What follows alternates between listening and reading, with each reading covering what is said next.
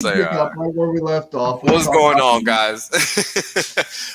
So as well as only Mr. Johnny Chaos, aka Hex Fabio, and access my code D on the side.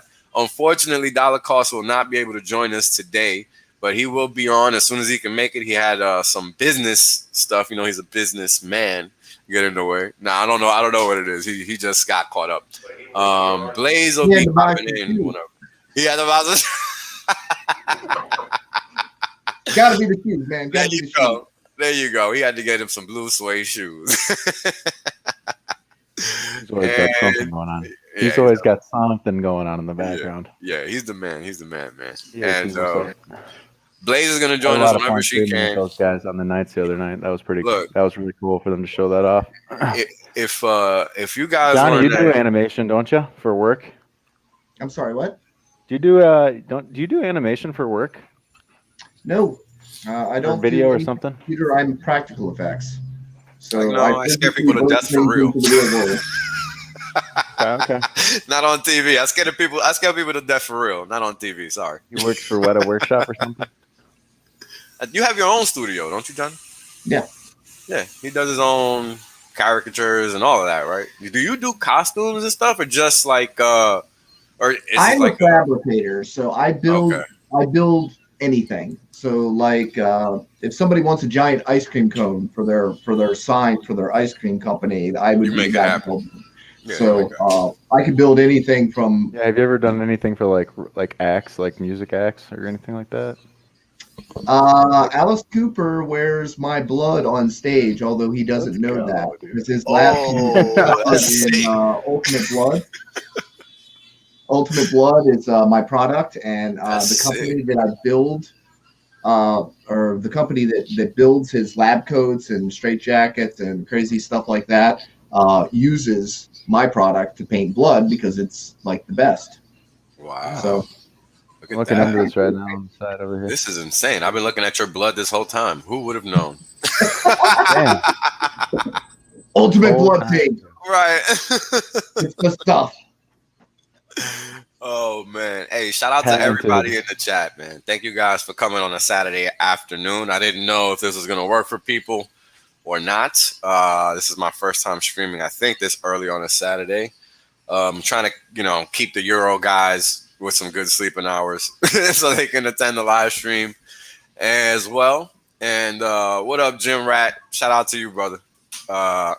You were good on the stream the other night. Always ask questions. If you're new to Hex, always ask questions. Don't and take the opportunity to jump on these streams and ask questions, because this is what we're here to talk about. We're literally here to talk about exactly all the good stuff. All the good stuff. You're getting showered right now. Yo, this is crazy. Yeah. Thank you guys for all the super chats, man. Shout out to you, Joshua. Thank you, brother. Thank you. And Cal W. Thank you. 10 pounds because my voice is chill. Thank you, brother. Yo, people are funny, man. I'm like a centerpiece here. All right. Yes, we literally are. We're gonna keep you right there too. Yeah, exactly. Don't worry, Blaze is coming. There you go. There you go. Man, thank you everybody for coming through. So look, today we're not gonna start off right away, because I really want to touch on what we were talking about before we actually turned the stream on. But I just want you guys to know there's some major things going on at the personal finance level now with respect to what is happening worldwide from a macro perspective. And that's the whole purpose of this stream. They're pulling personal lines of credit from people. And at the same time, people are relying on credit cards at a pace never seen in history. So they're boxing you in, and by you, I mean people in general.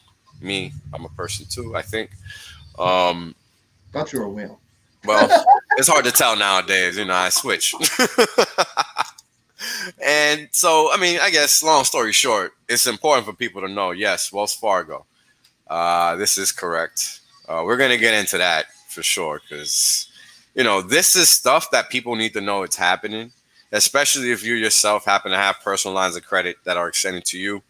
You just don't know what these banks are going to do. You don't know. They can do whatever they want. And that's the problem.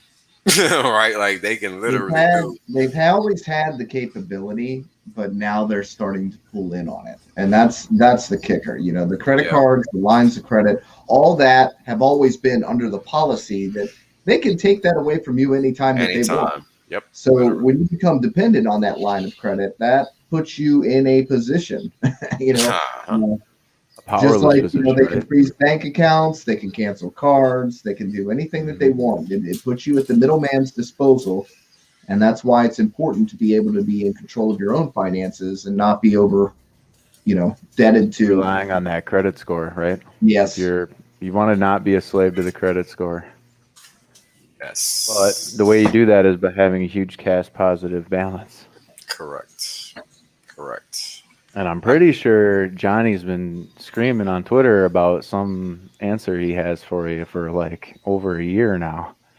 About this new that's actually pretty good for getting a nice cash positive balance. Some small solution there. Just a small, maybe notable with an asterisk. Right. only the fastest appreciating asset is all. Well, you know, it's slightly fastly appreciated. Dude, it's borderline time travel, man. Like when I say hexagons are from the future, I'm not kidding. Yeah, I don't. Especially the ones that have staked for 10 years, because 10 years, snap your fingers, and that's over. By the way, yeah, it's like really not that bad. Like when you're thinking about the upside. So check it out, because this is gonna sound pretty dreary, but it's true. I actually didn't think when growing up, I didn't think I was going to make it past the age of 18. Where I grew up, that was very rare, unfortunately. So I got lucky and escaped the last 3 to 4 years of that time period of my life in New York. So I'm still here. So in my mind, I've already lived 2 lifetimes and I'm only 36. So it's all about perspective. That's my point. Right? That's a really good point, dude. I'm sure Johnny could add to that. Oh, for sure. When you look back in your life, there's, you know, if you haven't died at least, you know, 3 or 4 times, you're not living. Are you really even alive, right? You haven't lived, right? Yeah, are you really even alive? That's a great point. Yeah, dude, that's some deep shit right there. I like that. And not to push people to, like, you know, find no, don't do it all. These are things that just these are just things that just happen that we're talking about. As a metaphor, like, you know, if you're not seeking change or needed to go through that tough self-reflection and like self-assessment, like at some point where, you know, everybody goes through ups and downs in life. And it's really after that, after you can get back up. Let's remember, change is the only constant. Yeah. Change is the only constant, and change means up and down. Even your body, your physical body, you know, every cell changes, right? Every 7 years or something like that. Yeah. And I think, if I remember correctly, I think you create new skin, like entirely new skin. I can't remember the time frame. Shit. Either way, it's not that long though. It's not even a year, I don't think. So I'm pretty sure it's less than 3 months. Of that though, and on your mind, like you're always changing. If you can keep your mind open and dynamic, then you can find the answers to these like tough questions, and then it stops being about being a slave to this credit system or struggling even with like low emotional issues that hinders people. It's difficult though because humans are change resistant. You know, that's really the problem is we are change resistant. We are creatures of habit in general.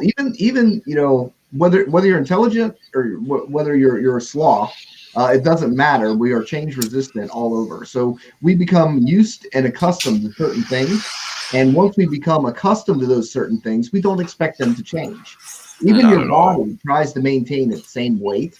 You have to do extremes of one way or the other in order to make your body physically change, because even your body is change resistant. So that's the real kicker that we have. And like in the crypto space, we have that change resistance to the fact that everybody's used to pump and dumps. Therefore, they can't get it out of their head that there might be something other than pump and dumps, because that's in their life experience. It's just they apply their knowns. Yeah, that's their worldview, right? And they're unwilling to change. Well, just because like crypto is so new as it is in the grander scheme of things that the game couldn't have changed that much already, you know, in only a couple of years, right? Yeah, we have Hex. new video games that come out all the time that are new game theory, and we accept that openly, that these are new designs and new game theory, right? But we can't accept that, Not really though. Your AAA titles are all the same kind of fucking genre. They've been the same thing for like, there's like 5 or 6 genres basically that have been the same stuff for like 30 years. I mean, there's a couple adaptations now, right? In the last like, you get like the one game every so often. Like, I don't know, like Braid was one that comes to mind. It was a 2D like time manipulation game where, I don't know, it just seems like every so often you get new mechanics. But really, do you really feel like innovation is the forefront in most people's minds? Probably not. Probably not, because they found homeostasis at like a much more basic level. They're just not looking for it to take it to a new level of homeostasis, I guess. And yes, that does take significant willpower, but it's not worth running away from though either. You know what I mean? Like, we should all strive to do more, especially if you're in Hex, because like your long-term outlook just got way more bullish on the individual level. Yeah, but most of these people aren't in Hex because they haven't noticed that a change has happened. They're still playing chess or still playing checkers, and the board is the same, but the pieces have changed, and so is the dynamics of the pieces. So, here Hex does things that they don't understand. It's like, how can you move in an L formation? You can't do that. That's not the rules in checkers. Yeah. So yeah. that's what you have going on there. Yeah. We took the game 4D, dude, literally with the dimension of time. Yeah, for sure. I 100% agree with you. And yeah, it's hard for people to adapt, but I don't think that's it. I think there's a certain thing that happens when the price hits a certain level where it changes like the mass consciousness or like of it. So maybe it's $1. Maybe the price is $1 where everyone looks at it differently. It's just like, they snap will. your fingers like a light switch. But it's funny that it takes like it's hilarious to me that it takes like some external measure like that for people to get it. Here's the thing, man. Humans are monkey see, monkey do, right? They're trend followers in general. No, I mean, it's sad to say, but this is how we learn to be ourselves in the first place, right? Everybody has someone they look up to. Yeah. Regardless of who you are, everybody has someone they look up to, someone that they're, if they take their information, they're going to believe that. Unfortunately, most of the people get led in the wrong direction to begin with, and they don't know who it is they should be listening to. But everybody has somebody that they look up to and take that advice. We have that ingrained in us, that we need some sort of consensus, right? We're not used to making individual decisions. No, we're not. We're not raised like that, right? Like even from the first instance, when we're around others, we have to learn to share, to wait our turn, because that's not natural. It's not. What's natural is me first, me first. I want what you have, and this is what you see with little kids. So this is nature. This is natural, right? Some people don't grow out of it. Yeah, right. That's a fact. You're right. No. You laugh, but it's so true, right? Like, that's real, right? Like, that formulates a lot of issues that arise, right? A lot of personality traits that are not sociable, right? Because the reality is why even like we learn to share for a reason. That's the only way we survive as a race, because the actual races are not of color. They're of species, so to speak, right? So that's another misconception, right? That has to be overcome in a lot of people's minds, right? So there's so many different layers, right, to have perspective, and it's so easy to get lost. Like, it's we got the low end of the totem pole. We got the influencers going, why does Richard make so much money? It's not fair. Yes. I want mine. These so-called influencers. Yeah, let's go back to Vegas, because I want to know about what it felt like not to go what was there. That like? Not knowing. So let me ask you: Did you? Okay, so like I didn't want to go. I forced myself to go. I didn't want to go, but I'm glad I went. So did you want to go in the first place? I did want to go. I had some other obligations that I had set up. Sure. I had a previous event that some of my buddies ran, and I wanted to make sure that I was there because I told them I'd be there. So it just happened to fall on the 26th. so I couldn't really, take the flight. And plus there was all the hoop jumping. You had to be vaccinated to get on the plane and stuff too. So there was all that kind of jumbling going on there. So I thought about coming in for just a day, but I had to be back in time to do the other things. So it just seemed like a little too much for right now. And I figured, okay, when we do the first official convention, and then when we have keynote speaking and stuff like that, I think that'd be a lot better. Yeah. Because I mean, this was a meetup. It was scheduled. There were events and stuff going on, but it wasn't really as structured as like a convention would be. Right. And I like things that are a little bit more structured. So I will be there in March. So that's going to be like the official. So I will be there in March. So everybody get your clubs ready if you're going to club me in the head, because I'll be there in March. Bring friends. You'll need them.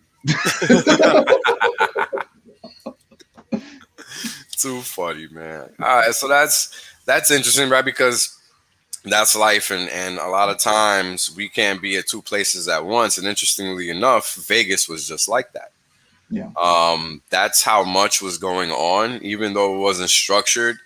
Everybody was able to find ways to, I don't know, just stay busy, do stuff, congregate. And everybody wanted to congregate with everybody, right? Like we couldn't have a 300-person conversation, so everybody had to split up in little groups, meet up, do whatever they could. And like, for example, I didn't get to hang out much with Bally, and I wanted to. There's a lot of people I didn't get to hang out with at all that I wanted to hang out with. Like Mitchell's another one I didn't get to hang out with him, and it was just it's so little time, so many people, and I was there for 6 days, man. Like I was there for almost a whole week. Like like that's a long time, and I don't live there, so that was a long time. And even with all of that time, it still was like I was rushing from A to B to C every day. It was crazy. And I'm 12 hours from you, Will. I am 36 hours from Vegas. So, oh wow, that's crazy. So I ain't driving. So Yeah, I would have had to fly to go. Yeah, no way. So that's part of the fun there. But I'm sure everything's gonna be all right. March. Oh yeah. So here's the thing, man. Everybody's looking forward to the next one because that's how good the first one was. And all this is doing is building the next FOMO event in real time, because that's what it's gonna be. Because if you think people didn't see all those videos, didn't see all the shit we were doing out there, like I wasn't even on fucking Twitter for that whole week, bro. Like I was living, you know what I'm saying? Like there wasn't time for any of that shit. Like Vegas was busy, and everybody saw that. So people want to go somewhere, enjoy themselves with good people, find good conversation, find hope, right? Because the reality is that a lot of us felt alone, no matter what you really thought. Is that serious, man. Johnny, like I think it really was that serious for a lot of Hexicans. Like, it was for me. They man. found a family that they didn't know was out there. Correct. That's how I view it. Yeah, and I feel bad too, because I got a lot of emails and I got a lot of private messages. I don't think you have to feel bad, man. I'm just saying, like, you just be excited because there's a whole army of people out there that are just ready to waiting. kill for you. Ready. They're ready, bro. Ready. Like that's real, man. They got your back for real. And it's one thing to say it on Twitter, man. It's another thing to just feel that same, like to feel that energy in real time. Like it was man, dude, the energy. So let me tell you, for me personally, the only awkward moments I had was when I could only stare at people from far away, and I knew they knew who I was, and I couldn't get to them because I was talking to somebody else. Like that was the only awkward moment. There was you know what happens. You get whales to sit down to your table, it's going to be at least 45 minutes. So. Man, look, I had so many great conversations with everybody that I talked to. And everybody has the same comment. Everybody had great conversations with everybody that they talked to. And that's what it's about, man, right? Like, it's about knowing that we are literally here to do what we came to do. Like, it's fun to talk about it. Yeah, Johnny, I wanted to talk to you a little bit about your your thing going on with CoinMarketCap, and just like get a little bit of an update on that maybe. And because like I actually I support that 100%. I don't think somebody should be out there like misleading a large portion of the population. Yeah, but here's the thing: that's the right arena in which to fight the fight, because they are a centralized 100%. party. You're taking it to them in the legal system, which is what you're supposed to do in a situation like that. You have to, because they're a major corporation. They're right, like they're not some DAO. Like they're actually. No, I mean it's not even that hard about like. I mean, fucking props to you, Johnny, for getting the ball rolling. But my God, like I feel like this should be a shoe-in for us. This should be a quick, be slapping the hands right up the face real quick on this one. It should be, except there are complications with it on trying to. Right now, if you haven't noticed, there's a lot of pressure on Binance. Mm-hmm. Right? Yeah. From all over. So, what's going on? And Binance owns CNC, and the Fed is already in line to get theirs. So this has nothing to do with me. This has to do with the attention that they brought on themselves, and we're kind of getting pushed back a bit. And at this point, I'm stepping back from it a little bit. Yeah. For the reason that I don't know there's going to be anything left to take, and I'll be lucky to get anything back if I start dumping money into this at the rate they're kind of going. Shit. So I'm kind of I'm in pause mode. I don't want to keep my money out of what's going into Pulse. I don't want to take my money out of what's going into. We got a lot of stuff coming up right now. Oh, yeah. There's a lot of Hexkins out there that would support that, I think, dude. I don't know. What do you guys think? Well, here's the thing, guys. Here's the thing, okay?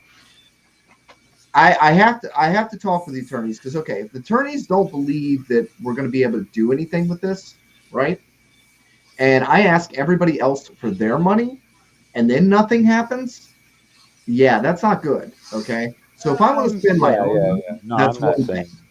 Right, but if I'm not going to put myself in a position where I have to collect other people's money and then I'm responsible for making this thing happen, and then say the attorneys don't make the case, right? No, you wouldn't do it like that. I don't think. And we're still back where we started, right? Besides, honestly, dude, I think there's a ton of pressure on them already with what's going on. That would take the house of cards down anyways, but. Well, no, I'm not dropping it. Okay, I'm taking a step back. There's a difference. Let's give it a little bit of time. I want to see Pulse come out. I want to make sure I get my money into Pulse before I spend any extra monies on attorneys because they're wanting money up front. So check it out, Johnny. I think it makes sense to stop from a legal standpoint simply because there are bigger fish in the water right now looking to eat this prey. Well, yeah, they're liable to eat it before we get to it. And, we might not get a chance to do a damn thing. We might not get any. They might be shut down before we even get in line. Well, we're in line, but you know what I mean. Yeah. Yeah, no, it makes complete sense to stop from a legal standpoint just based on that alone, because at the end of the day, your case won't take precedent over a international level type of case. Like it's just, and there's multiple investigations. And there's multiple. Like it's honestly a shit show. And I was thinking about it too. Like, man, I wonder what's actually going to happen with our case, because our case is actually inferior. It's not serious enough. The courts wouldn't view it as fraud, market manipulation. Right. It's not regulatory. It's not regulatory, and regulatory is going to trump that. Yeah. And they could they're already putting the squeeze on them to shut them down, and they're being pulled out of different.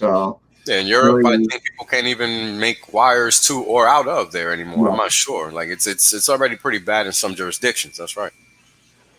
So, yeah. So, like I said, I've got to step back for this a little bit and see what pans out. And I know that's not what everybody wants to hear. Right? They want to hear burn them at the stake right now. But Literally, I would have to come They're up with. already about to get burned at the stake without you. Yeah. They're going to get burned at the stake without me right now. Yeah. I think's happening. Karma is a bitch. And nothing of my doing, nothing of my creation. I would like it to be of my creation. Oh, I mean, I think we all would. I really would like to drag them into court, and I'd really like them to do the right thing. But sometimes, you know, the Out of our hands. They step out of their ring and they get hit by a bigger bully. You know. That's right. And there's not much, you know, if there's no use trying to kick their ass when they ain't got nothing left to you know. That's for sure. I mean, look. There's some good comments right now. These are juicy. Oh, let's see. Oh. Apparently, CZ used to work for OKEX. Developing wash software. Well, yeah. I mean, that's some funny shit right there. Yeah. I mean, we know it's not 100% real. Yeah. We know that.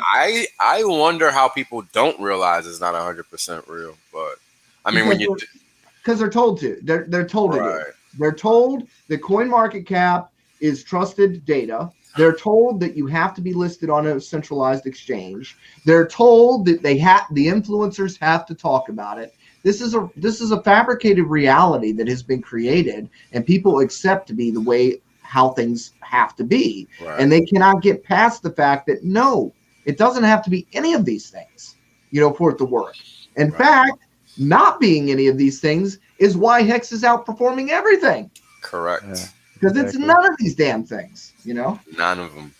I mean, it's so funny because it's so obviously simple and it's just over everybody's head like by a million miles. And I don't know if it's because they just want to believe what they want to believe or it's just because they really don't get it. No, Ballet, the guy's like a few hundred Hexicans file a lawsuit. It ties up their lawyers. No, it doesn't. Because they ignored the cease and desist, and they'll ignore yours too. And until you fork over $50,000 to $100,000, your lawyers are not going to press it any farther. Okay, so there's only so much they can do. There's only so much they can do until they press the. You know, they have to write it. They have to do the summons. You are talking about an entity that is owned by China, even though they're represented. You know, their subsidiary is in the United States, but you have to include their parent company because they're the ones that are going to be footing the bill. So there's a lot that I'm getting into with this. And yes, I could dump a whole bunch of money and I can totally miss my opportunity on Pulse whatsoever. And I could just go ahead and pay the attorneys right now up front and push this. And I will probably lose that money because, you know, the other suits against them are going to take precedence. Oh yeah, for sure. So that's I would be spending the money in spite. Pretty much. And probably costing myself the opportunity.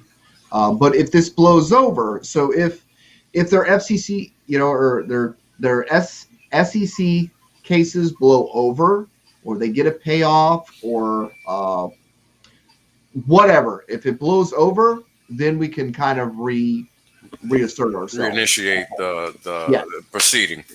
And it's like I said, it's not dropped. It's just got to be pushed forward, right? But the line's got to get the line needs to thin down a little bit because we don't want to be sitting in line. I don't want to spend $100,000 and sit in line for 3 years. Yeah, nah. Does that make sense? I don't know why I wouldn't. Honestly. Somebody in the chat wanted to know if the USDC that they hold on their Ethereum is going to go to Pulse. No, it's not. Most likely. No. It's not backed one-to-one by a real dollar. Like fiat, yeah. So no, you shouldn't expect that because it's going to be trading at zero value if it is over there. So yeah, you'll get a copy of it, but they've got admin keys on the backside of the USDC, so they would have to activate it. Right. So you would get the token, but we don't know if it's going to be worth anything. So there you go on that front. Sorry for breaking that up. Oh no worries. But yeah, I mean it's crazy stuff that's going on out there. There's a lot of things going on, and that's why it's important to keep your eye on the ball and not miss the big things that are happening. And let's get right into one of the main topics that I wanted to jump into. Let me share my screen here. Toberless Russ or whatever. He's like, Toblerone. did I lose you? Damn it. Got you. You lost a green screen. Damn it. And I lost my camera. Hold on. No, we see you. We see you. You so see me, but I lost my green screen. No, your green screen's right behind you. I'll be like you guys. Yeah, that's fine. Yeah, Put up the screen. Put up the screen all the way. There you go. Yeah. Excuse me. No, what I was going to say was they were asking what other case was there. They've got the SEC cracking down on them real hard. The governments are coming down on them real hard now. Governments are coming down on them all over. All over. All over. Literally, it's like a parade. It's like raining governments on them. It's crazy. Yeah, that sucks. That sucks. Yeah, I wouldn't want to be in the middle of that. Yeah. Fuck yeah. That. I mean, you can't run something like centralized and then claim it's not. Right? It's pretty fucking simple. If that Binance Smart Chain casino thing that was going on a few months ago, like if that would have never happened, they wouldn't probably have so much fire on them right now. I feel like that was just like a gigantic tumbler that you just jumped in the tumbler and you either walked away with millions or it was crazy, man. Watching all those shit coins pop like that. Well, I mean, you gotta understand when everything is wash traded, you gotta really be careful. I mean, these were like super low liquidity. Like a new coin would get made every day for a while, and like shit was just popping off. It was like stupid. Yeah, that's all a function of that, bro. Like, Binance is known as a rug factory for a reason, right? and that reason is because they're out there taking people's money, and they're taking it however they can. They're just figuring out different ways in which to take it. They've got no clue about how they take it. Yeah, they're just taking. They're not giving back. They're just taking.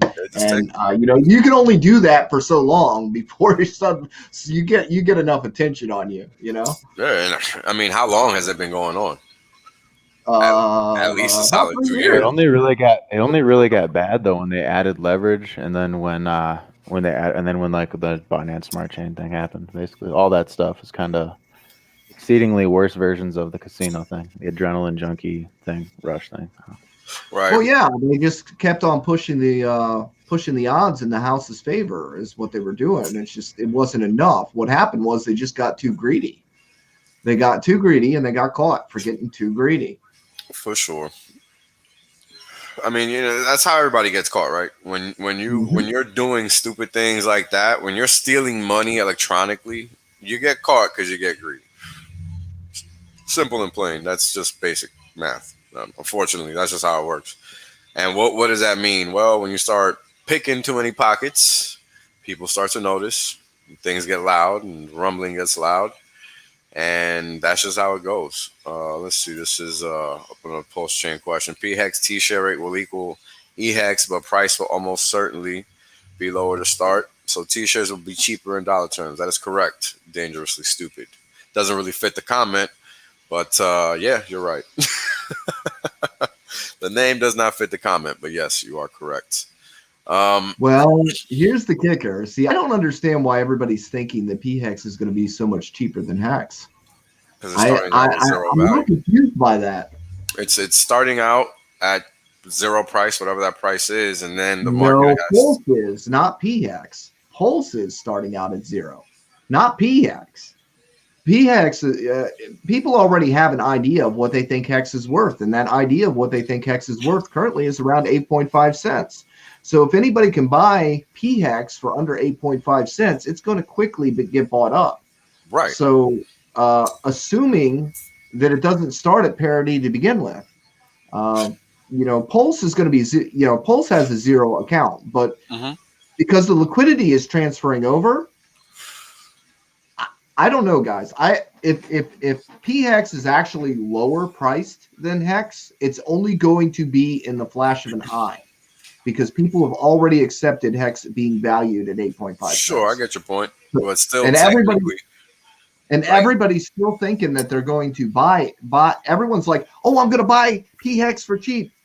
Yeah, you and everybody else. How long do you think it's going to stay cheap? Right, but you got to be honest with yourself, Johnny. If you've ever been part of any game, you understand everybody isn't going to show up to play. Right? I think we're going to have a lot of players when that comes out. Sure, you might have, but everybody isn't always on their P's and Q's. And that's just how it works in markets, man. Trust me.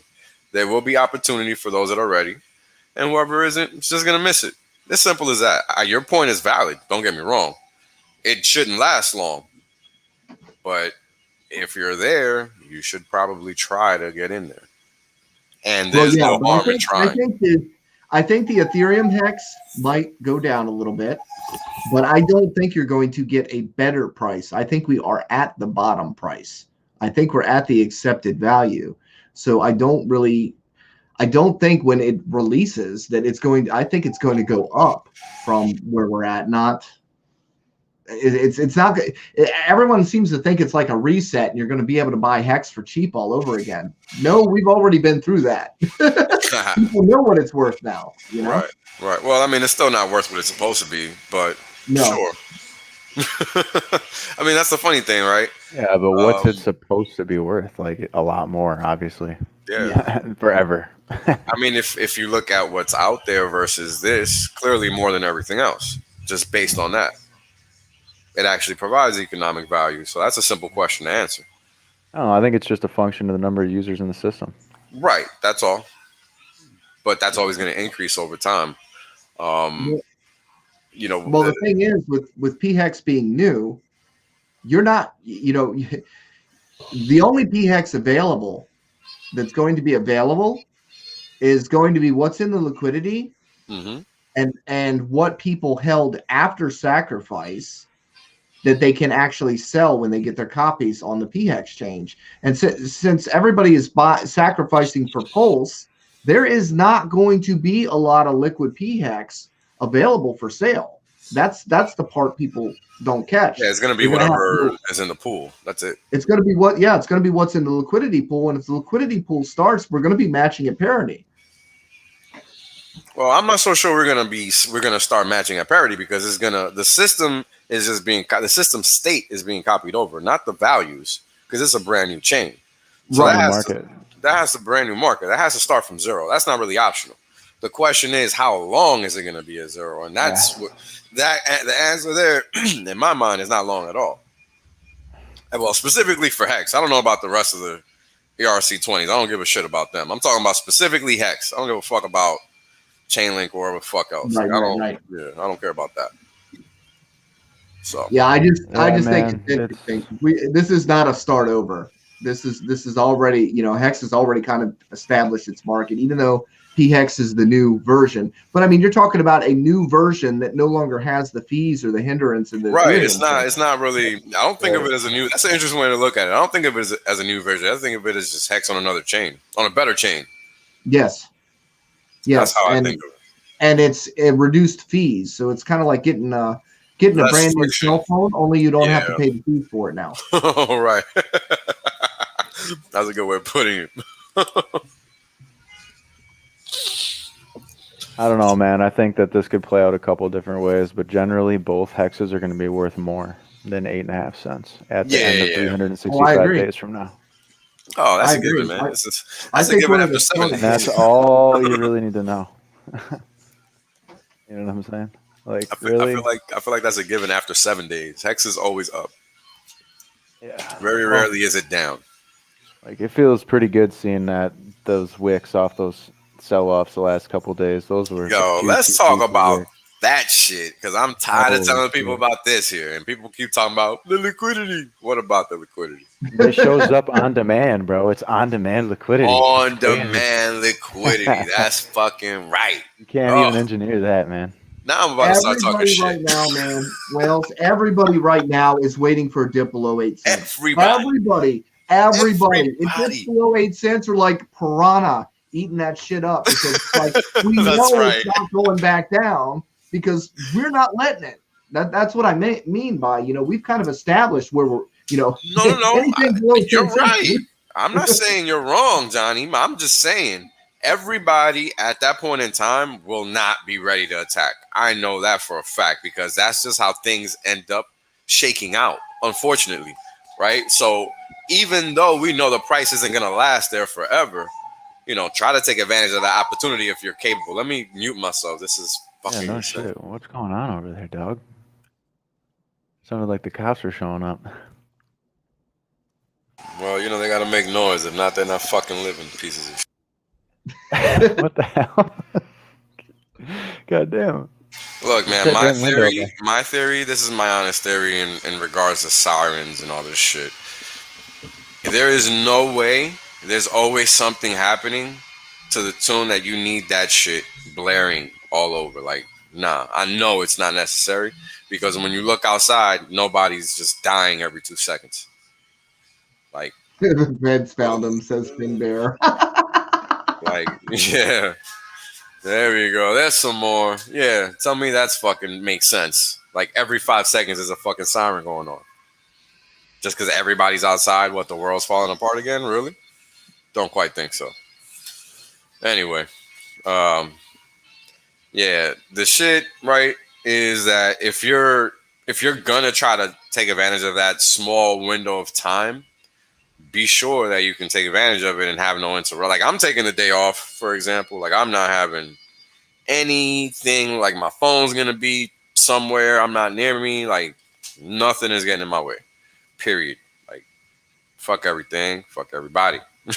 Until that price matches fucking whatever the EHEX price is, right? Like that's literally my mission, and I hope I get lucky enough to All right, extract so something. let's talk about the T-share end stakes on Paul's chain, because you know the way I think about it is there's going to be a lot more staking going on Paul's chain. Oh yeah, shorter staking and too. So the share rate over there is going to go up quicker. Oh yeah. Theoretically. Oh yeah, for sure. So, No doubt but about so that. true parity relative to shares starting and ending would be actually a lesser USD equivalent value, because your share rate's going up faster, so the yield is going up faster. So, I mean, I just think that maybe there's instances where it's not going to be so cut and dry about price. Price is going to oscillate between the two chains. And the USD doesn't have to equate the same, because the systems will ratchet up at different rates. But I think there should be a trade off. parity, because I think most of the people that are involved in Hex are going to go back and forth, and they're going to, you know, kind of not arbitrage, so to speak, but you know, when one's down, they're going to leverage one chain over the other. Yeah. That's why I think Yeah. you're actually more powerful if you keep a bag on both chains. Yeah, because if you pick one or the other, you have a 50% chance of picking the wrong one. Yeah, I don't see why you wouldn't pick one or the other.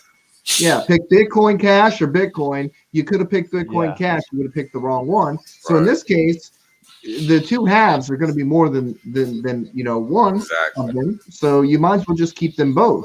And I think what's going to happen is people are going to, if PHEX starts out low, it's going to get bought up until it's the price of HEX. And then if it goes up, it's going to drag ETEX along with it, because people will switch over. If it goes up to 11 cents, people will switch over to ETEX, and they'll kind of like it's like what is it called when there's two, like a binary star system where there's two suns. It's like two suns that interact with, you know, in relation to each other in the same system. Yeah, because like I do think that T-shares are strong enough to pull other markets into it, and if it becomes in and of itself some god market, you know, in a theoretical future verse, like that would be how powerful this T-share system could be. It would like set the price, like a fair price based on a equal monetary policy that's, you know, basically, you know, immutable, you know, it's immutably coded, like, so it's like could potentially have like super huge implications on the global economy. Like that's how big it could get, really. No joke. People at work, like we're at work, like more and more people are getting in now, and I'm just like, you guys just don't understand. This isn't a joke. Like, I think I've been just sitting saying this shit for like 3 years. You know, it's funny, man, because I've been talking about just that really since day one, but it's hard for me to be elaborate with that type of shit, right? Because what I've basically been trying to help people understand is that Hex is that next thing, because there is nothing else. This is what I mean when I say there is no yield out there, period. Literally. Yeah, man. Hex Definitely. is That was the one of the only biggest thing. things you woke me up to as well. You know, that there's no yield. People are starved for it. Yeah, and Hex is the only one of any of these DeFi things that you actually hold your own keys. Yep. And that That's is major. that is major. That is extremely important. This is the part where, you know, everyone's talking yield farming and making this and making. No, you're not doing shit, dude. You're using the same institutional system that you're familiar with, because that's your known, and you're unable to accept that reality has changed. And, you know, be in a better system where you're actually in control. You are the Fed. Quit trying to suck up to the Fed. Be the Fed. You know. There you go. And people are very It's legal to comfortable. do it now with Hex. You know, you can be your own. You know, you can be your own sovereign reserve bank, man. Yeah, because it's not currency. crazy. It's different. You know. Some You money know, it's for like it. having a factory that's making digital products, That's and right. you're able to sell those digital products, and they're self-replicating. So, would you want to just touch on this article quick, and then maybe look into some charts or something? Yeah, let's talk about this, because this is you know, the ending of this headline is really what this is all about, right? Incomes are at all-time lows, right? Relatively speaking. It takes a family to survive in a household, not and by a family I mean mother, father, kids, and parents, right? Like I mean a whole family, right? And which parents from the mother or father, I don't know. You pick them. But my statement stands, because when you look at, God damn it, hold on, guys. Yeah, Quarter Panda had an interesting comment too about if there's no stable coin on the launch of PHEX, if that's going to affect price. Same, same thing applies for Pulse. Or will there be like a lot of bridging across chains on it right away? Or I don't know. I really don't know. But it's a good point. We don't know. We have inconclusive data, and we don't speculate like the gurus. we're able to say we have inconsistent data at this point to make that assessment. I don't like it when people get ideals in their head and they think things are going to be a certain way, and then they're very disappointed because it turns out I don't even use stables. You know, Hex. I mean, I'm just saying. Like, what's up, Randy? What up, Randy? You know, just stake Hex, please. Yeah, I mean, look, man, I talk about this all the time. I made how do cryptos work? What is value? What is an asset? What is a cash? Like, watch those damn videos, people. Stop playing yourself thinking there's something better out there that's going to be consistent, because there is not anything out there as of yet. There's a difference between finding the next best thing and putting your money on other shit just to see what happens. Remember that. There is a difference between finding the next best thing and just putting your money in shit to see what happens. Let me say this again, because it's that important. It's very important, because I know people out here fucking around. And hey, you can cheat on your wife all you want. Make sure you don't cheat on Hex, though, because that's your pocket. Same thing goes for husbands. Whatever works for you. I don't give a fuck. That's your problem. My point is, don't play yourself. Respect your pocket. If you want to have a good life, you want to be comfortable, you don't want to struggle, do things strategically and think them through. Do not walk around pissing money out. Just because you got it doesn't mean you should be throwing it away. I do not believe in the house's money. That's a flawed point of view. Because if it's the house's money, then guess what? They're going to take it right the fuck back. That's a fact, not an opinion. So take these words and write them down. One more time. There is a difference between finding the next best thing and throwing your money at whatever the fuck to see what happens. Don't forget that. Please. It's very important. There you go. Thank you, Randy, for the super chat, brother. Appreciate you. Diversify your hex, E-hex, and P-hex. Yeah, into different time durations. That's the only diversification you should be considering. Because when you disrespect your pockets, you're disrespecting yourself. Real talk. Don't do it. Because at the end of the day, everything has a cost. And ignorance is one of the most expensive things out there. Trust me. There's a reason I'm so fucking smart. It's not because I am. It's because I'm a dumbass. That's the secret. The secret to being knowledgeable is being a fucking moron and making mistakes because you don't want to listen to other people. A smart dumbass, FYI, is a smart ass. So there you go. I'm a smart ass. You learn. Not everybody has the ability to learn from failures. That's the kicker. You have to have the ability to learn from your failures, because you will learn from your failures.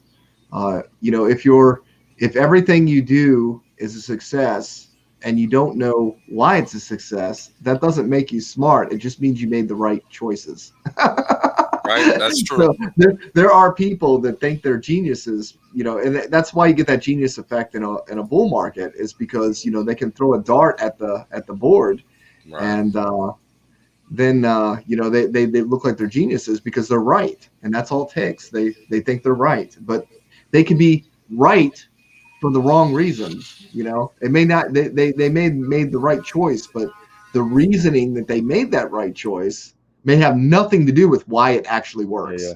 And that's why when these influencers try to explain things, they can't, because they don't know why it works.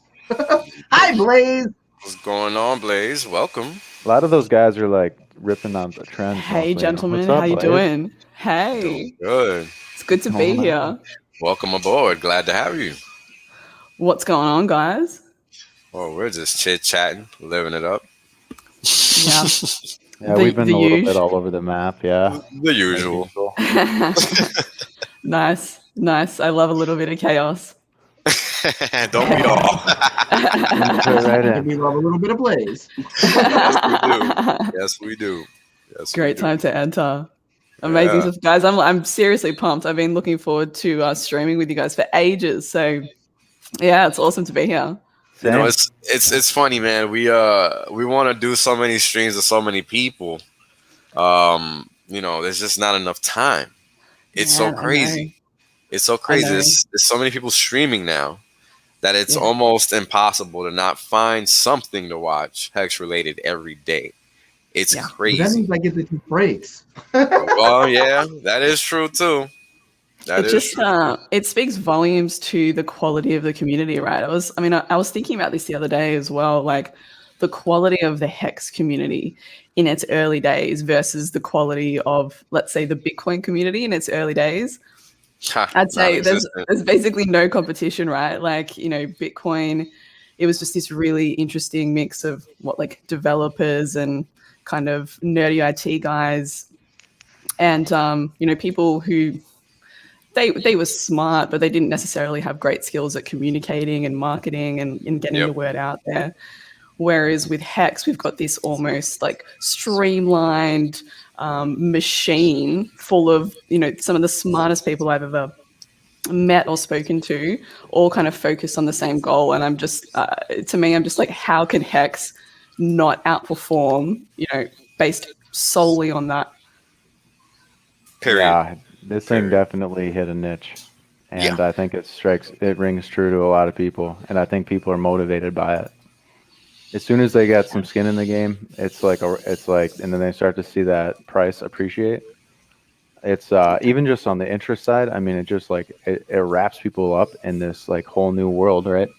Yeah. Like my uncle, who would never have ever even looked at investments with me in particular, because I just happened to figure this stuff out in the last probably 4 years, right? Yeah. So my whole life I'm just getting rejected by my uncles, these doctor and lawyer types, and then all of a sudden now everything just flipped last weekend. Ironically, just timed up with post Vegas, right? Hey, man. But it was the craziest thing. And he was like a giddy schoolgirl. I gave his son a couple stakes for his graduation, high school graduation or whatever. Then he wanted to do a little investment himself, and now he wants to look at the STAKER.APP thing all the time. This is somebody who's not. So I mean, how much more do you need to show like how the incentives in this community are aligned, right? And We speaking touched of a little bit incentives on this earlier and about how Vegas was alignments, that, right? How it's like a yeah, family coming together, exactly, right? And how it's like this like bond that we share. That's right. You Here's ever Yeah, thought- another one of our brothers, Hexadente, has jumped in. What's going on, brother? How you doing? I'm doing good. It's good to see you guys. What up, brother? Hey, What man. up? It's Good good Pleasant to It's hard to finally recognize make it him, on. The hair's short, the beard's gone. It's like, Oh it's yeah. like, is that What up? Alex? And then I'm looking at him going, Yeah, I don't even know who this guy is. Yeah, I gotta go incognito on you guys. You know how it is. No, but yeah, I love all what you guys were talking about. It's just Yeah. You the people survived that an I'm earthquake too the other onboarding. day or something. My God, dude. What the hell? What'd you say? Didn't you like survive like a huge earthquake the other day or something?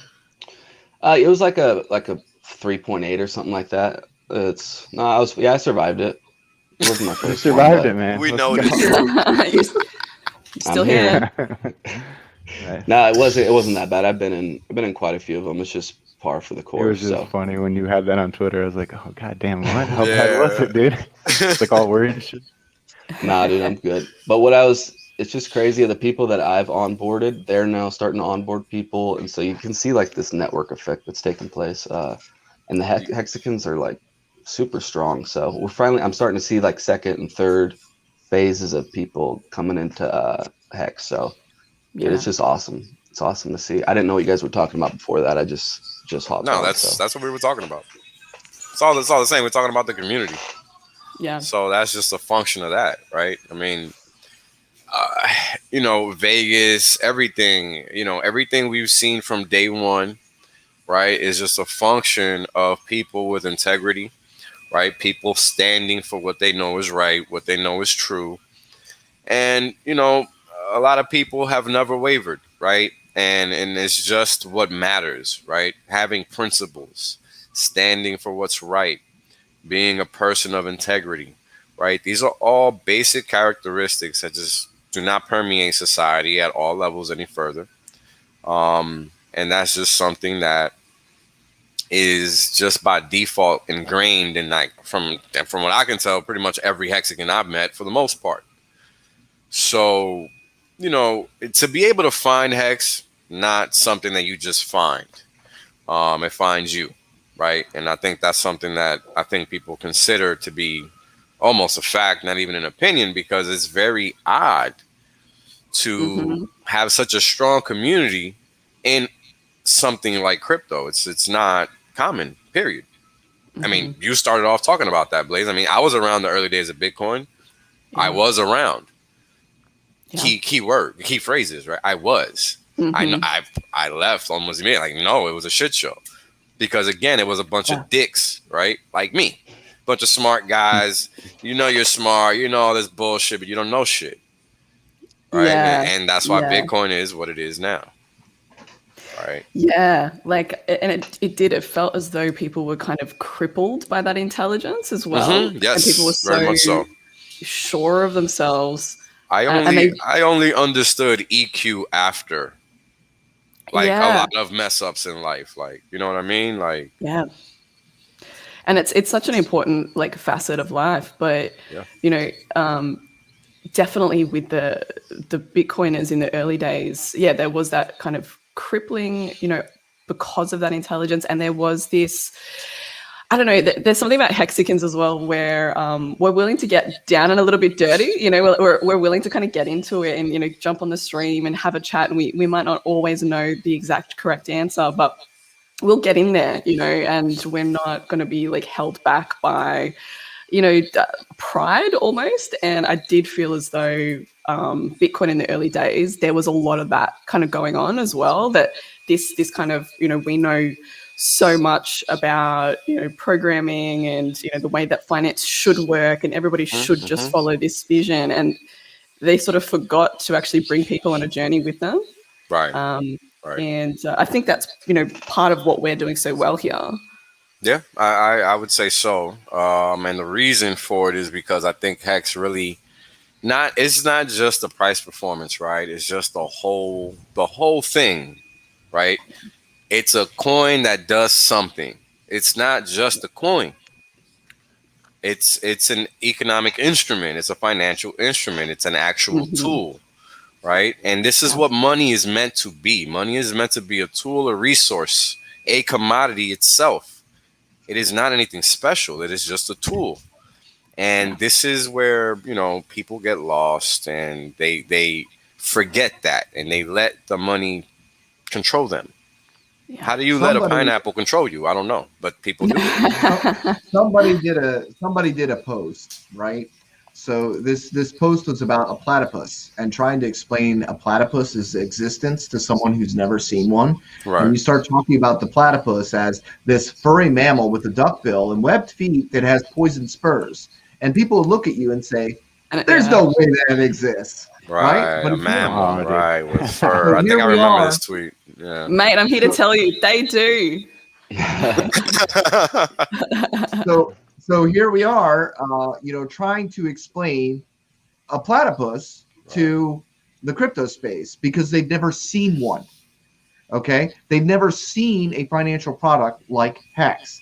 They've never seen anything that has this kind of community. They do not know how to accept that reality because they've never seen it. They're only applying their knowns. Yeah, I mean, I just think they don't understand it, man. I really think it is that simple. Since they don't think, you know, this thing exists and they've never seen one, they just can't grasp it. They've known for so long that these are the things that exist. This is how the crypto space works. There cannot be anything other than this because this is what I know. And this is all I know. Yeah, so, it turns the Bitcoin narrative, like it inverts the Bitcoin narrative on its head. So like it's such a hard, it's like a stomach twister for a lot of people. Yeah. Well, it's real hard, especially to be late to crypto and then to not understand HEX is like, oh my God, double whammy. Yeah, because you're fucked. They don't even understand how Bitcoin works, though, right? They made a choice. They picked the thing. Agree. They made a choice. They picked the thing did well. Therefore, they think they're geniuses. But they don't understand that thing is also inflationary. There are literally posts for Bitcoin maxis that own large portions saying Bitcoin isn't inflationary. Yes, it is. How did it get to 18 million coins if it's not inflationary? How come there's going to be 21 million coins? So ridiculous. Why are there halvenings, for fuck's sake, every 210,000 blocks? No, what are you Hold on. It's just the distribution of supply is deflationary over time. It's already slowing down. That's what I'm saying. I think that's what people mean when they say that. Yeah, but that's wrong. It doesn't matter what they mean. That's the problem, right? No, there's what what's they right, say is and literally I've seen posts where it says it has no inflation. Oh, Literally, well, that's retarded. That's CZ posted Bitcoin has no inflation. He runs an exchange, for God's sakes. Yeah. Now, you can look that did actually happen. Oh my God! I almost fell on my face. It does. You run an exchange. You don't even freaking know how Bitcoin is. How oh my God! This is too much. Oh man. This is too much. Seriously. Like, so, what are we doing here? So again, just switching from proof of work and the justification of burning energy, because that's how things have always been done. They don't know how to do something different, when in all actuality, that function of burning is their first solution, right? Yeah. They did not have to do it that way. That was the experiment. And what happened was this became profitable. This became profitable for the people that supply the mining equipment. Yes, sir. Right? And it became profitable for the large holders that could afford it, and people with money that could afford it, because a normal average person cannot compete in the Bitcoin ecosystem. They can't mine coins. They can't afford to. And they want to know where the money goes. Where does the money go when you buy a mining equipment? You don't get that shit back. Why don't you look at your HEX purchase? Your initial HEX purchase is your mining equipment, and then you can shut up about where the money goes because you just bought your mining equipment.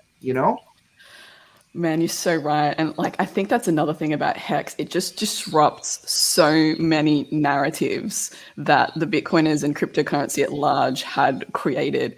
And they're false. And people are just having such a difficult time with the cognitive dissonance of being presented information that goes against these almost religious beliefs they had. That's all we fucking do. Exactly. exactly. I mean, I like, and even just the last couple of days seeing Richard on these furu streams, right? And Wales, I love that word. I picked it up from you. Yes, furu. that's a damn right word to use. They're not anything else. It's epic, right? Seeing him on those streams and just looking at the blank stares of the people around him. Like he'll say something perfectly reasonable, perfectly factual, you know, even just something about the fact that, you know, Bitcoin is inflationary, because the supply obviously inflates over time. And just the nothing, like there's this filter in place you can see with people where they're actually just blocking the information from entering in the first place. Correct. I mean, go ahead. No, I was just going to say, and in a year from now, you know, like they'll maybe realize, but the pain of what you've missed out on just simply because you choose to keep this filter block in place now, that's going to be epic. It's going to be epic, man. Look, that switch has to be that switch has to be thrown sooner or later. Well, it already is. If in case you didn't live through 1 penny to 8.5 pennies, like literally, I got people that are like, that happened fast. Look, that happened really fast. So let me say something real quick. Because everything you just said is so right in so many ways, but I need to add some more. Because I really need people to understand something that's very important. There is no such thing as a crypto space. I think we need to start changing the words that we use. Because there is only one crypto. I like it. There's a promise coin space. There's no fucking crypto space. There's one fucking crypto. If there's another one out there, let me know. I only know Hex. So until further notice... It's complete. Like top to bottom. Yeah, I mean, final product, like the final boss level. There's nothing else. Yeah. Like that's it. Okay. Kareem, if you want to hop on, brother, let me know. I'll send you a link, homie. Well, I'll send it to you anyway. You can hop on if you want. But this is something we need to think about. Like we need to, okay, number one, we are crypto. Hexicans need to stop acting like they're doing people favors by watching their Furu streams. Because let me tell you something, you're not. Period. So true. They're gonna have their few, right? There are few people that watch their crap because they don't know any better, and that's their problem, and they either figure it out or they don't, right? And then you have those that are like you and me that realize that this is a joke, right? And we need to figure something else out. Right? Like, there's a reason you end up in Hex. It's not because, you know, it finds you. Not because you run into it on the street. Right? Like, it really takes something for you to find that. And it's not, just a random happenstance. Like, it took a lot for me to find this. I don't think I would have found it if I wouldn't have taken the steps that I took, honestly. Right. And I don't think there's anybody else out there that doesn't feel like. And again, it's not to be all what's the word? It's not to be all like emotional or emo about it. It's just when you look at the sequence of events, for a lot of people that I spoke to, they feel the same. This wasn't by chance. This was almost by design. Like the kind of people that end up. I mean, look at how Richard had to just wait to see if anybody was going to actually say something to whatever he said, because he was talking to himself. He wasn't having a conversation. He was answering questions that other people were there asking, because it wasn't a back and forth conversation. It was a fucking lesson session. It was a school session. Nobody that is popular and has so-called hundreds of thousands of subscribers is knowledgeable. Period. They're not. Yeah. They're just good marketing material, so they get marketed. That's the end of it. People need to learn this. What's happening now is a change where people are no longer going to be enthralled by bullshit. They're actually, look, for my sub count to go to, I'm at 1,500 already. I'm not talking about fucking lollipops and makeup. That is a lot. That's a lot.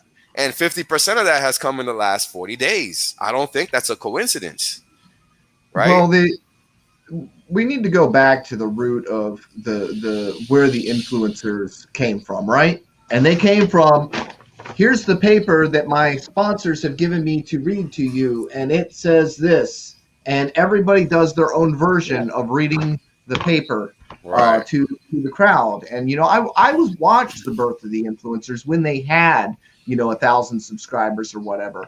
But what has happened is because the algorithms and everything else, they have moved to the top of the list because they came into a void where there was no content at that time. Right. And they came in that void in a bull market where they could point at anything and it would go up in value, and they look like geniuses. So therefore they built a following, and a lot of people just forgot to unsub. Right. Oh yeah, I know that for a fact. Yeah, because there's no way, some of these people have 400,000 subs that actually watch them. Like, I know that's not the case. They don't really get the engagement. They do have people, they do buy subs and stuff like that to boost their numbers. And the reason those subs are important is because those subs are important for their sponsorships. When they can say, I have 100,000 subscribers, they can then say, it's going to cost you $20,000 for me to talk about your coin in my top 10 list. And then they get paid for that. And then, and that's how the business model actually works. So in all actuality, no, none of these influencers are actually educated. They are literally salesmen selling ads because they are paid to do so. But the problem with that is they do have more views than us currently. And because they have more views than us currently and they're higher on the list, people are not getting to our content yet. Yeah, and that's where the detriment comes in. So for Richard to go on these shows where they do have the following, and for people to see that there is a difference between someone who is knowledgeable and these people that are promoting whatever, that is where that value is going to come from, because they'll start looking. But you do have to be able to show people comparison, because if they don't know that something other than what they've known exists, they won't even look. Right? Sure, that's a fact. So it's just the fact of getting in front of that audience. So I understand. I don't want to humor these guys either. I think it's a waste of time. I think it's a waste of space. But the fact is, currently they have to control the algorithm. And right. I get it. What we do. We need to use that tool in our toolbox. Correct. That's my entire point. And look at this message by Barbara. Barbara, what's up, brother? Hope you're doing well up north. BitBoy has Bitch Boy has 1.1 million subs and is begging for 8,000 likes. I don't have to beg for a 1-to-1 ratio. It kind of just ends up happening anyway. That's sad. Now, for a live watching to a like rate, that's pretty good, right? 1-to-1 is pretty good. Now, if you have to ask to even achieve a less than 1% ratio, that's a problem. I got like 2,000 followers because I keep blocking people on my Twitter, and I still post little short videos that get like 200 likes. It's awesome. There you go, 1%, right? I love your Twitter videos. Yeah, they're always great because they're short and to the point, and they get the job done. Unlike my streams, they're never ending.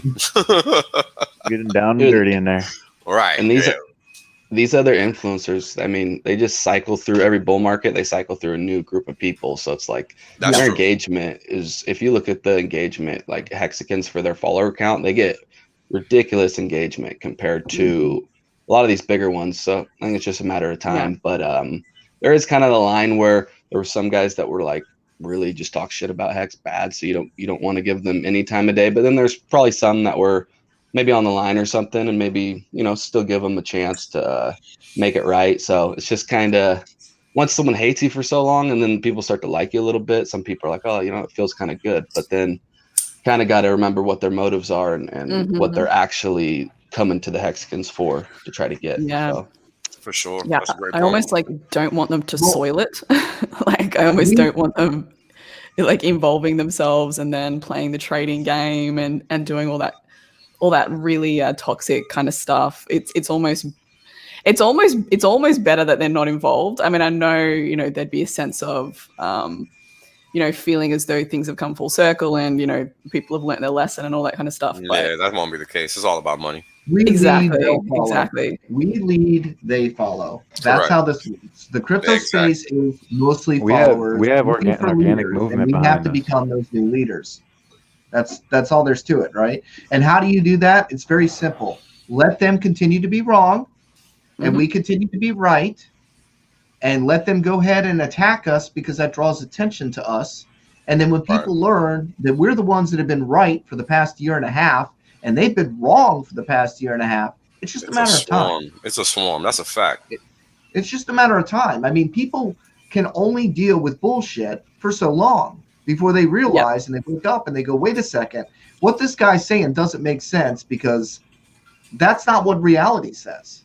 You know, these people aren't blind to it. You know, their followers are not blind to it. Eventually, they're going to come out with the pitchforks and torches, and they're going to be like, you son of a bitch, why didn't you tell me about this?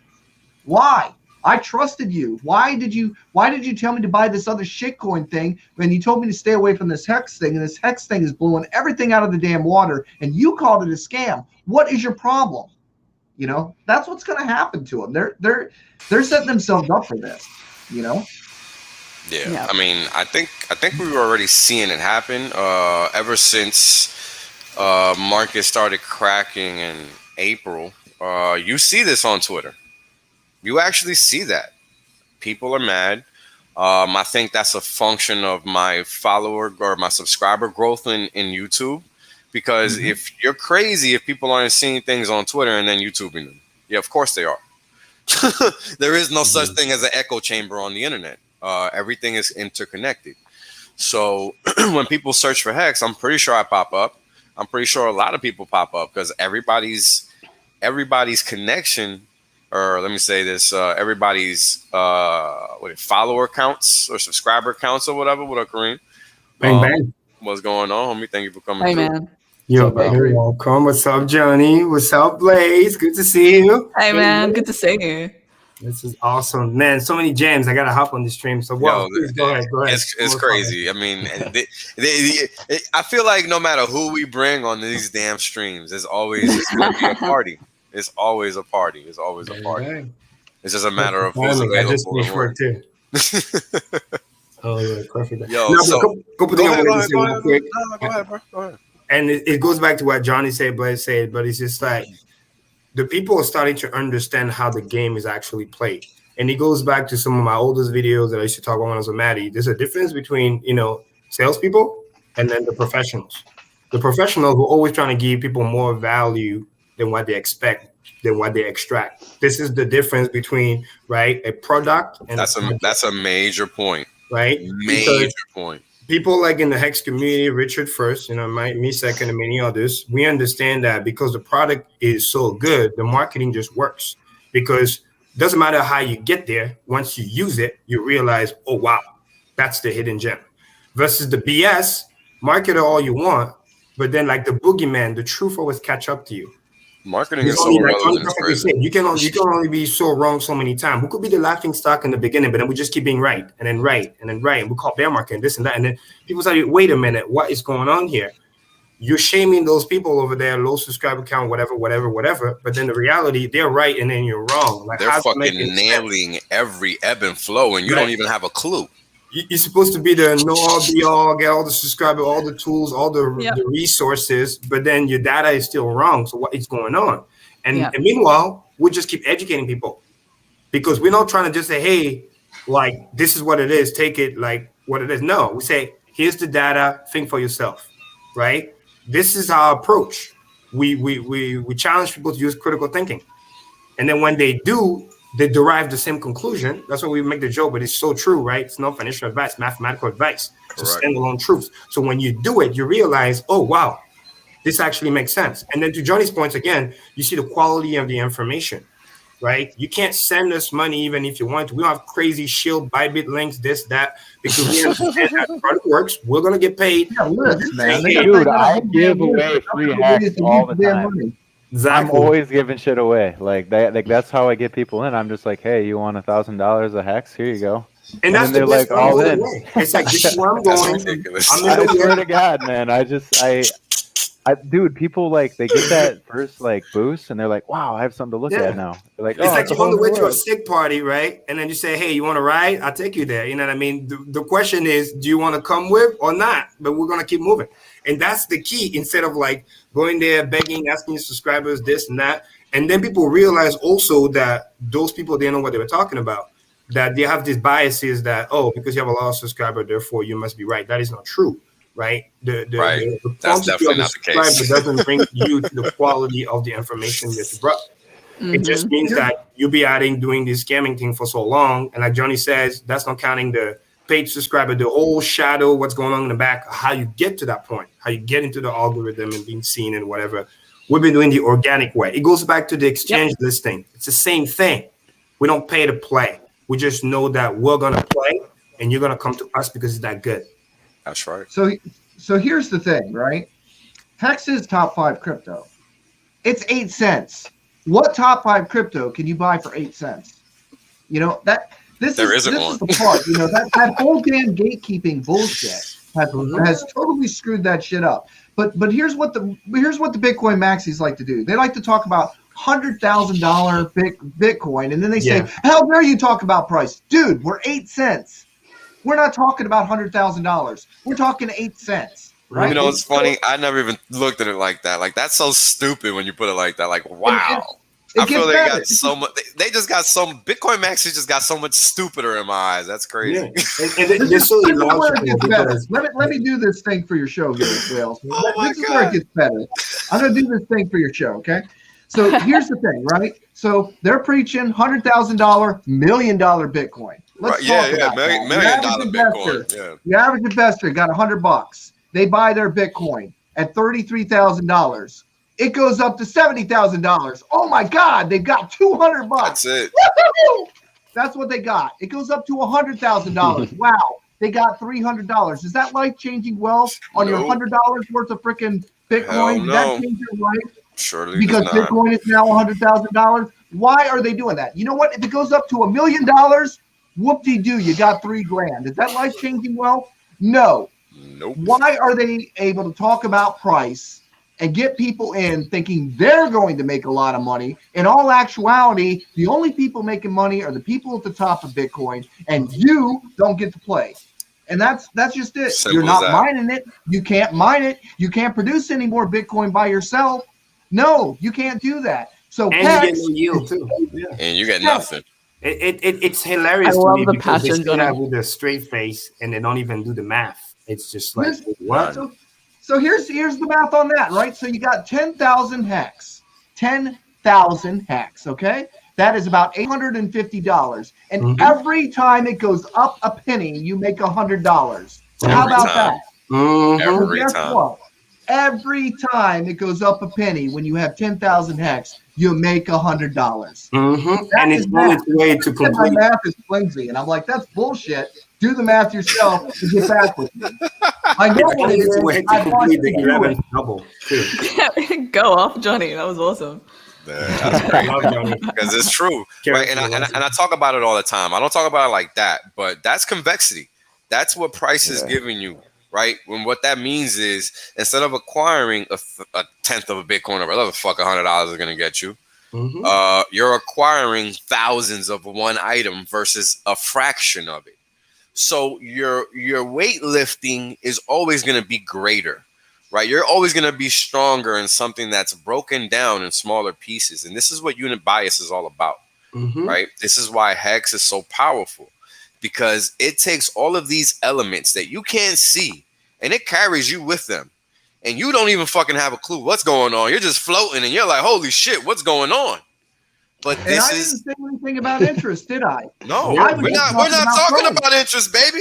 That's a separate conversation. So not only that, we've got a number 5 crypto that is only 8 cents, and it makes you interest without having to give it out to somebody else. You do it yourself, holding your own keys. Yeah. So come on.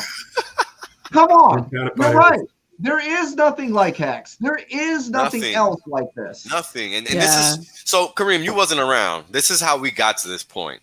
I started by saying, all right, I think we need to change something because somebody said crypto spaces. I can't remember who it was. It was Blaze. Yeah, Blaze that cracked me up. breaking it down. Me. It was me. It's okay. I committed the cardinal sin. Yeah, I got in. I wrote LOL. I was like, I gotta get on this. It's okay. It's okay. Right. So you know, we got to be serious about this. Like, yo, Hex is the only crypto. 100%. Everything else is a promise coin. I was also thinking about this the other day. I'm giving you guys all my shower thoughts at the moment. But I was thinking about the fact that, okay, firstly, finding Hex is almost like finding a needle in a haystack. Yes. Because you've got, firstly, there are thousands of shit coins, thousands of promise coins. I won't call them cryptos, but there's thousands of these other entities just hanging around.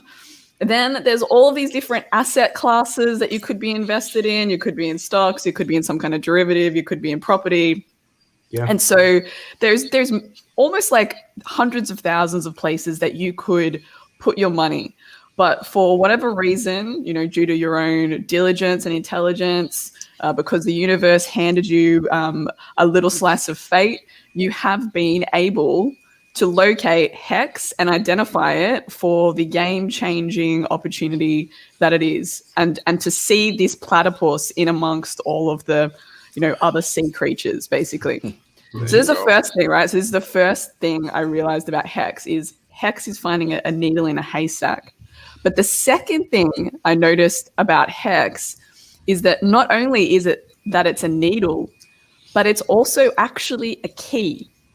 It's a key that unlocks a door. And when you unlock the door, you're actually able to understand at scale why the rest of the financial system is broken.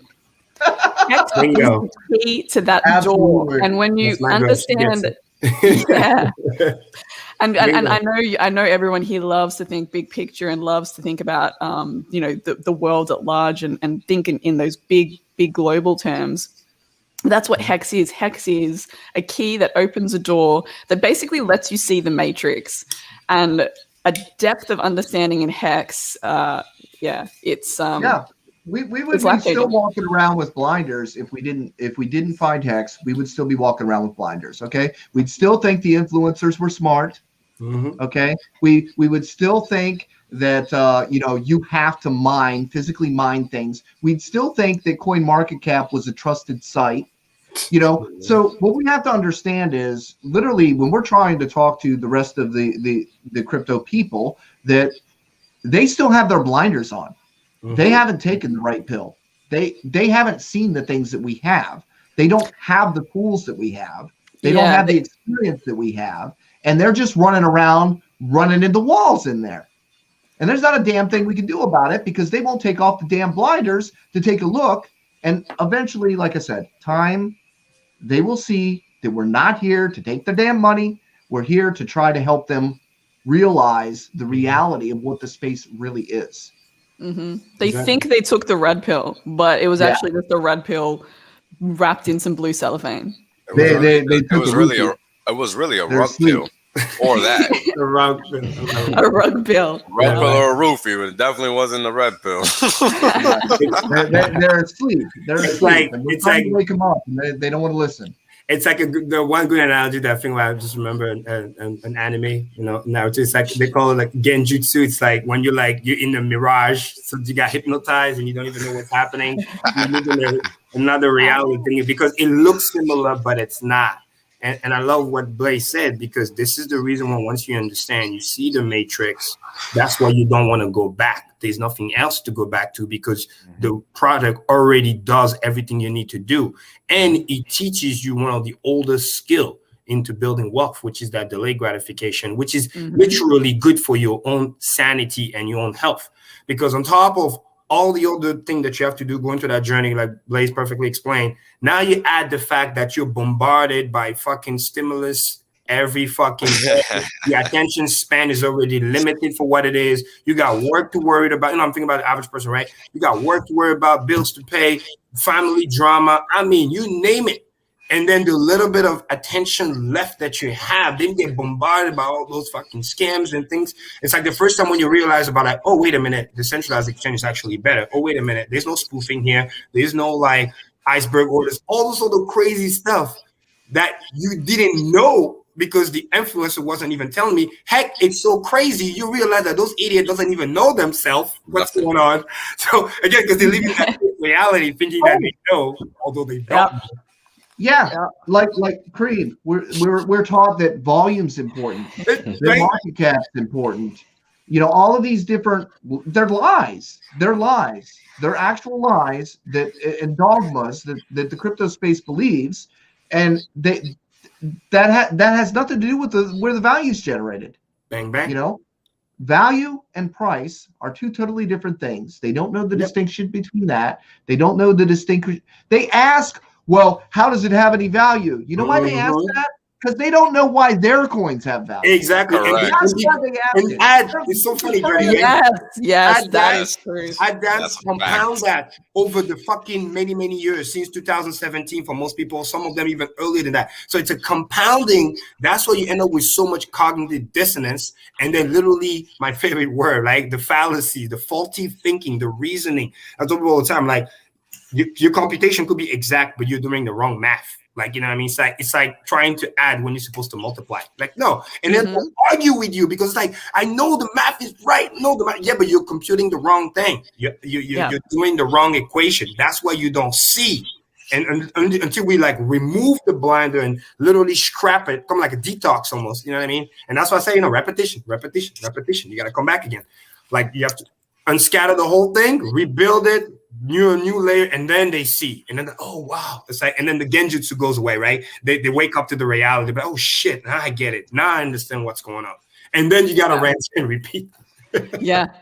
I mean, it does though. It does take that much. Like when someone is really stuck in a filter like that, in having those blinders on, it's almost like a trauma when somebody reveals the truth to them, and so that approach that you're talking about, Kareem, of like repetition and showing them over and over again, almost kind of like gradually working them into it, may be the most effective thing you can do. Otherwise, you're just going to get these full-on, like, people are actually going into like the reaction you're having is almost like when a person is going through cognitive decline and it starts to become really hard for them to use their brain. They get really frustrated. They get really antagonistic. They lash out at people who are trying to tell them to their core. It's like their mental belief. It's like you just told them like gravity just changed. Like, you know what I mean? Like we went from like terrestrial gravity to like lunar gravity. They're like, no, like it doesn't. So that's why they have to push back. That's like natural. Exactly. Yeah, it's like a protective thing. I do that little everybody has a reality bubble. Everybody has a reality bubble, and people will kill over their reality bubble because it is, and the reality bubble is the basis of what they have come to believe. You know, and beliefs don't change immediately. Beliefs have to be changed from within, and you can't change a belief. You can change an idea, but beliefs are what that bubble is built out of. And when that bubble gets harshed, people are going to fight you tooth and nail until they decide that it's their idea to change their perspective. And I give you the perfect example, right? Literally at work, I do that with a lot of my older elderly customers, right? Because they've been scammed all their life most of the time with the great blah, blah, blah, bad deals. So they have the same thing, cognitive dissonance, to the point where the moment you're talking about like saving money, the first reflex is like, oh, too good to be true, this, that, whatever. And then I realized again from the book that I read from Pitch Anything that a lot of the things that they have is built on that platform. The base layer, that trust, is what, if you remove right off the bat, the whole thing crumble, and they can't allow that because now they feel like their entire life is a lie. So what you have to do, it's like when you're trying to build a skyscraper before you go to the next level, you have to make sure the foundations are good, put the table, and then you add, right? So what I do is I say, hey, wait a minute, you're not losing anything. Let me show you there's a safety net over here. This is what you don't know, but before I remove the blanket and fucking make you bleed out, let me give you the anesthesia, right? Let me give you the little opioid just to calm you down before I go into surgery, right? Because if you go into surgery straight up, they're gonna die. The majority of people can't handle it. There's a small percentage of people where you can just spit some facts to them. They go, "Oh wow, I didn't handle it." They'll be like, "Cut the bullshit." Yo, my life was so hard for so long because I didn't get that. Seriously, like that. That is a very important statement. No bullshit. Like that was lost on me for so long that I gotta make sure my kids, like, they gotta know. Like, yo, look, you smart because they're gonna be smart, right? They're your kids, and you gotta understand everybody else isn't as smart as you. Exactly. So that means you have to learn to engage with that individual on their level. Not to say that there's anything wrong with not being as adept as someone else, because we view things differently. It's understanding that we view things differently. That's the key, right? Because while we all see facts and no fiction, everybody else sees the complete opposite. You have to speak their language, and this is where it comes out to communication skill. This is the reason why the marketing people, the sales people, always make more money than sometimes the engineer and the whatever. And that's why I went that route, because at first I was frustrated until I learned how this works, and I took it upon myself to be driven, because it's like, why are they not buying from me? And I say, even though I'm a good guy, I'm a this, I'm a that, whatever, and being a nice guy. No, I realized, no, it's on you. You communicate bad. You need to get better, because at the end of the day, if they buy the shitty product and not yours, that's on you. You need to fix that. And because I took that approach, right, 10x, no excuse. That's a huge personal responsibility you're putting on yourself. Exactly. Yeah, that's a fact. But that also produces great results, though. You know, so it's like it's a positive feedback loop for you. And since then, literally changed my life. And this is why I always said the delivery message, as crazy as it sounds, the delivery message is sometimes more important than the message itself. And once you understand that, and you have a way to provide that value without having to dilute the content, like, I can be very direct without being rude. Very powerful thing. For some people, they just can't. It's just something you practice. Nobody gets perfect. I'm a complete ass. So yes, that's a very it's very important, because it's one thing to tell somebody, fuck you, go fuck yourself. There's another thing. It's another thing to tell somebody. Yeah, there's another thing to tell somebody, hey man, I see you're really not understanding what I'm telling you, so I'm just gonna come back another day. Maybe we can have a better conversation then. Exactly. There's something to be said for that. For sure. Yeah, and the reason why it's important, Wells, you see what you just did also is like, you didn't dilute the message, so to speak. You just speak the language to the point where somebody can't come back and have an ad. They can't say shit and say, "Oh, you're X, Y, and Z." And this is why it adds to your repertoire, because make no mistake, Hex again all the time, right? We're not nice, we're kind.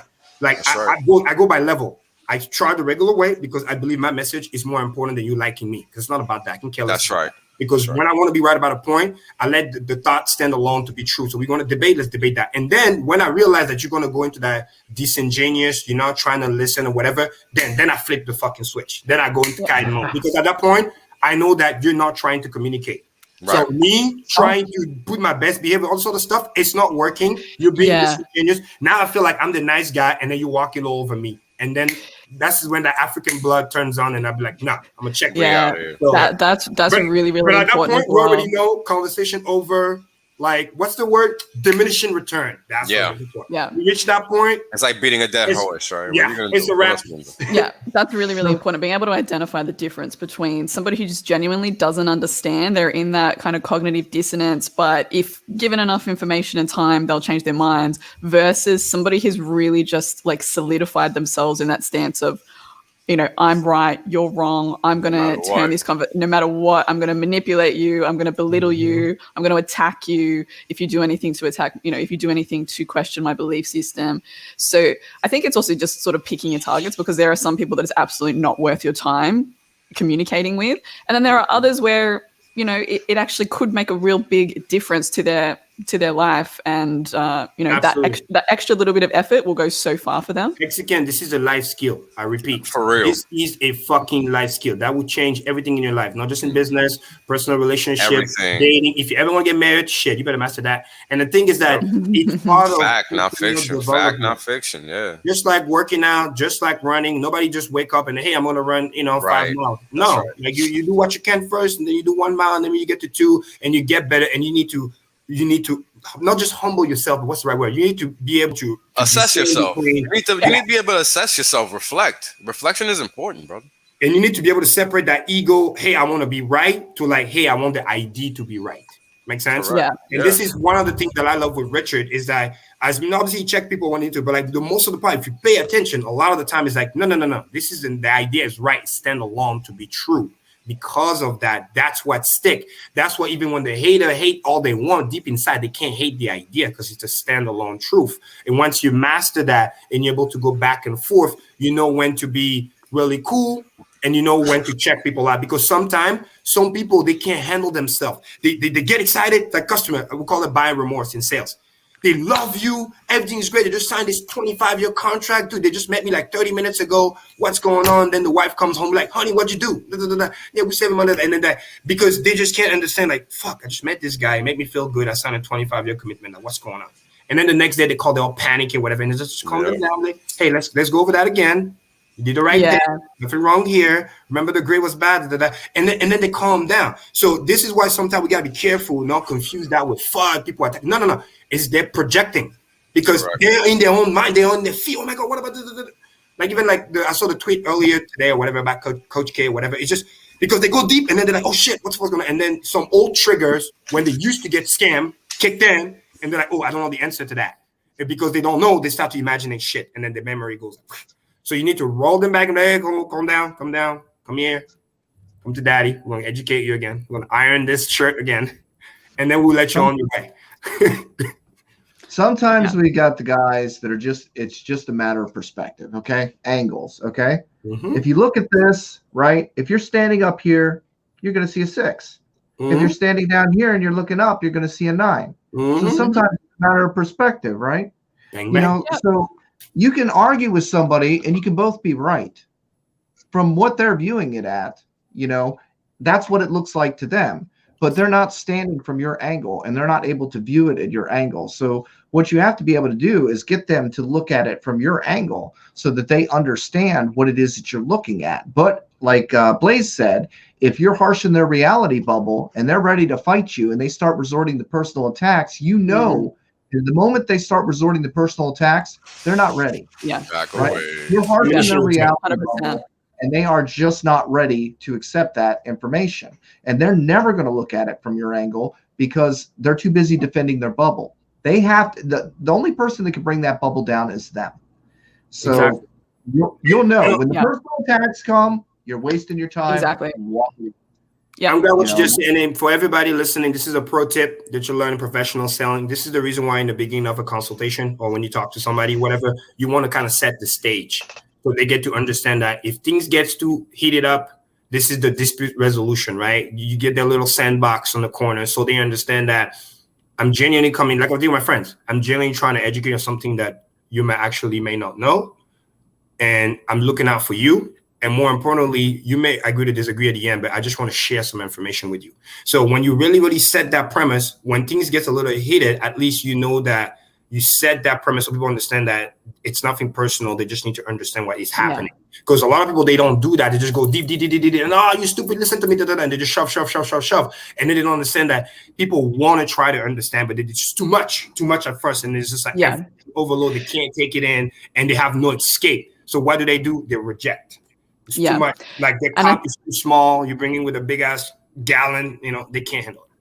Yeah, and I think it's important to know as well that, like, statistically speaking, the proportion of people who are open to experience, right? So there's a personality trait that's just called openness to experience.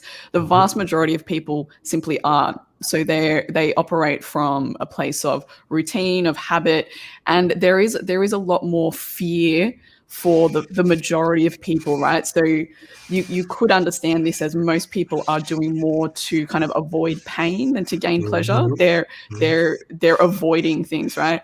And so I think for most of us, our personality type is we fall into that sphere of having that openness. We're the innovators. We're the people who are willing to take that step first, who are able to go out into the unknown, deal with that uncertainty because it's uncomfortable and most people can't deal with it. So I think if you're aware of that as well as, like, statistically, most likely I'm dealing with a person who is going to be a lot less open to stuff than I am. They're going to find this experience really uncomfortable, like constitutionally, like biologically, this is really uncomfortable for them. Like that. Well, yeah. It's funny, I think that having an awareness of that is really important. But yeah, go ahead, Johnny. What's funny, Blaze, is I understand both sides of the argument because I didn't get Bitcoin. I was one of those people that was pigheaded and stubborn and did not want to open my eyes and didn't want to look. Why? Because what I had been doing was successful just fine. So I didn't have any need for this weird cyber money bullshit. Okay. So I've been on both sides of the argument. So as far as being open, I wasn't open, but I learned from my mistakes. And when Bitcoin hit up to $2,000, I had to say, okay, time to reassess reality. And I think that's going to be for a lot of people. That's going to be for a lot of people. When Hex starts doing stupid ass numbers, they're going to go, oh. And the same thing with Sailor. Sailor's bought all this Bitcoin now at high prices. You know, Richard likes to point out he wasn't interested in it when it was 30 cents. Now was he? No, of course not. I'm sure. We're going to have this Hex. Yeah, and Johnny, to double down on what you just said, which is powerful, is because also sometimes it's like, for me at least in the beginning, I almost felt like, oh, too good to be true / why do I want to try to go for the get rich quick scheme when my whole life I had to work so hard to do X, Y, and Z, and I'm a lot of people feel like that. So for me, I felt like I was robbing, and I felt like God's gonna punish me. Like this is why it's everything we have said, and then you gotta compound it with that's a common frame of thought, actually. That's not uncommon. What you've been through, shit like that. So that's why it took me up to that point, because I felt like I was almost like stealing money that I had to work hard to get, because my entire life that's what I had to fucking do to get to where I was, to then make the, the 20 grand a month, but I had to work crazy hours. So it's like, oh, we're going to make this money for free. Like my brain just couldn't register that first. But because I was open enough to say, hey, he's been bugging me since the thing was low. We work together. I make 10 times more money than me. And then he shows up and he's a millionaire. I'm like, wait a minute. So I had to check myself. I'm like, look up. He got more money than you. You work harder. You make more. It's like we're co-workers at the time. And I was like, okay, let me go back. But then did the fucking research. A week later, found Ethereum, went there, boom, boom, boom. And then by the time Hex came in, I was like, holy shit. It's the same thing like the traditional market, but the returns here are stupid better.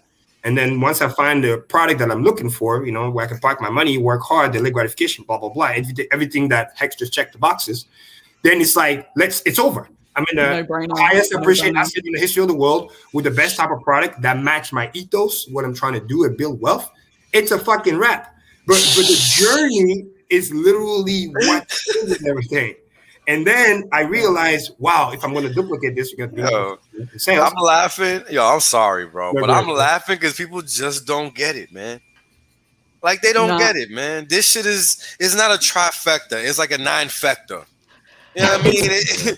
It fucking crushes everything. Yeah. I mean, we literally had like a and then you get to a point in Hex where you can't, you can't outcompete your Hex.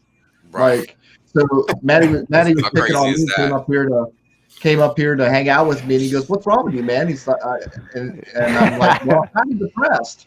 And he's like, "Why is that?" I'm like, "Well, because no matter what I do, what contract I get, what job I get, how I spend my time building whatever, I cannot outcompete my Hex." Nope. I mean, it makes you feel like. Repeat that, Johnny, please. No matter how much I work, no matter what contract I get, whether it's a big studio or a great big medical job or what, there are not enough hours in the day or contracts to outproduce what my Hex is doing for me all by itself. And that's hard to accept. This is why having a purpose is very important. Because the secret is you want to turn that into a game. Because funny enough, what Johnny's talked about, I've experienced actually over the last 7 years. And this is where my gratitude level just went up. Because I was even better of a cheat code. Because I grew up poor. So it's just like the bar was even lower. First time I was like, man, I can make $2,000 in a week. I was a fucking college student. I thought I was the richest man on earth. I'm like, think of my friends were wild and not whatever. So because I was just already grateful, by the time the thing multiplied, I was like, shit, I already won. Now it's just a matter of like, how fast can I build wealth? Where can I park the money? And funny enough, again, this is why when I first saw Bitcoin, I went away because I was already so grateful. I was like, no way. You can make how much and how fast? It's like, okay, this is video game money. But then I had to change my perspective once again, just like I did with my sales gig. It's like, it's not about you anymore. You already said, how many people can you help? How many lives can I help this month, this week? And I started getting tinker cards from my customers. I started getting referrals, this and that. And like, I'm proud to say this. There's neighborhood when I can literally walk in and announce, and I'll be like, shut up to my customer's house, and I get like food, cool stuff, good vibes. Some of them I hook them up on Hex, of course. But it's just like, nice. like to me, that's when because the money is already taken care of. It's just like, okay, how many personal good relationship can I enrich myself with? That's right. And fucking the Vegas meeting was just, oh my God, that's what motivates me. So now it's like, all right, how many more can we help? How many people this year can we reach to financial freedom? I've said this before. My goal now is like, by the time we get to $1, what's amazing is that people don't realize some of the quote unquote lower rank, the squid or the whatever, they're the next in line to be the millionaires. Because I remember way back when, only the whales were the millionaires. Then the super sharks were the millionaires. Then the dolphins became the millionaire. Now the squid, I think, right below dolphin, they're on their way. They're right there. My friend, right around the milli. By the time we get to 12 cents, boom. Then it's like next in line. And then that's where the army of financial freedom just explode, and then it's gonna destroy all the hater by itself. Because how many wealthy people have you generated? And that's just massive. Right now, we have like hundreds of millionaires. In about a year or two, it's going to go to 10,000. Thousands. And grow like Right now, a average person can still scrape together and get AT share. You know? Yes. Hey, by the way, I got a story for you, Johnny. Today, actually, there's somebody here in the chat who just sent me a screenshot that he's watching us right now, and he's a brand new Hexican that just got in today. Whoa. And he started with a a smaller investment or whatever, and he got 500 B shares for his investment. Whoa. You believe that? Right. That's crazy. That's crazy. That's a start, right? I'm like, dude, you should stake that for longer, man. But he didn't want to. I was like, it's like you're listening to us right now. So. But Axis, you know what's amazing though, and he's watching. Shout out to him because again, back to what we were just talking about, for a brand new person to come in and make a stake. I say kudos. Because there's a lot of people that came in and just bought Hex, they sit on there, they waited, they wasted time, opportunity cost, t-shirt goes away. At the very least, he made a stake, and starting tonight, 8 p.m., 30 minutes, he's gonna see a nice looking thing on this. And that to me is what's the most important. That's what onboarding is. That's gonna change his mind. So people are like obviously trying to get for the main thing, but take what you can take, because if somebody's open enough, because the product is that good, the rest will come. It's like a little kid that had a bad experience. Sure. You know what I mean? Don't want to go swim in the ocean. Don't worry. Come to Kareem. Let's go to the 3 feet pool. Put out what's going on. Oh, you're having fun? Yeah, the he's got more ammo on the side. Then we'll go to the 8 foot pool. Oh wow, I'm having a good time. Yeah. 8 foot. Let's go. Let's get there. Bro. He's teaching me how to swim, and then the backstroke, and then boom. You guys got to realize, even big whales, right? They're putting in $1 million stakes for 5, 8, 30 days. $8 million stakes. Like, they're trying it out too. What's funny? By the time you go from the 8 foot to the Olympic pool, they say, nah, let's go to the ocean. What are you talking about? I'm ready. Because that's the key. 5 only, baby. He's going to be like, get out of the way. Get out of the way. And I got so many of those stories, dude. They sent me a screenshot. They're proud. Dude, I did my 15-year stake. It's like, and it's so awesome because their hands were like shaking. They're like, and then the next day when they woke up, that's a long time to put money away. Yeah. And they told me the same thing I realized. And I told them what's going to happen. And he did. It's like, you're going to realize you're going to wake up the next day. The world didn't end. Everything is just fine. You just got paid, just like the contract said he will. And everything is just great. And you're building wealth. Next thing you know, it's like, I'm throwing a 5-year here, 7-year there. They're like just throwing it like it's a joke. It's so epic. Like the friends that I've onboarded, because I did that, that competition that you ran, Kareem, back in whenever that was, January, February. And that was actually, So that was actually my first 5555, because that was like around the time, like I'd found some of Wales' streams. You were running this competition, and I was like, it's time. Like I finally fully got the whole system and why the 5555 is so important. Yes. But it's really, really funny because yes, right. Because I had that knowledge from, yourself, Wales, and Kareem, and listening to Axis and Johnny and the whole crew, really. I was able to pass that knowledge on to my friends straight up and say to them, look, here's the deal. I ran my little presentation with them. Wales, I pulled off some of your stuff that you had, put on your stream. I set it up in a PowerPoint. I talked them through it, right? And so they got the concept like straight off, rather than me sort of taking months to work through it and figure it out. And so they were able to comfortably, straight off the bat, just go in 5555. I have at least 6 friends, maybe 7, who the first thing they did was go 5 with utter confidence because of the information you guys have been getting out there. And yeah, it's just been amazing to see, and how confident people are as well when they have the right information, the right facts. They have the trust with me as well. There's no nervousness. There's no shaking hands. There's just a, yep, this is like this logical. Here's a secret of life most people don't realize about how to, build confidence, because that's one of the most important things people didn't have. It's literally biological to the DNA. It's almost like God did it on purpose, right? It's that put up or shut up. There's certain things that you cannot be confident about until you do it. This is the reason why we say, hard skin in the game stuff, because your confidence will naturally rise as you do what you said you're going to do. You have the integrity, you know what is happening, you have taken the action, so you're understanding what is happening. You have able to, the 4 Ds of massive success, you have able to master the first 2, which is why by the time you got to the 3rd, duplication, it was just like instantaneous, right? First D is you demonstrate, right? Like those influencers talking shit, where's your portfolio? Where's your, they used to say, oh yeah, you're showing up. No. Dream accounts to let you know that everything Kareem said he's doing it first. And he's just letting you know what he's doing. You want to do it, you do it. You don't want to do it, that's fine. But at least this is where confidence factor comes in. Then D number 2, you start to document. You have the charts. You're listening. You're getting the knowledge. You're sharing it with people. You're making sure you fully understand the knowledge, because guess what? If you fully understand something, you're able to teach it to somebody else. Until you fully understand it, you won't fully teach it. You won't be able to have the confidence to even let alone do a stream or whatever, because you'll be like, oh, wow, I need to know what I'm talking about, because my friend knows me.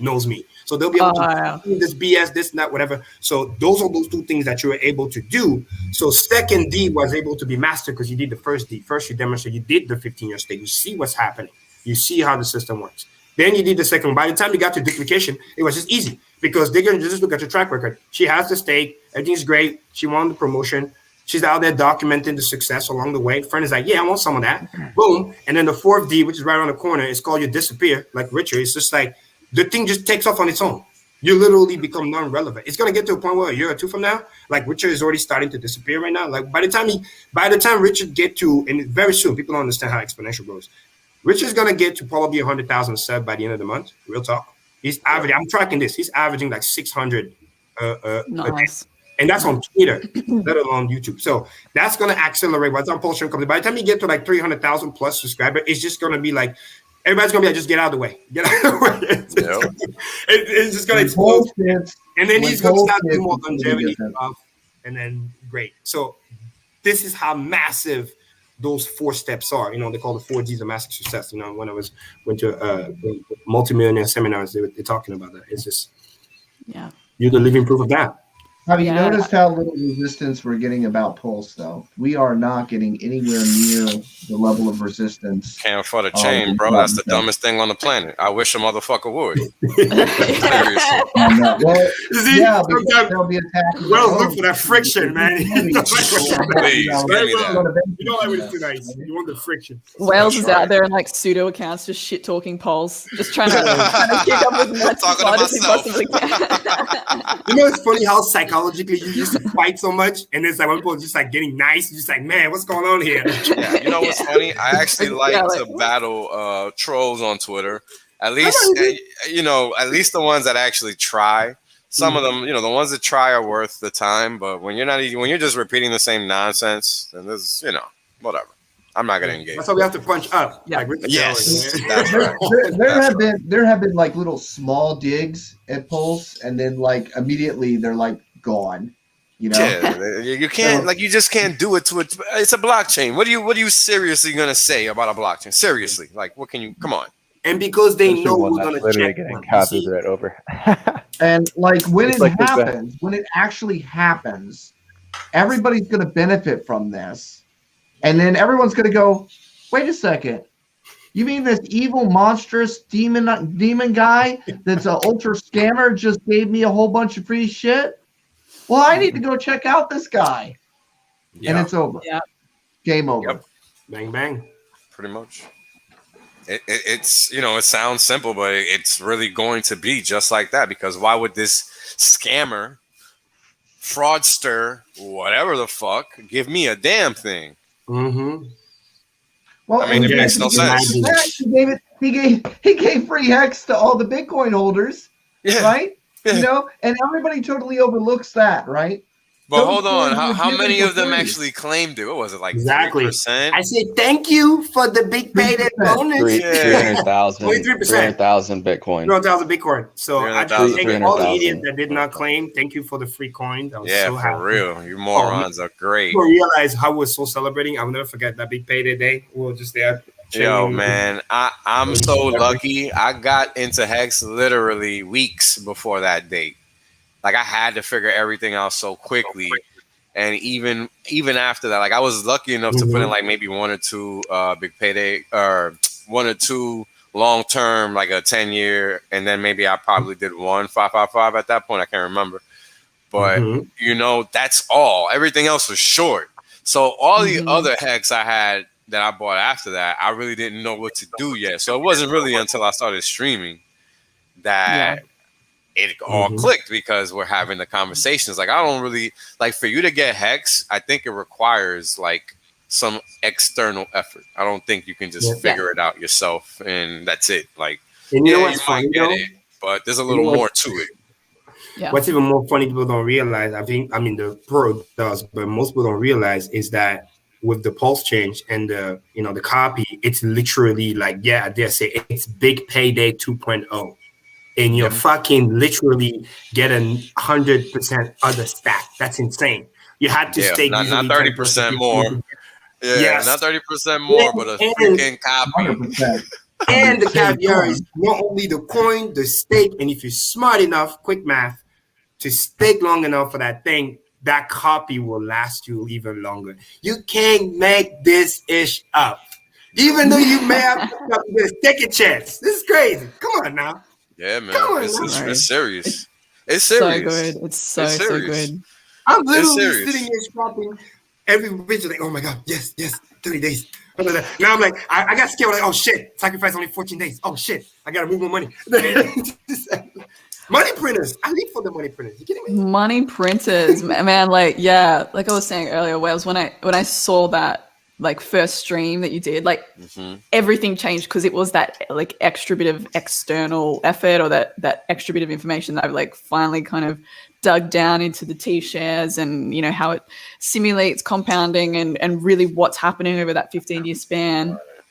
And it was that moment when I was like, it went from, hey, maybe I should like start telling my friends about this and start getting people on board, to I'm a bad person if I don't tell the people around me about this now. Damn right. It was that moment that I was like, I've got to tell the people that I love about this, because if you know, and a lot of them unfortunately didn't take me up on it or didn't invest, but there are a lot who did, and I had to know that I had done everything that I could. You know, I put together presentations. I like made sure that they had this information, because I'm literally a bad person if I don't tell people about this at this point. I'm very proud that that's the kind of motivation I put in you, because that's wow. That's impressive. I didn't know I was making that kind of impact on people. That's some shit.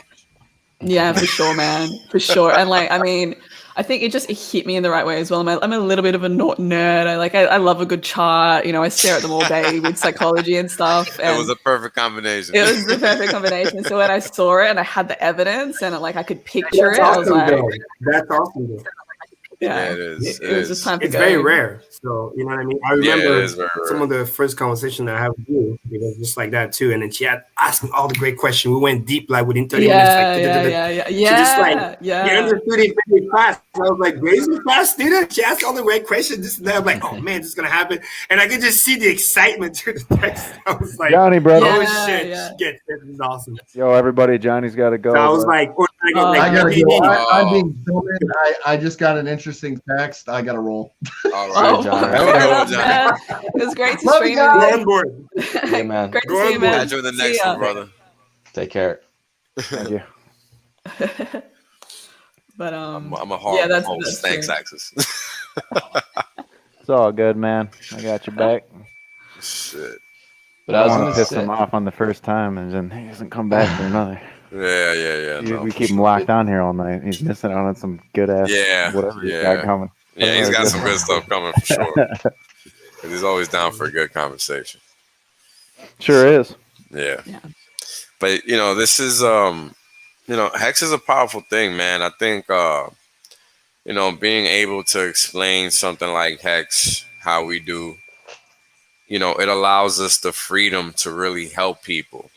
It's not just about, financial freedom. Financial freedom is freedom, right? And I think that that's the biggest ticket, I think, about what allows me to do what I do, Kareem, right? Everybody who jumps on a stream and talks, right? Like, they're motivated to a point where they're going to put their face or their voice on something and make a statement and put it on record. Like, this is going to be recorded forever. Like, you can't delete this unless YouTube wants it to delete it on its platform, but it's still going to be on the internet because the Wayback Machine doesn't care, right?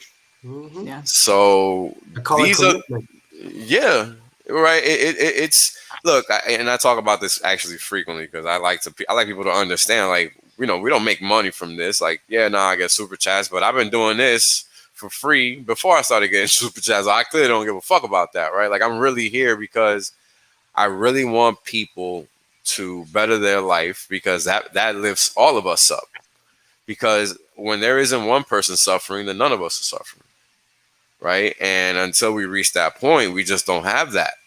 And nothing is really going to change. And we can change it if we wanted to. I mean, we do it all the time when we want to. So it's literally just a matter of people learning the right things. Like, the whole purpose of this stream was for me to talk about what's happening right now. We haven't even touched on it because there's so many good types of, like, Hex just brings everything to the table, man. It's hard to keep a solid, focused conversation going because everything is important. And I'm not the person to divert a conversation that's flowing well into something just because, right? Because everything that we talk about, man, it's important. I think it's important. Otherwise, I don't think it would come up. So that's another reason my streams run so long, because I don't have anything prepared. I don't like prepared shit. It sucks. If you want that, go watch TV or some FUBU. You're not going to get that here. You're really not. You're going to get real to life information that's either going to change your life now or later. But it's on you. Because at the end of the day, we're not talking about anything else here. We're not. Right? Like, all right, let's just because I said all of that, let me switch it up and actually let's go to what the whole topic is, right? Because this stuff awesome.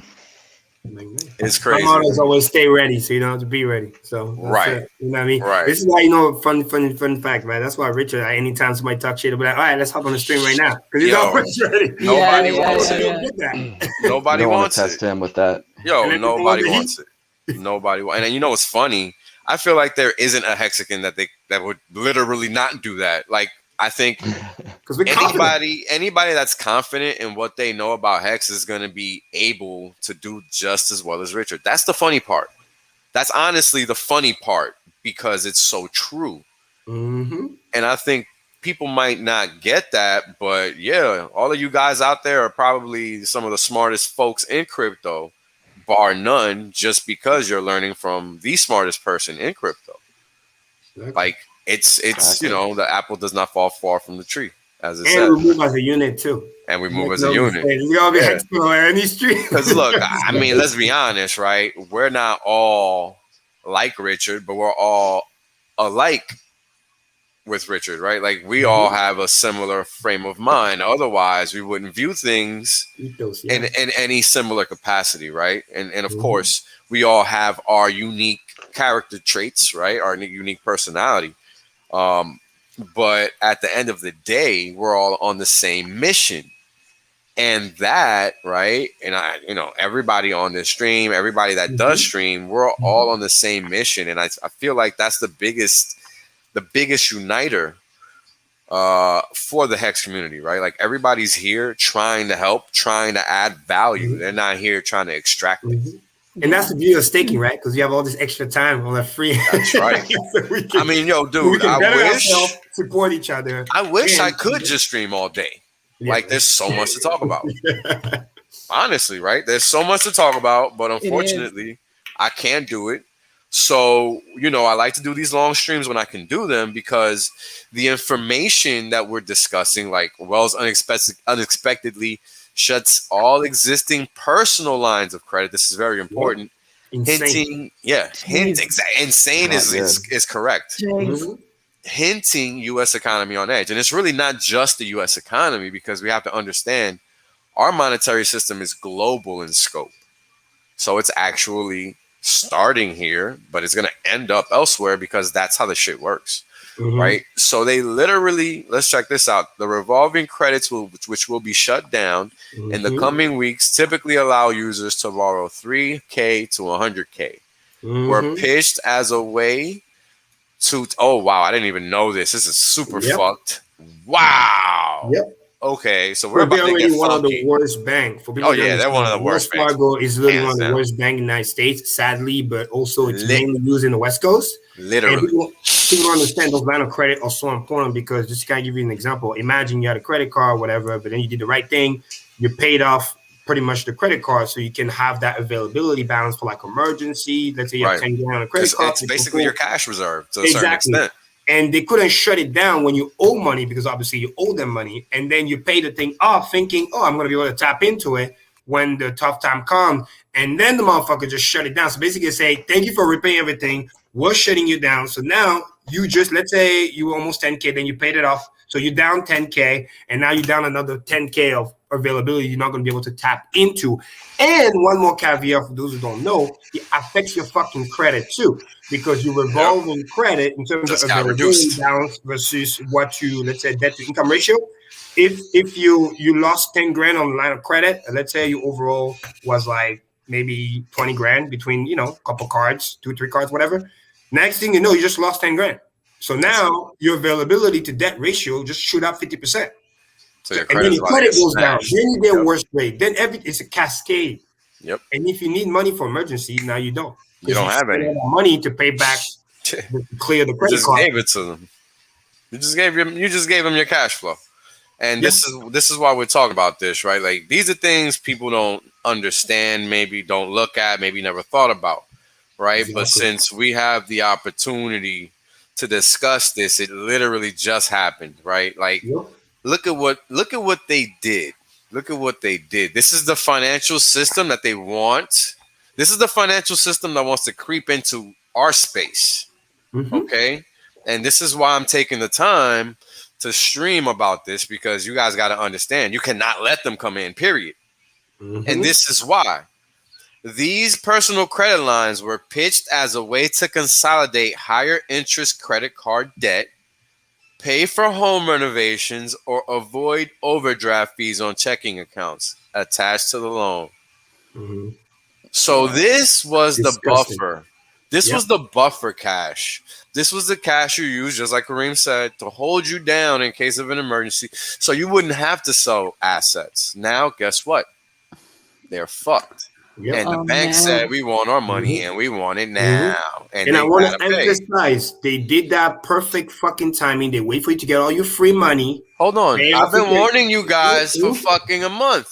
This shouldn't even be a surprise, actually, because this is a function of that. This is all related.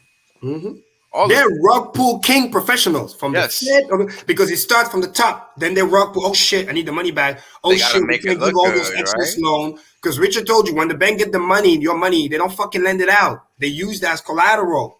To get more shit. So when they get rug pull and they get less, they have to deleverage because they already a fucked up bank. Wells Fargo is literally one of the worst. I mean, shit, to this day, listen to this. I paid off one of my cards. They still haven't given me my title back. It's crazy. They're holding as a collateral and by the way, there's a massive lawsuit going on. Many people like that paid off their car and never got their deed because they still use the car as assets.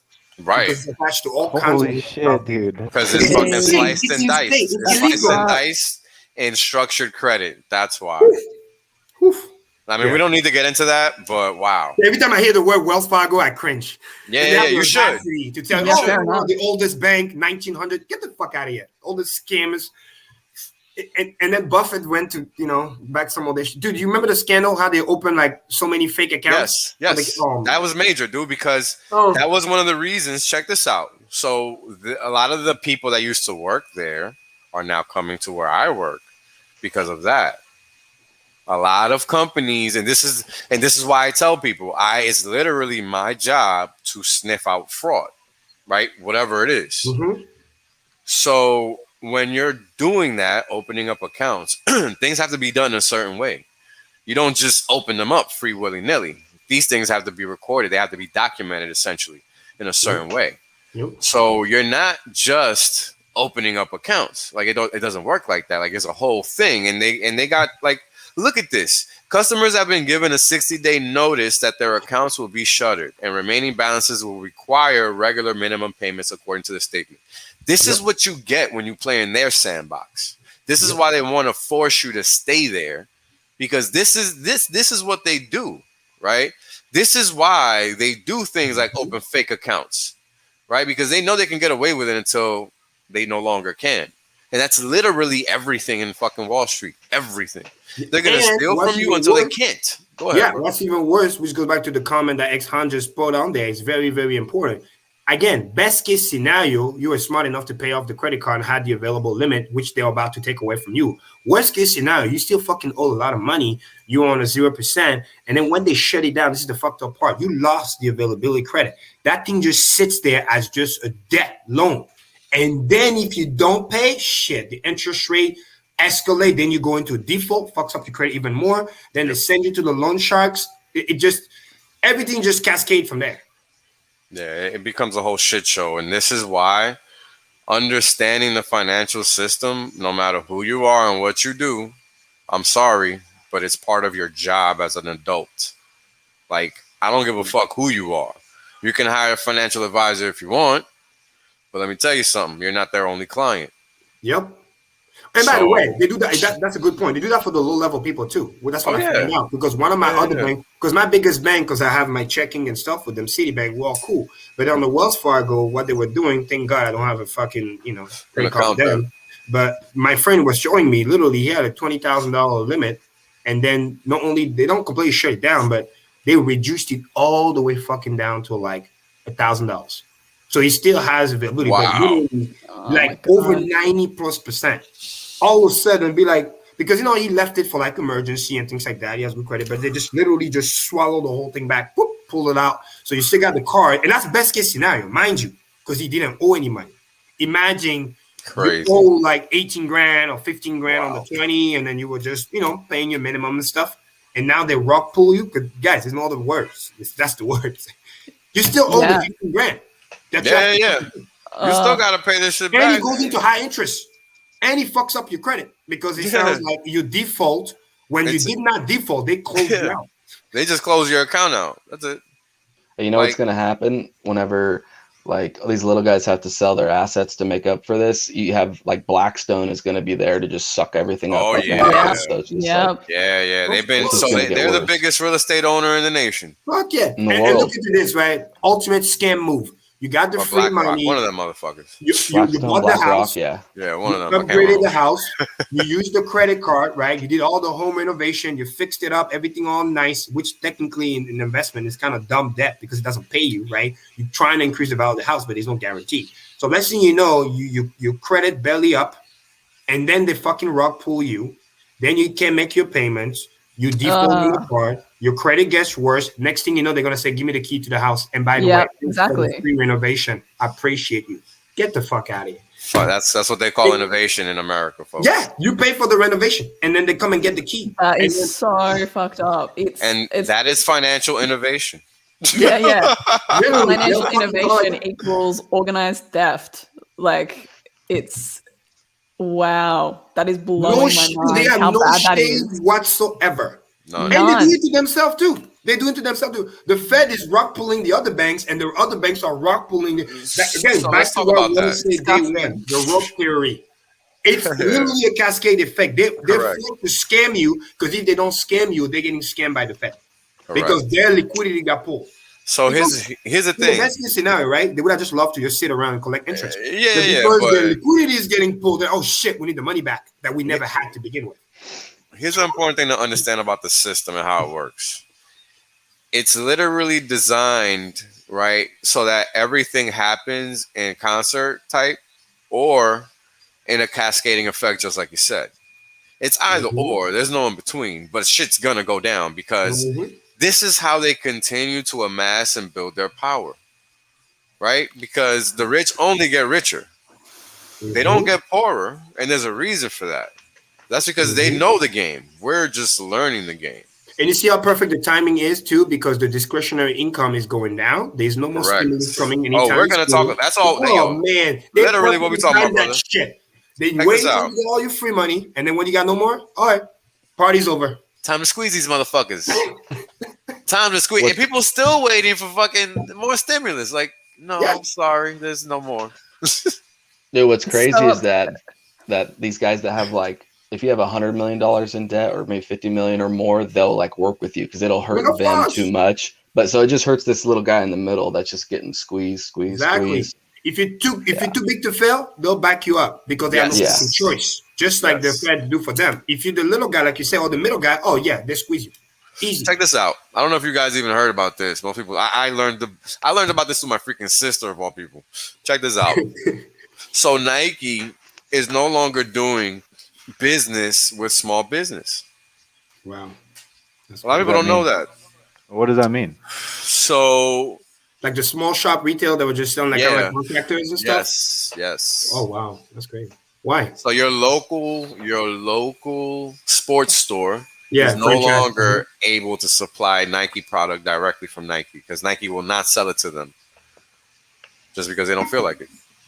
Oh, okay. I thought you were about to say because they line of credit. From like a shipping and logistics perspective, post-COVID, I mean, yeah, it could definitely be. That's an excuse, brother. That's an excuse. That's an excuse. You got to understand, all of this is by design.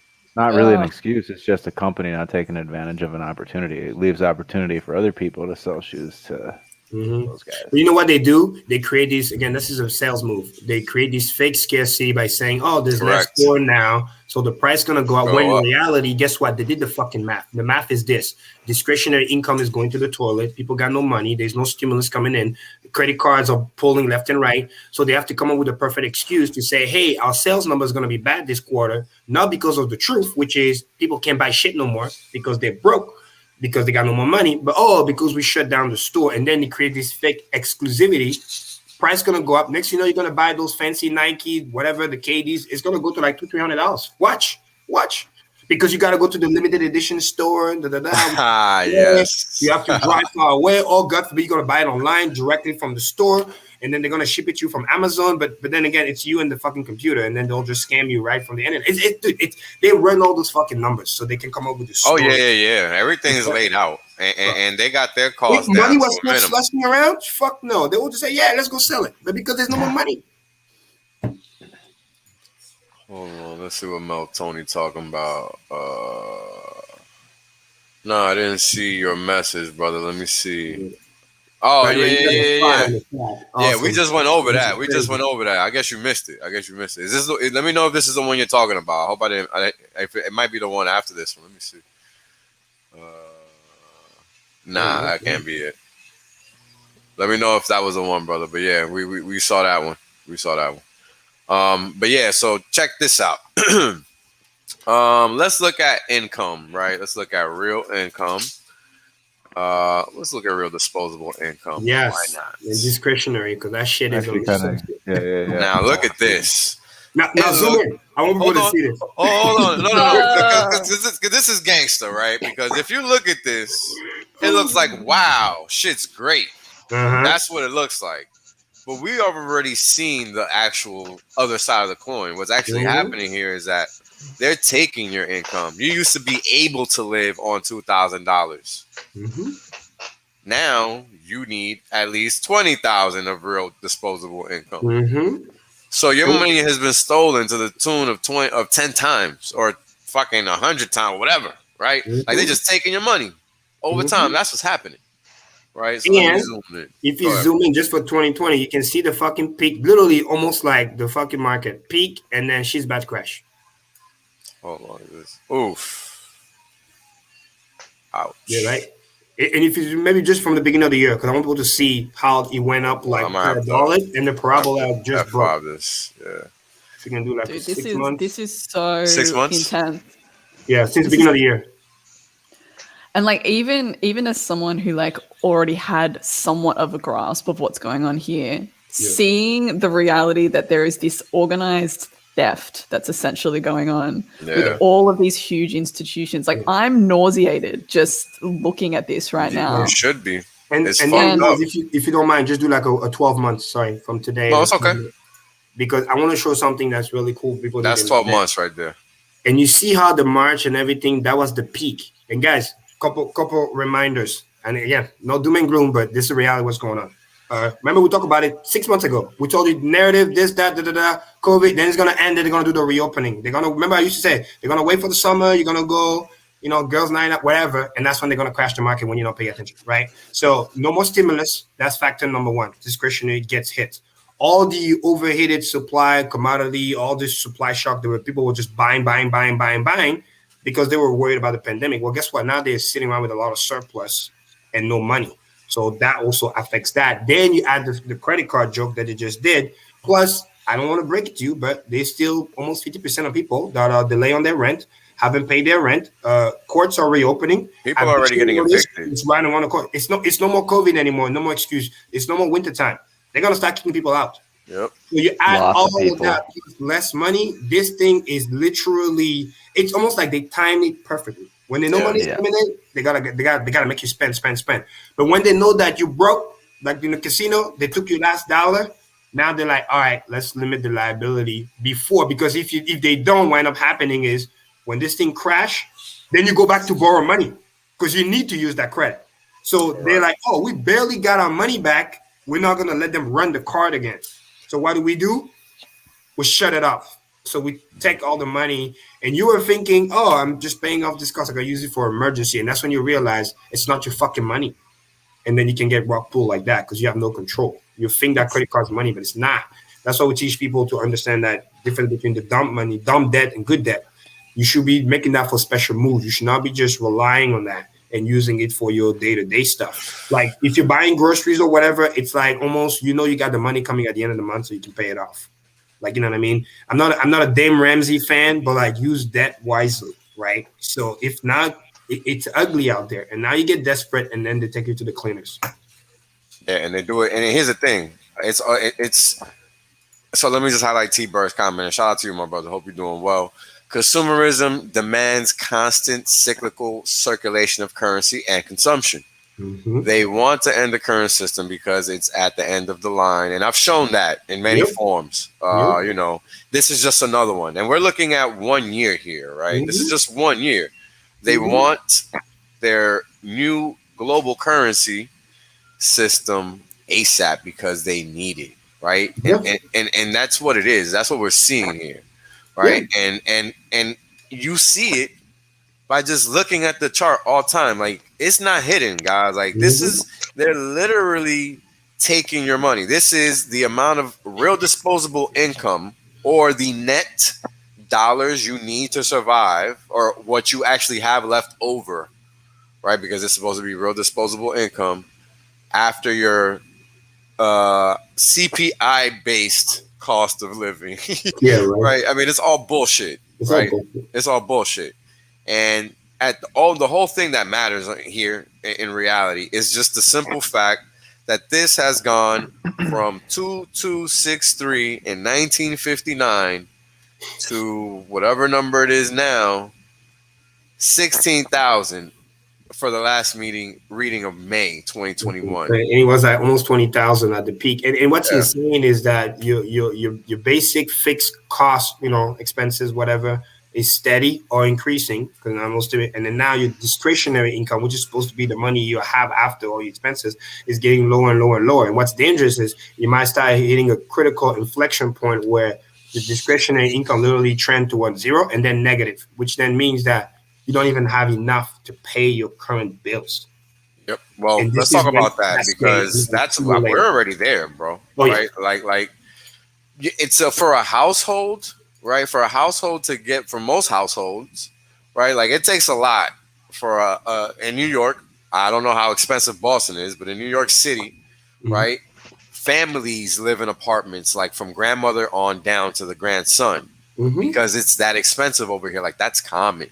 That's not uncommon, right? So paying the bills, yeah, because it takes a lot of money to just do things here, right? And that's what it is. It's not about anything else, right? Now let's look at this chart all time, right? This is the rate of change of real disposable income. Now I want you guys to find this to be basically a rectangle because it's essentially gone nowhere, right? This whole time they just been taking your money. And the funny thing is that it's positive, but it's positive because you're actually losing economic value over time because this is the rate of change in what you're receiving per their numbers. Okay. So per their numbers, you're receiving more paper. Yeah. More devalued paper. And that's because it's more devalued paper. And this is what we're seeing here at the end. This is why it shoots up. I mean, this makes no sense. How do you go from never even seeing 10% ever in the whole history of this data set to fucking 30%? And they're about to crash you right the fuck down. And then this is at the perfect time when people get complacent. There's still people out there, I kid you not, that are believing, oh, yeah, no, the stimulus right around the corner. They don't understand that party's over. It's like those maxis thinking about, oh, yeah, the bull run is still on and this and that wishful thinking. And then you don't understand that the punch is already on its way. It's just like, and this kind of goes back to what we were speaking about earlier, like the fact that because people are so brainwashed, if you were to present them with this information, people absolutely would not be able to accept it. Like it's that old saying of it's easier to scam someone than to convince them that they have been scammed. Like people are so deep in this thing now, so indoctrinated with it that there's no way that you could have a reasonable conversation with, you know, the vast majority of people sort of outside of this community right now. Amen. Yeah, I mean, it's crazy. They got no clue. And that's the sad part. It's just like it's so over their head, and they don't even understand how the Hegelian dialectic work, how the Fed works, because they got to create the event, they got to create a crash, and then they got to come with a savior, and this is where CBDC shows up. So get ready. Right. They're engineering literally the crash. Like literally, yes. A whole different conversation by October this year. I mean, we will be. Hold on. No. We will be having a different conversation by October this year. I've been talking about it for months. We told you we'll be here, and we are here. I've been talking about it. You've been talking about it. Axis has been talking about it. We've all been talking about it for months, right? And we're showing you in detail how it's happening. And this is all going to be on record. And it's backed by math, because this is what we tell you. Don't listen to what they say, watch what they do. And that's why the bond market already sniffed that BS.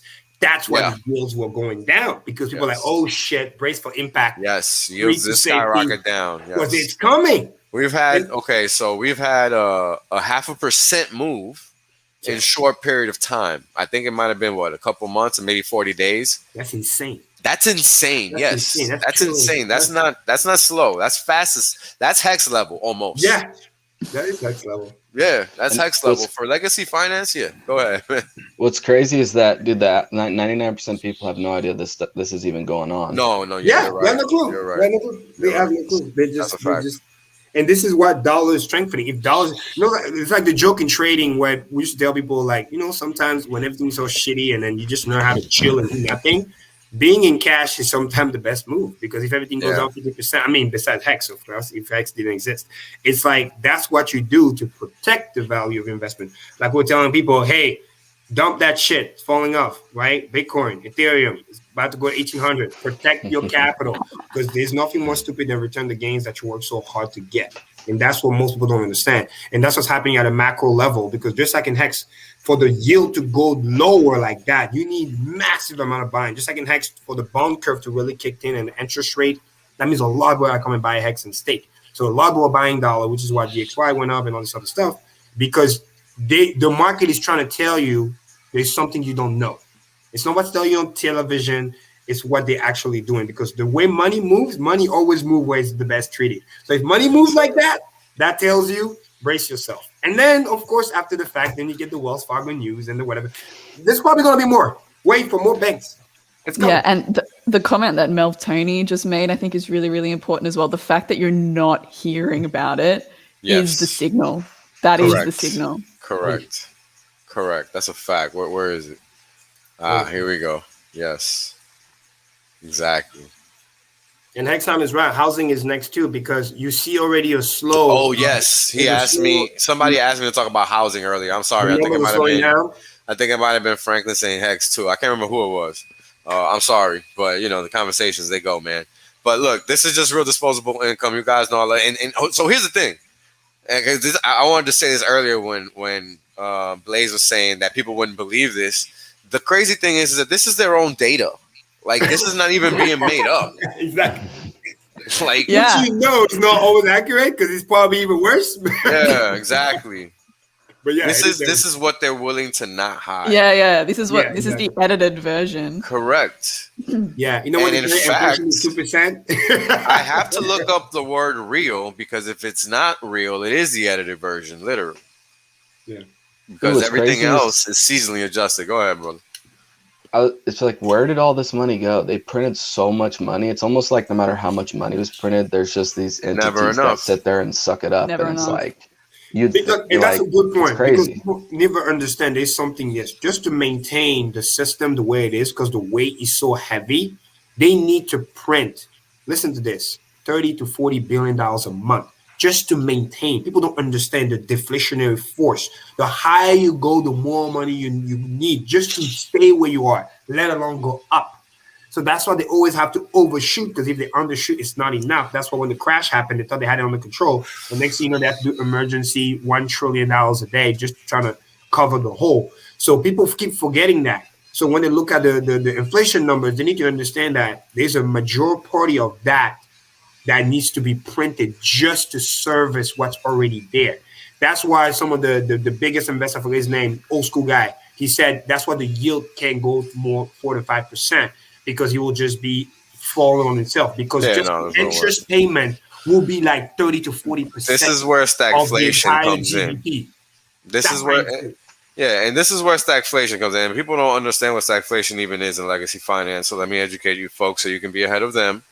Stagflation is when you have the phenomenon that Kareem is talking about, which is low interest rates, low financial interest rates, but yet the cost of living never stops increasing.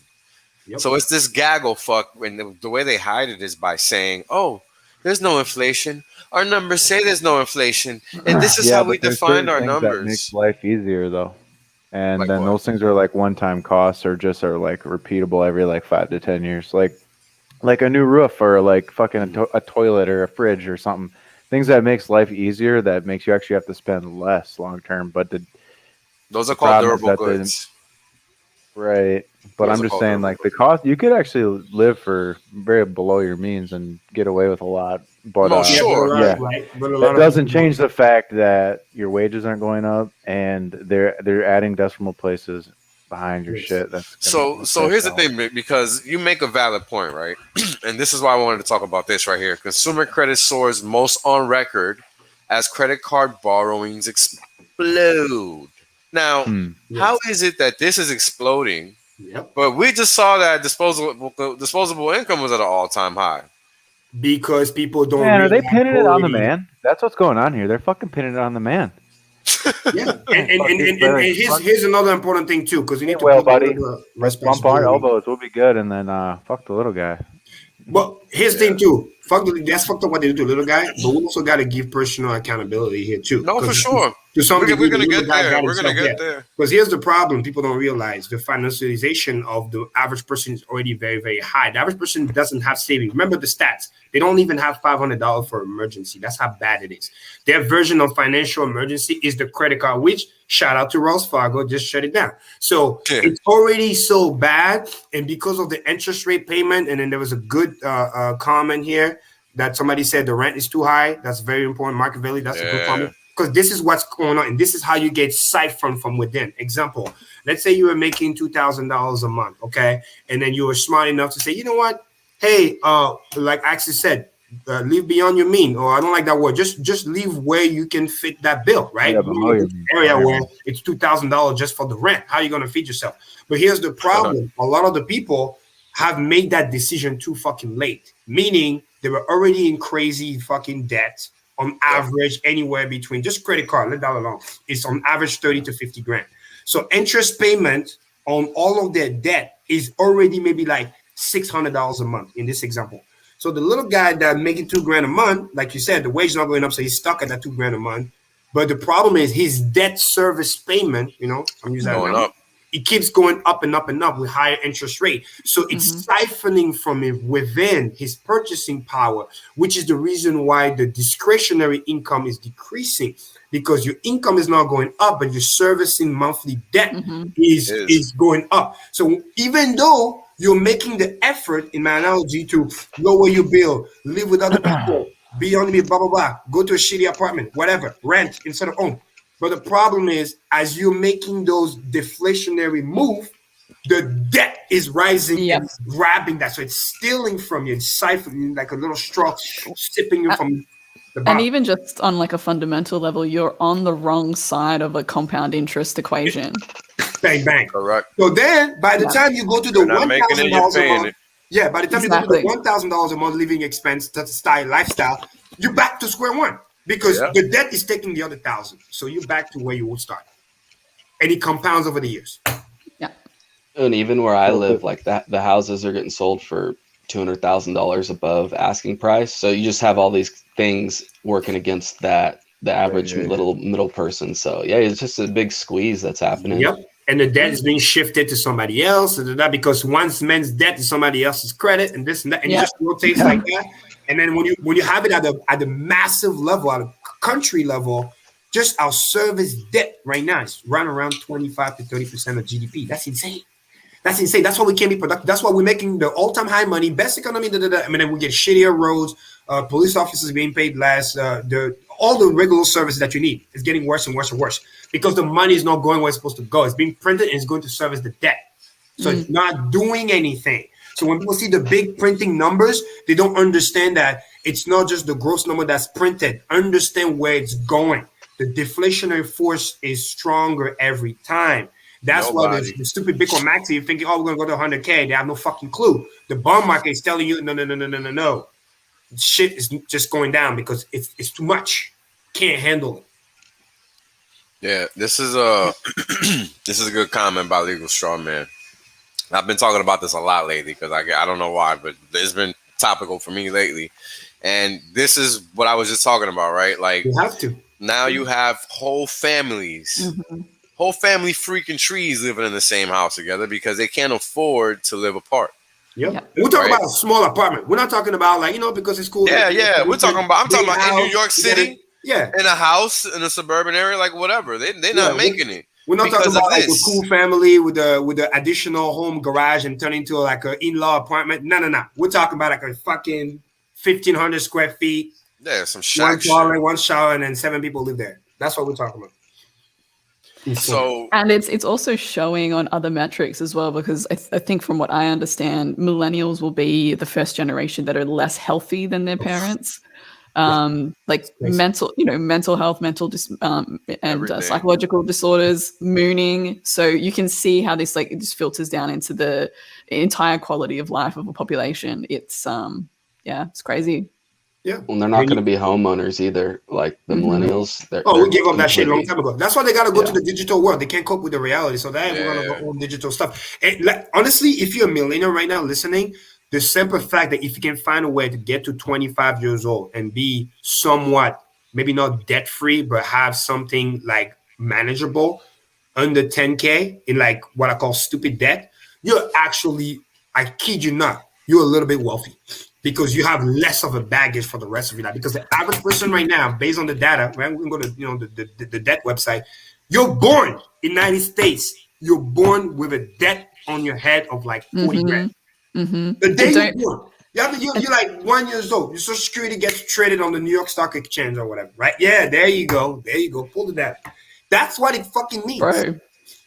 And don't go to college in the States as well. I mean, like you can't even declare bankruptcy on that, right? If you have a college debt in America. You haven't figured out what you want to do with your life yet. Now you can actually. I'm sorry. Now you can. Yeah. Oh, okay. Now that just changed in 2018. Okay. Just changed. just changed because that was the only.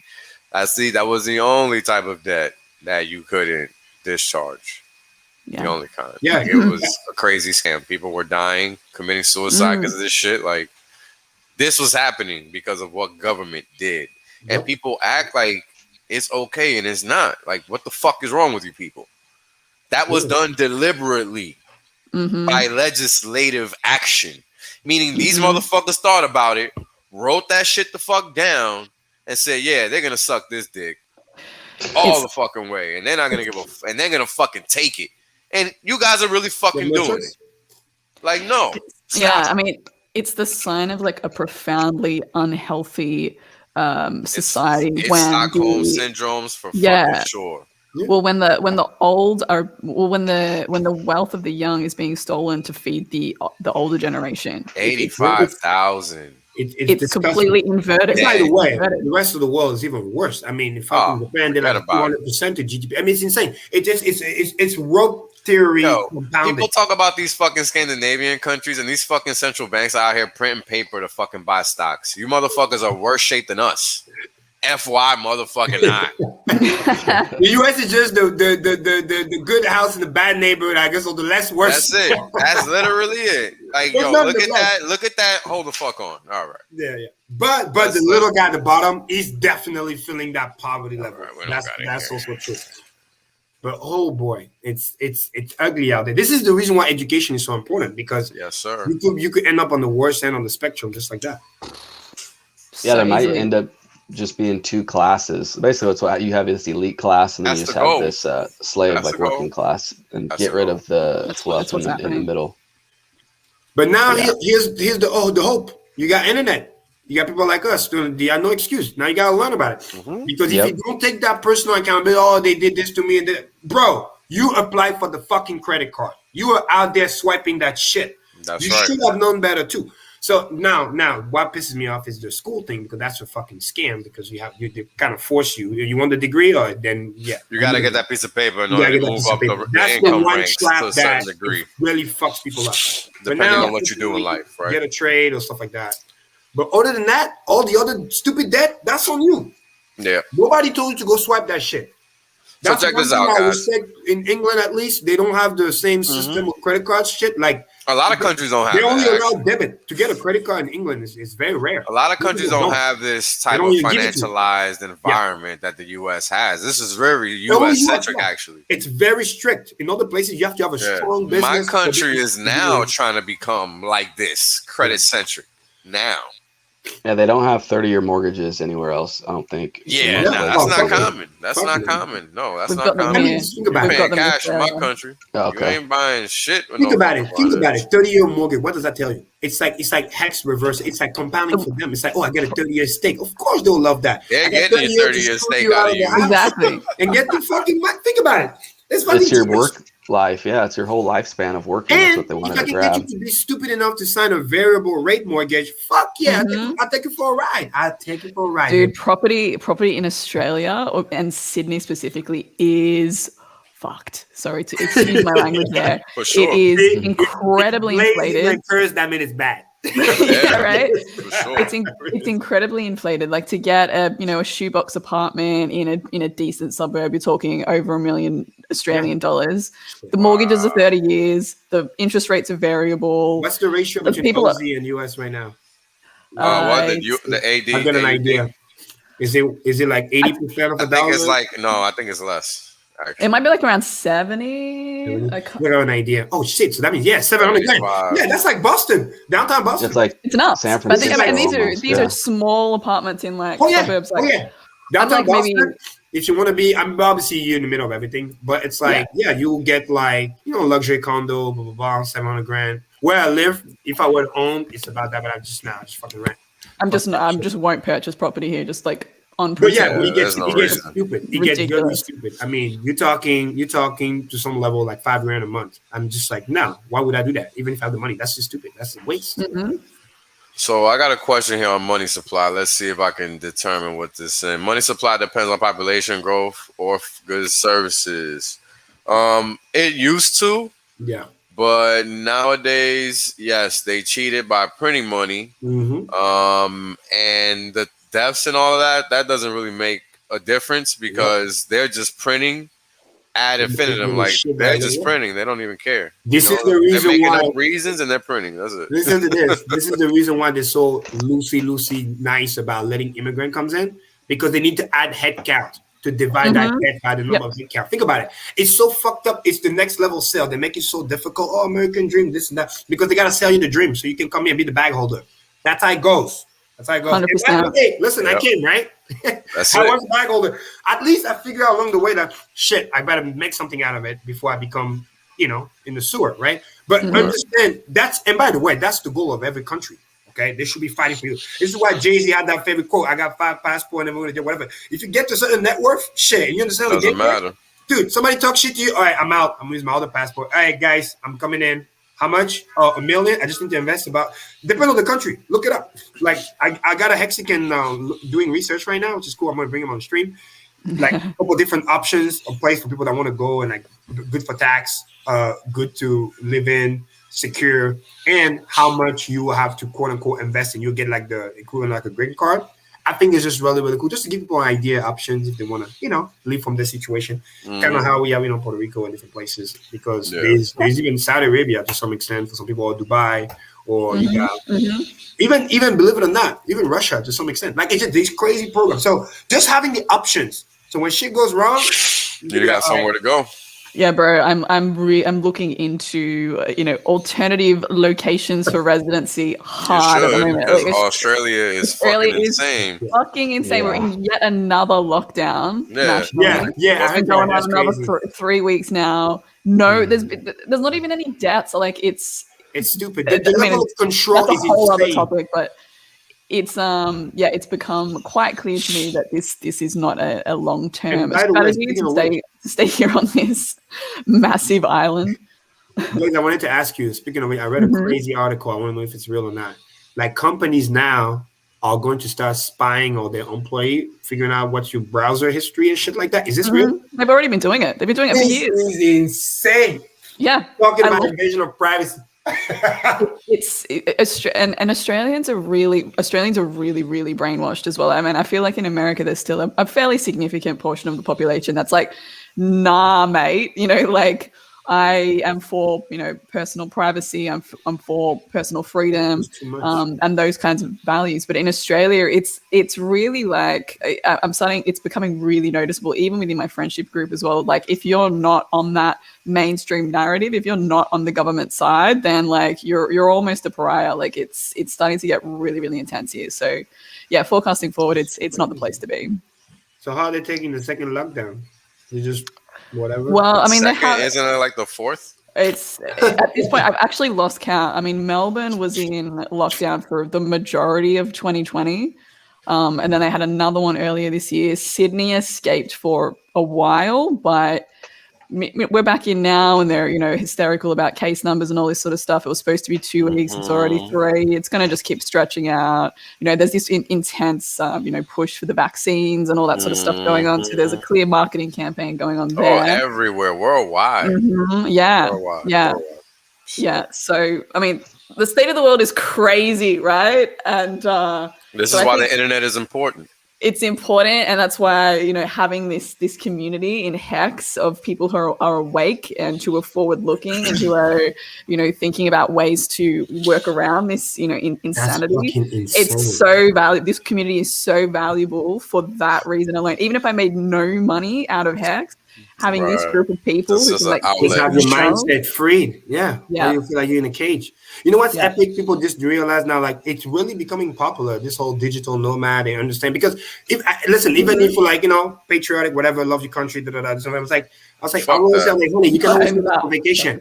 People don't understand. It's not like. So let's talk about that for a second, brother, because here's a fact: there's only one planet. And we all on this motherfucker, so yeah, exactly. The fact of the matter is that flags are there to divide and conquer. We're all human fucking beings trying to get by. That's it. All that other shit is bullshit. I used to subscribe to that, man. Same. Every fucking place you go, it's just degrees. Exactly, it's degrees of shitty. That's it. That's it. Like, let's keep it real. Remember, right? Like, you are the price. This is how we're gonna improve our futures, right? It's by discussing the facts as they are now, because shit has to change, because they're not gonna do it. They want it to get worse. So we gotta take it upon ourselves to educate each other, have conversations, educate each other, and keep that fucking train moving the other way, because it's not the way we're trying to go. Real talk. That's my plan. Put all my shit in a trust. You know what I mean? No, they can't attack me, can't sue me, no whatever. And then just digital nomad and like, hey, I'm here, and the trust for my moves and my whatever. I get my little payout. That's it. Once a year, my little annuity, and that's it. That's my plan too, man. I think it's the way to go. There you go. Clearly. And you don't argue with them. You don't argue with them. Oh, you don't like? Oh, you changed the route? Okay. Hey, book my flight. All right, we're moving. But here's the thing, brother. Here's the problem with that frame of thought. Look, because I really need people to understand, right?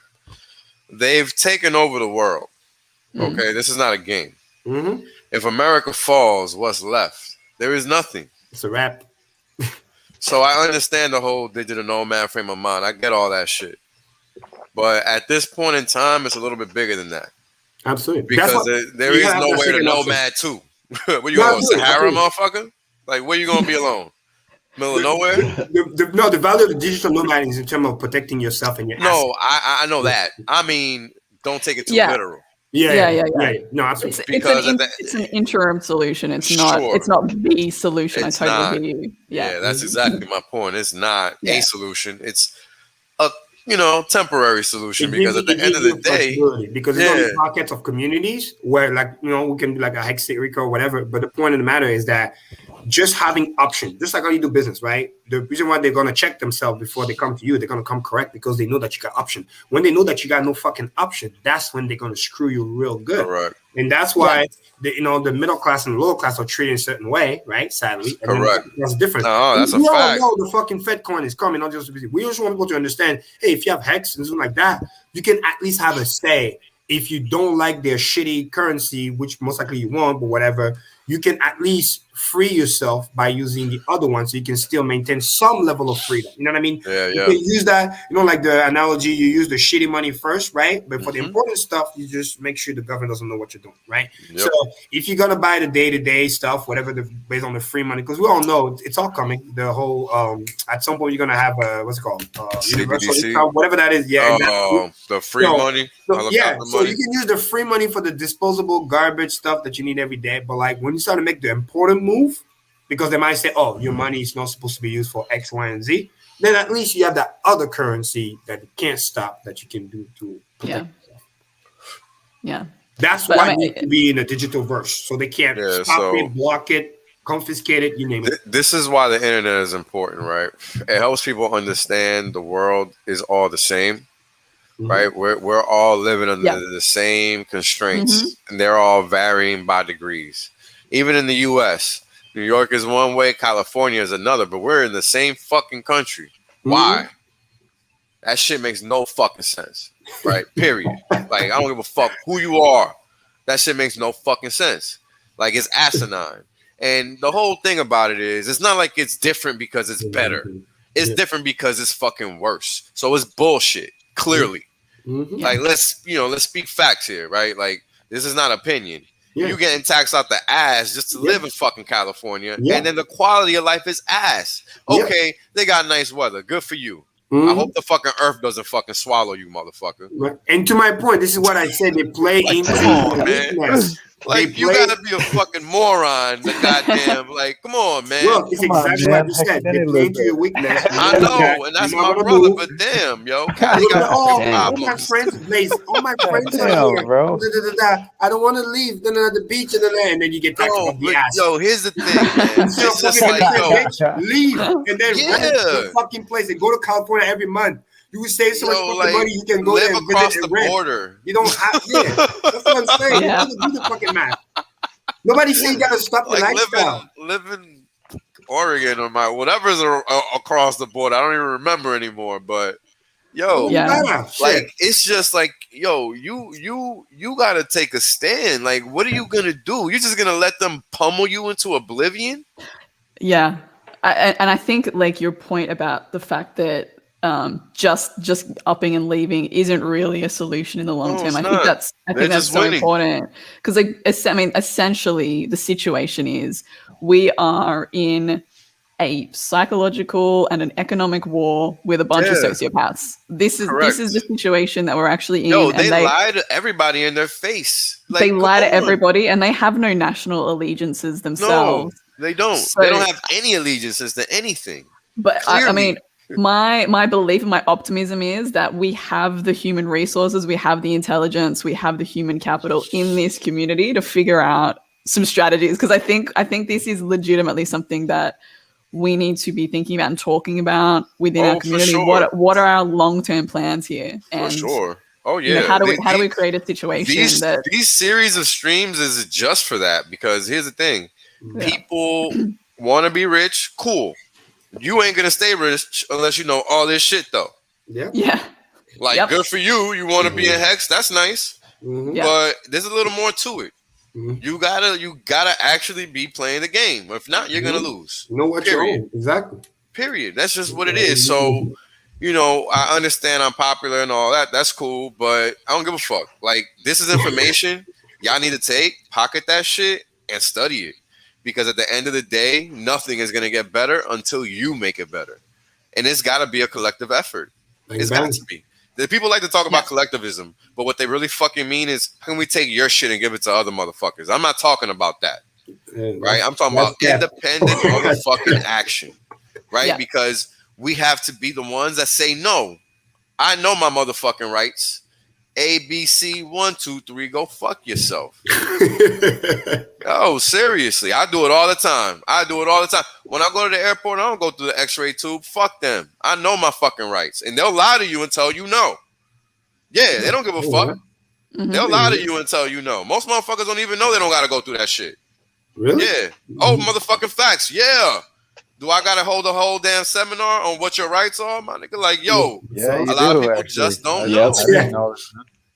Yo, like, nah, man, they out here playing games, psychological warfare, and I talk about it all the time. I thought about that too a long time ago, but then I've been listen to this. I've been so many times randomly selected. Oh yeah, I always get randomly selected. Yo, my bag always gets pulled. Yeah. After that, it's just like, dude, I don't even want to. It makes no sense. So we'll just go. Yo, let's talk about fucking TSA because I hate them motherfuckers. Let's talk about them motherfuckers. Because, I'm about to talk shit. This is a major divergence, and I'm sorry because we 3 hours. But yo, how are we okay with getting prodded and cattled in the fucking airports? What's wrong with us? Seriously, they got us taking on fucking record levels of debt that we cannot fucking afford. They got us fucking wearing fucking masks, face diapers like a bunch of morons. They got people thinking there's some boogeyman walking around, crawling up their ass, making them bleed out their nose. Like, what the fuck is going on, man? Like, what happened to people? Didn't they literally start anally probing people in China? Yes, in China, yes. Yeah. Yes. I will fucking punch somebody. Yo, like, what the fuck is going on? Fuck out of here. Yo, people are just willing to bend over and take whatever. I want that fucking machine, but you don't fucking touch me. You touch me? Shit, it's over. Fuck that. Yo, like, come on. This is why I flip the switch. I go kind more. I mean, nah, that's too much. All right, now you're going crazy. Yo, like, what is going on? Wales.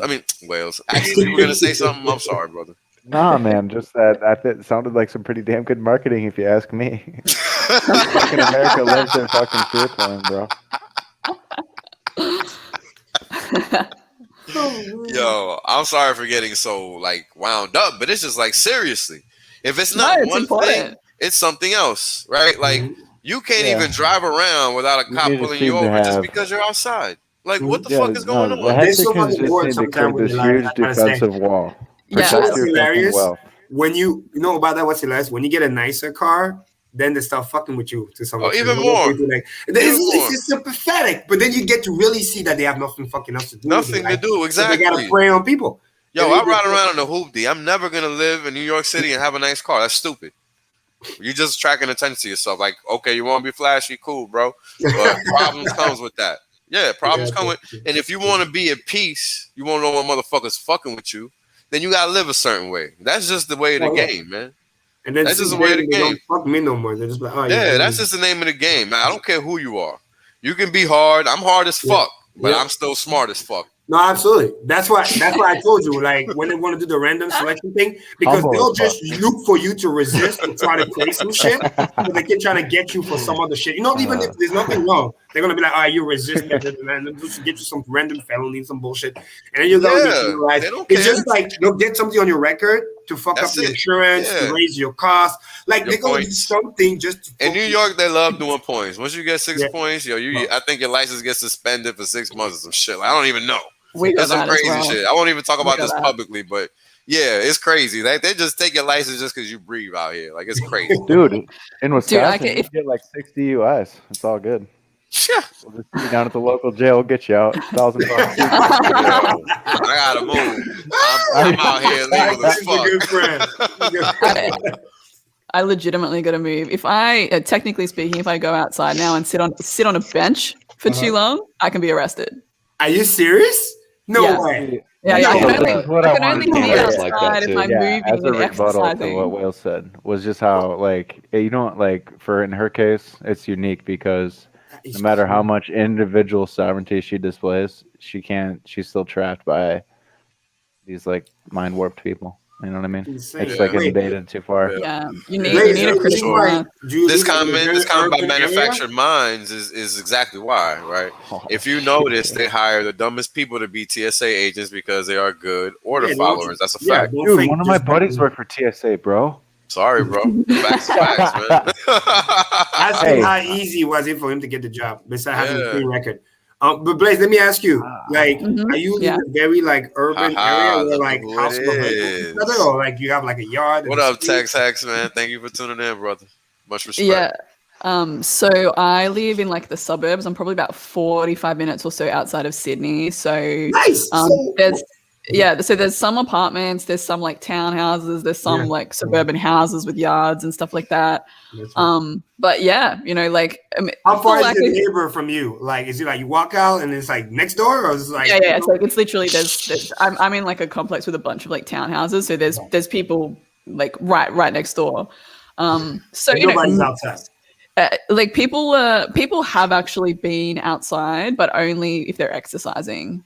Wow. And I did notice that there were a few rebels, you know, out there sitting on a bench and feeding some ducks the other day. Like that's kind of wow. You know what I mean? That's an active rebellion. Sitting on a bench. Wow. Yeah, playing some music and feeding the ducks. Like that was that's like how bad does it get? Is it gonna be like fucking Nazi style where the neighbor's gonna start reporting you if you stay out too long? Well, yeah, you know, I wouldn't be surprised. There are definitely people like, you know, you can just see it in their eyes as well. Like there are those, you know, boomer men walking around in their masks, freaking out if you get too close to them. You just know, like that's the type of dude that if you were like sitting outside on a bench, he'd be snitching on you. He'd be snitching, right? Yeah. Given enough incentive, or at least even just opportunity to do so. He just wants a pat on the back from the master. Get a little medal. And like the shaming that happens, like if you end up being a person who, you know, gives the COVID or whatever to another person and you don't report it correctly, or you've crossed the border when you shouldn't have, or you traveled in your car for 30 minutes or whatever it might be, the populace will just shame you. You'll be exercised from society. It's crazy. It's crazy, and this is like Salem on a global scale. They don't understand. This is exactly what this is. This is a Salem witch hunt on a global motherfucking scale. I mean, so bad. It's like Idiocracy, that movie. Yeah, like look, I understand people are dying. I get it. You know, people die every motherfucking day, and if you look at the rate of change in the deaths, it's fucking zero, motherfucker. Yep. It's fucking zero. So I'm sorry you lost somebody. I feel you. But wake up to the fucking facts. They're lying to you, motherfucker. They're fucking lying to you. Seriously. Come on. Wake up. One of my Hexican friends, shout out to Shape Crypto. I think she pulled up an article the other day that said that Singapore has has basically said that it's the flu and they're not going to be doing all the crazy COVID stuff anymore. That's what yeah. Maybe there's a bit of sanity there, or maybe there's some hope there. I don't know. Absolutely. How far somebody's tired of from where you? So look, I believe that there's like a sweeping change happening, and it's happening in that area first. It started with Myanmar. A whole bunch of stuff went down in Myanmar. I'm not gonna go into detail, but if you look into it, you'll find out. And things are changing slowly but surely, right? And being able to educate each other and keep each other on their toes and whatnot is what this is all about, right? I mean, how are we just still borrowing and borrowing and borrowing? Like, what is going on? This is a rate of change year over year. So every time it's above zero, that means we're taking on more debt. More debt. Not less, more. It's because it's a compounding effect, okay? So this is it might say 15 bips, but 50 bips or 0.5%, but it's 0.5% on top of all the trillions already taken on. Compounding. So it's a lot. This is why the monthly rent keeps getting more and more expensive. Correct. Correct. I mean, this is real stuff and it's their data. Like, yo, what is going on? Like, they're not hiding anything at all.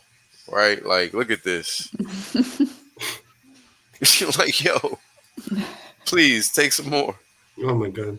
Oh my god. It's like it's so ugly. This is crazy. It's like playing this tower game. I forget what the name is when you like remove pieces and you put it on top, and then this is how the deck goes, and it becomes more and more shaky. And then we're at the point where it's like master level where you gotta take one. And so tall. That's the. I mean, yo, look, this was the crisis in 2008, yo. Yeah. Yeah. We're what 2 times that almost. Yeah.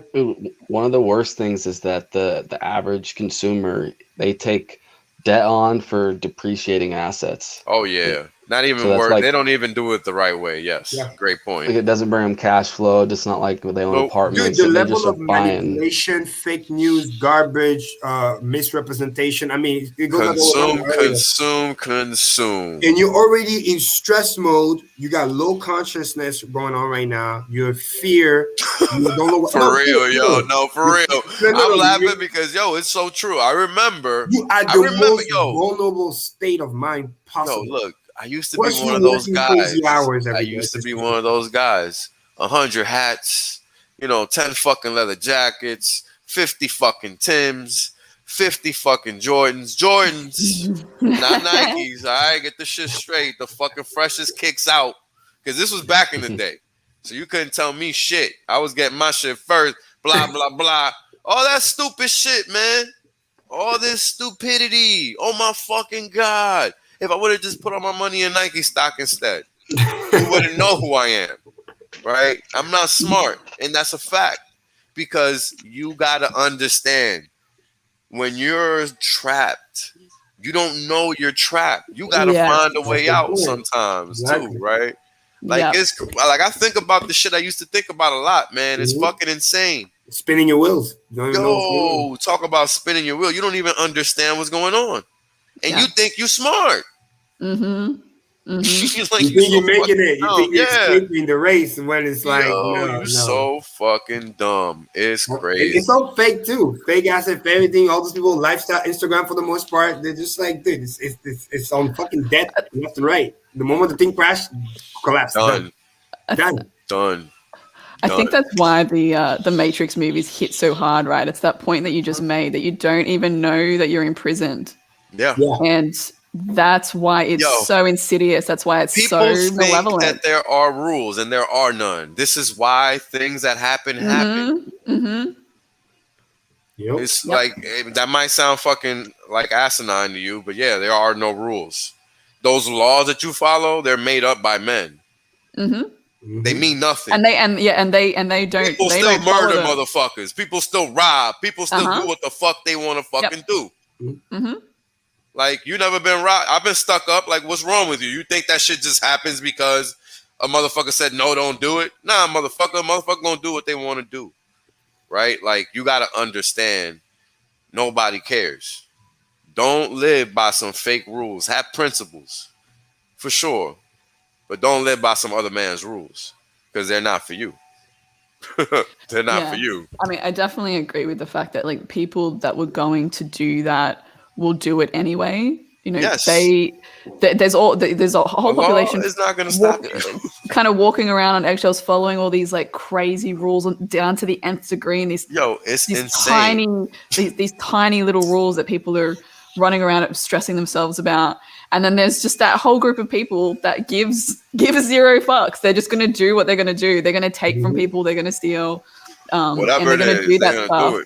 They don't follow those rules. They don't. Like the irony is that good people who wouldn't hurt anybody else, are following all these rules, and then the people who don't care are just going to break them anyway. Fucking, they don't give a fuck. Keyword, what you just said. This is the reason why this excessive rule shit is over fucking rated, because the good people already understand the natural laws. The natural exactly. You know, what you should not do to other people, whatever. You don't need a fucking rule for that. You don't need a rule. You don't need a Bible. You don't need nothing. So when you add all this extra rule, it actually hurts the good people because they get constrained, and the bad people, they're not going to follow rules anyway, because that's what they always wanted to do, not follow rules. That's I need exactly something to tell me how to behave. What the fuck you mean? You mean if you do something dumb and I smack the shit out of you, that ain't enough?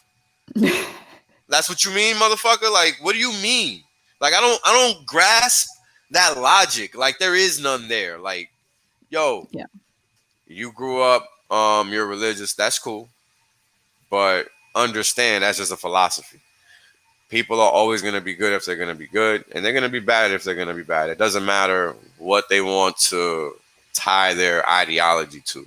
You know, that's just a sad fact. It's related also, sadly, to what they've been exposed. You know, and I know that firsthand because, again, when I was in my country, things were a little bit different. But because the environment forces you to be like that, it's more like a survival skill, or people are going to take advantage of you. You know, but you have to find it within you to dissociate. Okay, those are survival skills, but who are you at the core? Don't let your core be polluted. Because then if you're not careful, that's why I don't care who you are, tough, this, that. If you stay too long in that environment, right, you're going to be affected by the environment. You know, it's like people get too much around drugs. Sooner or later, you just one cup car away, some shit's going to happen. You're going to get involved, this and that, whatever. So you got to make sure you dissociate and understand the difference between the two, who you really are and what you need to do just for survival.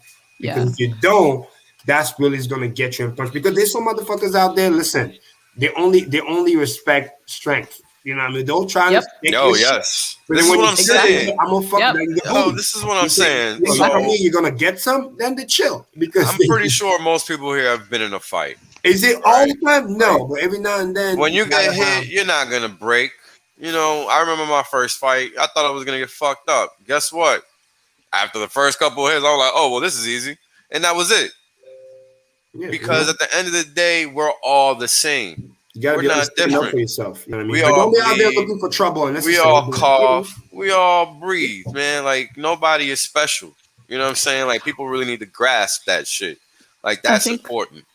I think like one of the biggest and scariest realizations that people come to is often the fact that you are ultimately free. You do have choice, and you do have ability to affect the direction in which your life heads. But I think the game has been to hide that fact from people. That's how they win the game, is by keeping people in the dark about the fact that you have this incredible power and you called choice, and you can exercise it.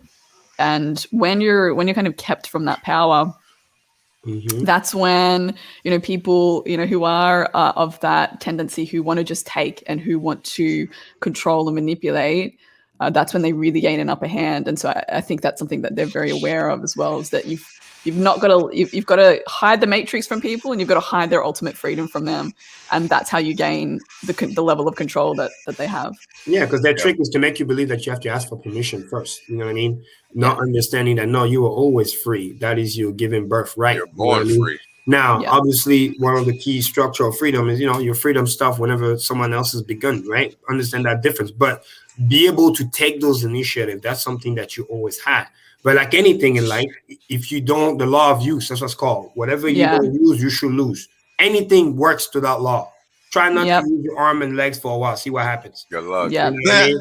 They're gonna atrophy real quick. I mean, it's literally that. Just like everything's a muscle. Your brain, all this stuff. Courage, you keep bowing down. Yes, sir. Yes, sir. You don't stand up for yourself. Exactly. Exactly. I found Hex. Getting mad at yourself. I found Hex because I was doing exactly what Kareem is talking about. I was exercising my brain, literally. I said to myself, I know enough shit. I need to expand my fucking horizons. I'm not learning anything. I'm stagnant, yada, yada. So I decided to learn about the internet in a specific fashion. And that's what made me find Hex. If it wouldn't have been for that, nothing. I would be the same futures trading schmuck. It took me a while to even pull myself away from that, even after I found Hex, because, you know, it's hard to imagine that, you fucking hit the jackpot, bro. That's it. You can chill. Yeah. But great comment, congrats. Great comment from Mike Logic too. You know, government acting like they're giving us freedom. And see, that's the trick. That's the play. That's why they sell you. When in reality, no, that's not true. It comes from you. It comes from within. And once you, because they're trying to demonize it to make it look bad, so you get to fear. Once you understand that freedom is not your enemy, okay? Freedom is actually what you strive for. That's what makes you happy. You're free to innovate, free to do what you want to do. You're free to have all those other things. Just like another word that they demonize a lot, the word anarchy. Free to fail. No, anarchy by definition just means fail, you know? Yeah. That's a big one too. People forget about that. Anarchy by definition just means without a ruler. That's all it means. It didn't say you got to go. Now they make all those media, all those propaganda, bad people, tattoos, this, that, whatever. Like they want to make it look like it's all bad. When in reality, no, you exercise free will.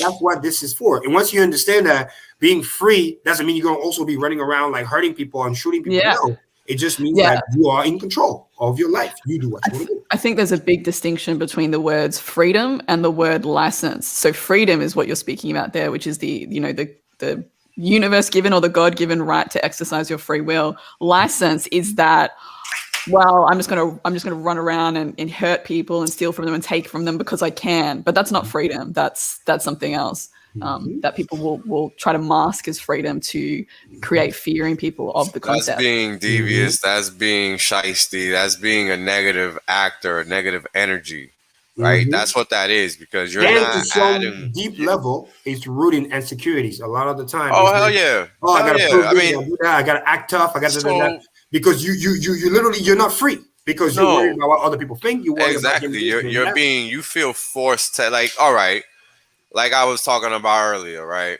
All the crap I used to buy. Why did we do that? Because one, we thought we had to, because everybody else was doing it. Keep it in the jungle. That's why I had to be the one with the first this, the first that, blah, blah, blah, blah, blah. Had to be cool, all this dumb shit.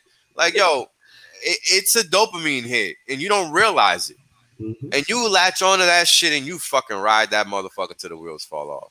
Right, and you just buying and buying and buying, and you're not thinking. You just wasting money. You don't understand. You're the product in the scam going on. And the reason why having that enlightenment is so key is because, let's say, ultimately, after you fully understand, you may buy nice things, but you know why you're buying it. It's not because you're proving anything to anybody. You're doing this for you because you want to treat yourself, right? It's the same way, you know, if I want to take good care of myself, you know, shave, brush my teeth, this, that. I'm not doing that because I'm trying to express X, Y, and Z. I'm doing that because I love myself and I want to take care of myself, you know, because that's the two distinctions. Because some people do certain things because they look for that external motivation, this and that. And it's dangerous because the moment that's gone, that person left you or this or that, all of a sudden you stop all the good behavior, right? Like I tell all my friends all the time, like, we're not getting better, becoming financially free, personal development because, you know, my close friends, right? Because we're trying to get girls. No, we're doing that so we can be a better version of ourselves. So when shit comes in, we also don't deal with the bullshit that comes around sometimes relationship when people acting entitled, I'm this, I'm that. I'm like, girl, no, baby girl, that's not how it works. I'm the price. Understand what's going on here. Like, I'm on my journey. You gotta value yourself, that's cool. Right?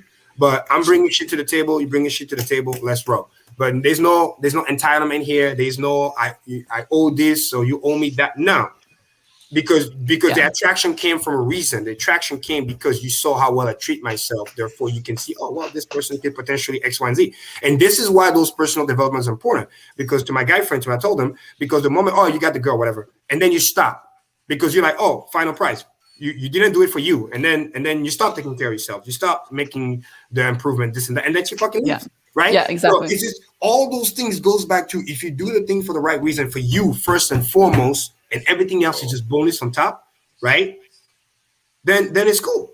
And then you can be calm, confident, not cocky. My mom used to say this all the time. She says, son, it's not bragging if it's true.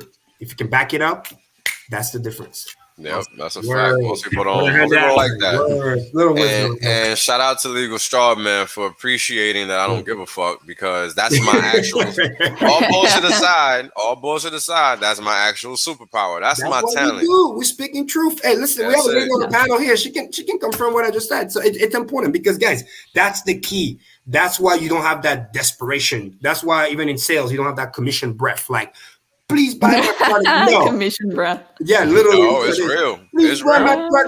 I've tried to be a salesman before. It's not easy. Yeah, that shit requires finesse. It requires skill. It requires diligence. It requires organization. You pull up. You dress well. You're well spoken. You know, talk to the customer. They know what the fuck they're dealing with. You know, and at the end, it's like it's a presentation. Hey, it's yes, no, or when do I come back? This is that's it. That's it. All begging. Do you want this? Yes or no? I present everything. And then I explain, I answer questions, but ultimately it's like this is our stats, this is how much people we have saved. You can be part of the group. Again, we're going on a journey. You're more than welcome. You're invited to come. You don't want to come? That's fine. And just stay poor. Bye-bye. You know, bye-bye. But that's the key, because the moment you shift away from that, it's very dangerous. It's like also it's he or she makes me happy. Those are dangerous things, because the moment those people change their mind or leave, because we're human beings. Sometimes we change our mind. It is what it is. Yeah. And you are relying on that one thing, that fucks you up. Because now you lose your campus. You lose because it wasn't rooted for you. You are not getting better for you. You are getting better for somebody else or something else. Whether it is a person, a status, an object, whatever. No. But if it's rooted for you because you love you first and foremost, people can see that, and you that shiny light to be like, wow, this person's operating out of abundance, you know? He's genuinely want to be better, add value. So we can give away stuff for free because we're like, dude, I'm too busy taking care of me. I want you to understand that you can do it too, because you have the same power. That's it, man. That's it, dude. Like, I understand, you know, everybody loves Kareem, everybody loves Wells, everybody loves everybody loves Axis, you know, everybody loves Blaze, everybody loves like Hexadente, everybody loves everybody. Like, that's a fact, right? Because all we're doing is saying, hey guys, we all just want to fucking chill. Just want to be free, man. That's it, man. Like, why is it so hard? Exactly. Yeah. You know what I mean? Yeah, I think I saw someone put it the other day that it's the difference between, there's like two groups of people, the group of people who pretty much just wants to be left alone, and then the other group who won't leave others alone. I think I've seen that. Those are the needy one. Oh my God, like, come here. It is. It's a place of need. Exactly. I need you to give my life meaning. Yeah, but like, bro, I'm trying to be free. Like, chill, man. One of my dreams, I was 15 years old. I was like, man, if I just get enough money, man, get to like about 150 countries, you know, to 200, just travel, do what I want to do, meet people I want to meet, just relax, have a good time, not be buying to some things, object, whatever. You know what I mean? And then of course I had to do the math. I'm like, bitch, you need some resource for that, you know? But that's a powerful motivation, because ultimately, right, we're going back to the ground. I'm trying to get as many experiences as I can, see as many things, learn as much, eat as much food as I can from different places.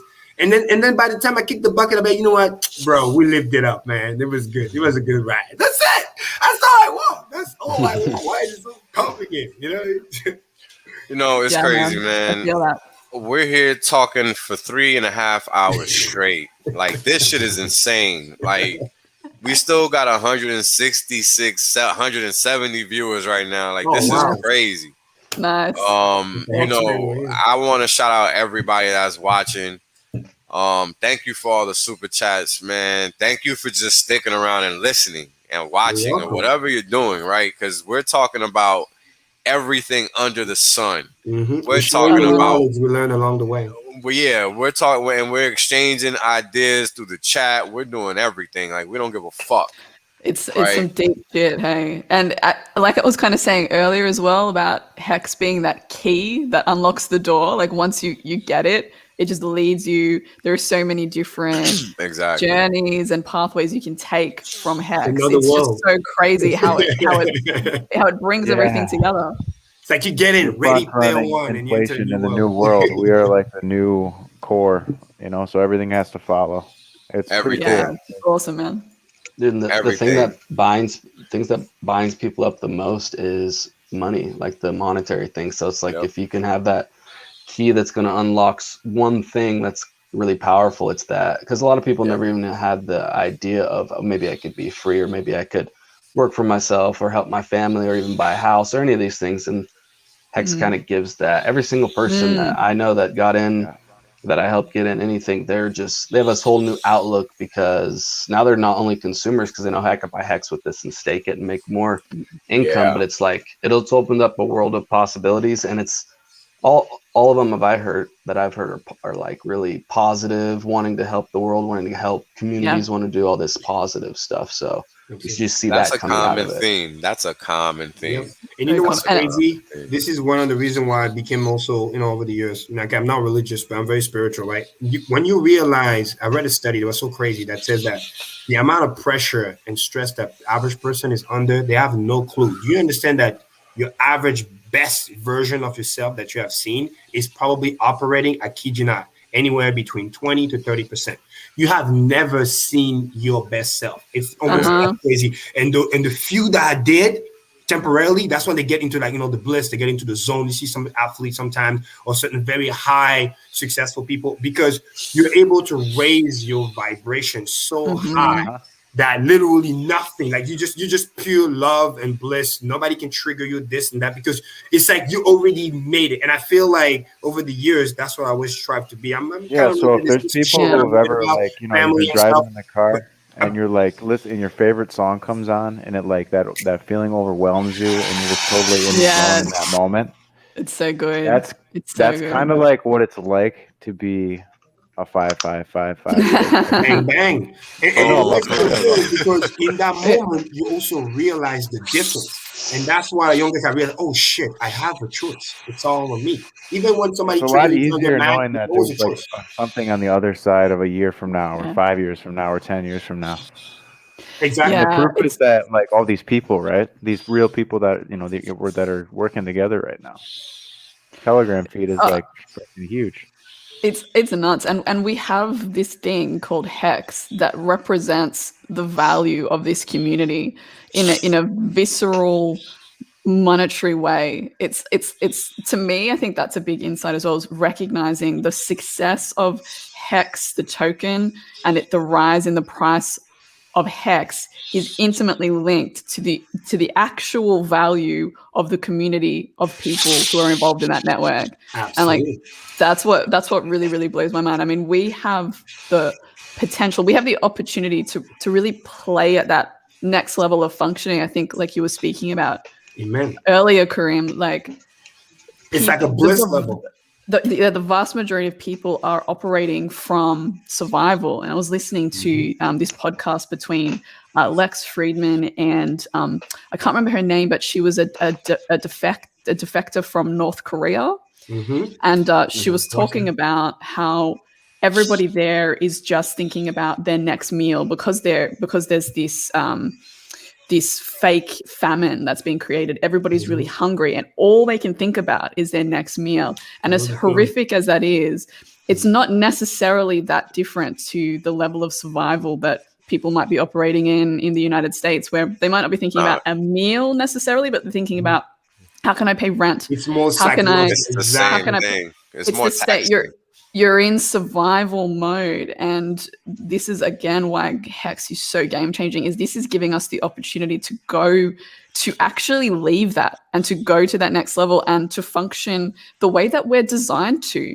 It's it just absolutely blows my mind that because it's like a scale, and I highly recommend everybody to go look at it. It's really cool for spirituality. The lowest vibration that you get, there's few of them, is again anger, hatred, like crazy scarcity, like just to get out of that, right? To get to just what's called neutrality, like you're just neutral. You're not crazy happy, you're not crazy. You just get to the point where, like, you're at that base level That's already hard for most people. And this is what, as you know, price rise and Hex gets better community, people are actually getting, because freedom has levels too, right? They're going from that extremely anger, anxiety to like, okay, a little bit better. Okay, now I'm getting to that base level. Now it's like, oh, now I have the time to think about what I'm going to do in my life. What's my plan? What's my vision? What's my purpose? Because before, you were in such a low vibration that the thought never even came to your mind. That, oh, what's my purpose? What I'm going to do in my life? Because you, again, busy about getting the next meal. And then this is why over time, as it rises, your consciousness can rise too. You can think better thoughts. You can have better understanding. And then just like a pendulum, because it's in the community level, it has a ripple effect. And everybody can see that. And then the beauty about the stakes, because we have all the free time in the world to come and talk and relax and just, you know, now we can share that with other people so they experience that bliss too. And then now each one teach one, and we rising up the vibration. Yeah, it's interesting because when you could get like when you get groupthink like this, you can like formulate really strong, powerful ideas because you're actually what may on the outside appear as like lost time. It's actually compounded time because you're focusing all these resources from all over the world in one focal point. So it, like creates this like super like strong lens to look through. And then like we're just going to become a channel for cool new ideas. Like for example, I've gotten hit up randomly out of the blue about that mining operation that I talked about in the past by some guy that lived in the UK that knew how I could get my hands on this special machinery that I needed. And so it's like I'm trying to make the world a better place by making Bitcoin mining greener and like utilizing waste resources. And I got people coming through the internet to me randomly that I don't even know, trying to like help me achieve that goal without any knowledge of my own. You know what I mean? So it's a real thing that's happening. That's like one small microcosmic event in a huge series of events that's occurring in this spiralized fractal that's emitting itself and permeating through time space in the form of this chart, this instrument, this vehicle that we all are inhabiting financially, that has effects that permeates across the mind space of all of the people that are involved in it and beyond, because it's like a mycelium network that grows out. So it's really like a fascinating technology that I just always find more to learn from. It's so true, especially here in Boston, because that's what they call it, you know, in the Massachusetts Spirit of America. This is how the Ivy League stuff and the Harvard became popular, because the focal point, getting all the minds, people in the same place. And back in the day, even in the French Revolution, what started the revolution? They allowed people to congregate. That's literally when the thoughts, revolution or whatever, it just, when you're able to do that and then at least let people to come together and be like, hey, wait a minute, you're dealing with the same thing that I'm dealing with? Oh, why don't we, look at what we did. Next thing you know, boom, we're doing bigger, better things, right? Virtual conference, boom. Then next you know, we're in Vegas, boom. Then next you know, like, next, it's just going to get bigger and better. Now we're talking about, you know, another cool idea that coming from the community, like, all those worldwide potential, you know, Airbnb handled by Hexicans, and then you just travel the world. Hey, who's there? Who's there? Boom. You know, place to stay. Boom. Come visit. Like just natural neural link connection, and then we're just making everything better. And everywhere we go, we're just on board. So imagine that compounding over time as our economic energy gets bigger and better too, because now we can do bigger, better things. It's insane. Next thing you know, right? Because that's another important thing. After you pass neutrality, which is really, really key, is now you start to feel, you know, a little bit more of like, no more anxiety. You start to enjoy life a little bit better, less triggered. You start to experience a little bit of joy, right?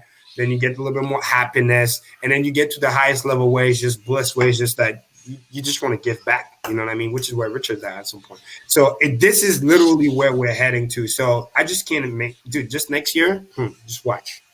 Yeah, it's going to be sick, bro. It's going to be sick because these numbers I'm about to show, they're about to be fucking sick because they're just what it is. Like, there's nothing you can stop when it comes to these charts, man. Like, at all. Let's get into it, man. So, the disclaimer, the information displayed in this broadcast is known to cause increased amounts of FOMO. Wells only and his homies are not responsible for any losses you may accrue for having puny staking hands. Please refer back to the mathematical evidence that has been previously provided in order so that you can understand the power of staking for the max amount of time.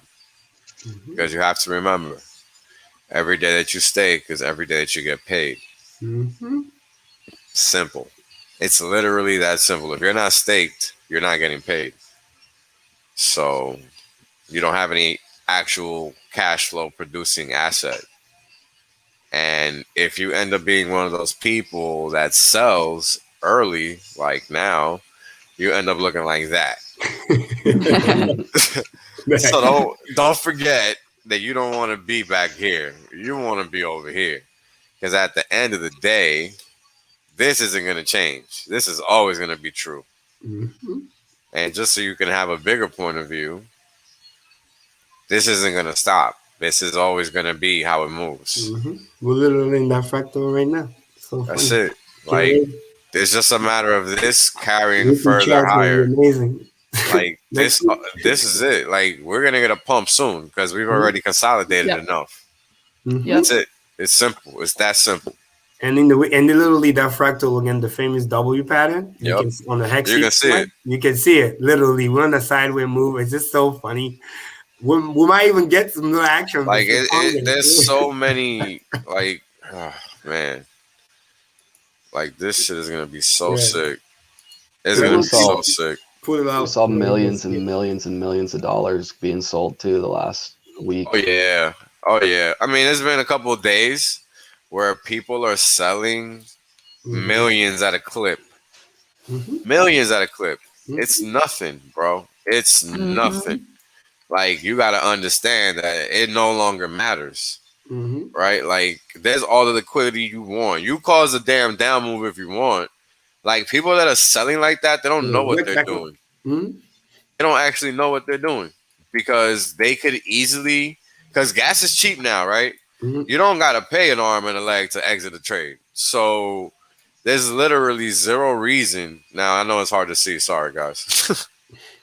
But these waves is what Kareem's talking about. They're just going to continue. And these W's, right, was going to end up happening because this all the inflation that's out of the system, that's it. Like, it's done.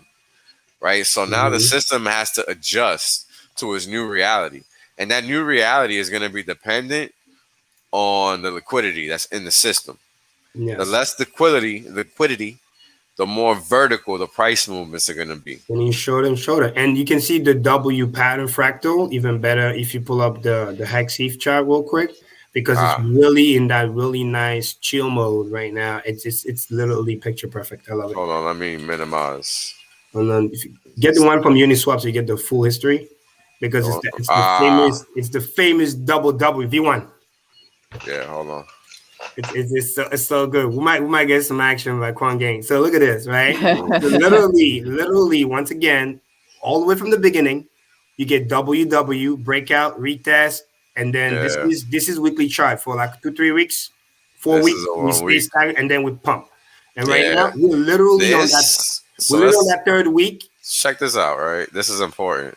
This is called the doji. This candle right here. Same as this one. Dragonfly, baby. Same as this one. Same as that one. Same as this one. Same as that one. Same as this one to a certain extent. Same as these two. Same as these. And the thing about the thing about those candles is that they're a sign of indecision. So you got price moving from one wave to another, and then it stops, and then up and down, and then it stops again, and then all the way up. Yeah. Right. What I love about this fractal, right, compared to the first one, the big W, it does new all-time high, then it goes back, chill for a little bit, like a little retest. And it almost looks like you know what it reminds me of? The t-shirt, the ETH chart. Yeah, and you can count the candle. Literally, it's like on the 4th week it goes. So look, we did 3 weeks. And then next week we're starting the 4th week. Yeah. And then it go, and it still rests above all-time high, just like it was last April. All it has to do is go up another 2,000 gray or whatever that number is. And then literally this is how we go to the 120,000 gray. And this is why if you had the Fibonacci and you can pull up the extension, like I show when I share my screen, it goes all the way to the 120,000 grays, which I literally did the math. It's like a. Which one you want me to use? Because you got favorite retracement. You know what? I'm stupid. I have the fucking chart here. I'll just share the screen, bro. Let me share my screen real quick. This is so funny. So you'll get to see. You're gonna laugh so hard. Boom, boom. Thanks. V1. This is the I thing. mean, long story People short, want number it. go up, man. Yeah, exactly. It's like Dude, it's no, almost I textbook actually to the point projected like where. a 700% move off where we're bouncing yeah. right now, and Oh, yeah. that puts us at like 63 cents. Oh, I And then was. I did the math, right? Yeah, it's close to that. It's almost 80 cents. So it Yeah, goes dude. like So if this. you zoom in down here to like the very first W move back between December Well, to share my April. screen. Yeah, go like zoom right way in there and then show that first candle that explodes off. Like what that would look like in now time would be like. So look at this. From the way back when here. Am I sharing my screen? Yeah. Oh, perfect. So let me zoom back here. So the point was here. See, when you go way back here, it did the W. Maximize it out. Yeah. Yes. And then it waited a little bit here, waited for the moving average to catch up and then launch, right?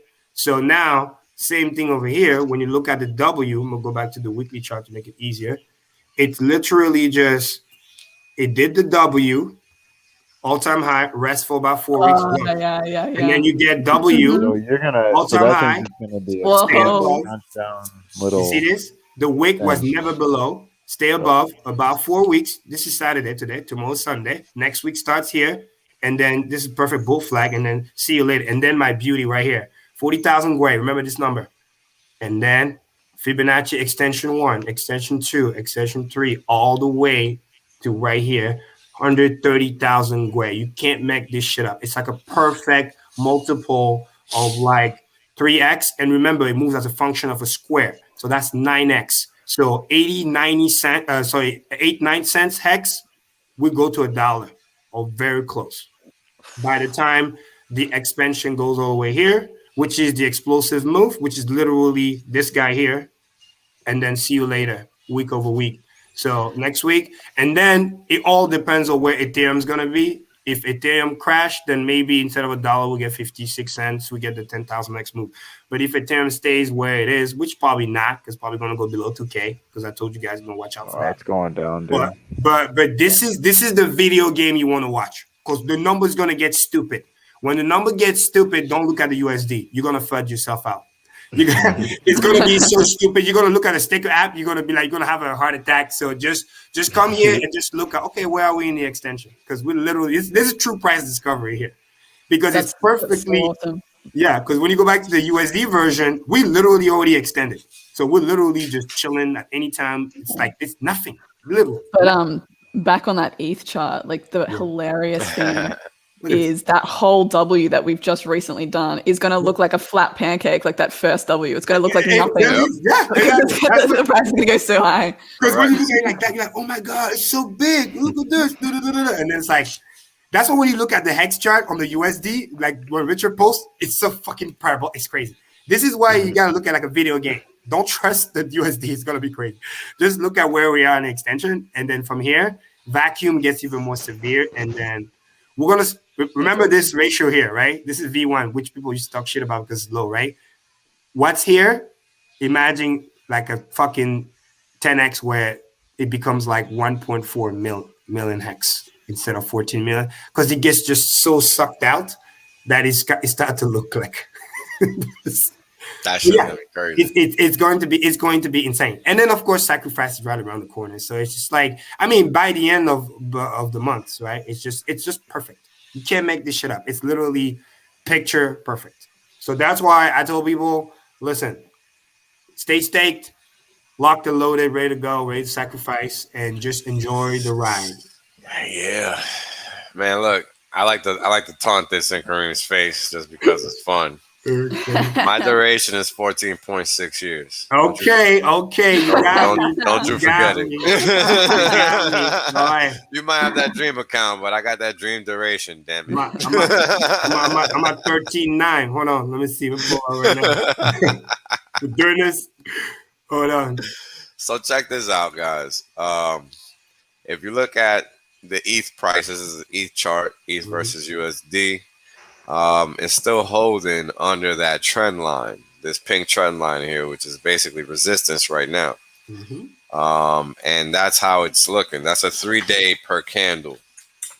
Let's bring it down to 1 day. And as you can see, it's still under that trend line that I like to use to give me direction. And that shit is real, as you can see. When it's going down, it lets me know. When it's going up, it flips it and it lets me know. Like, you know, it's as simple as that. That's all this line does. So right now, the chart is bearish, right? And it's acting and behaving bearish. Like, you just got to move up, right? But check it. The RSI went nowhere. And this is my favorite one. Kareem likes to use DMI, but I like to keep it simple. DMI is too much for me because it has it's the same thing. No, it's everything. It's built in. It's the same thing. It has a built-in RSI. If you pull it's the same. It's the DMI is the same thing as what I have here. It's just not stacked. That's it. It's all in one piece instead of it being stacked like it is here. It's the same thing, literally. And literally, the first broke down. We went to the 1800, and then the second wave is going to bring us all the way down to 1400.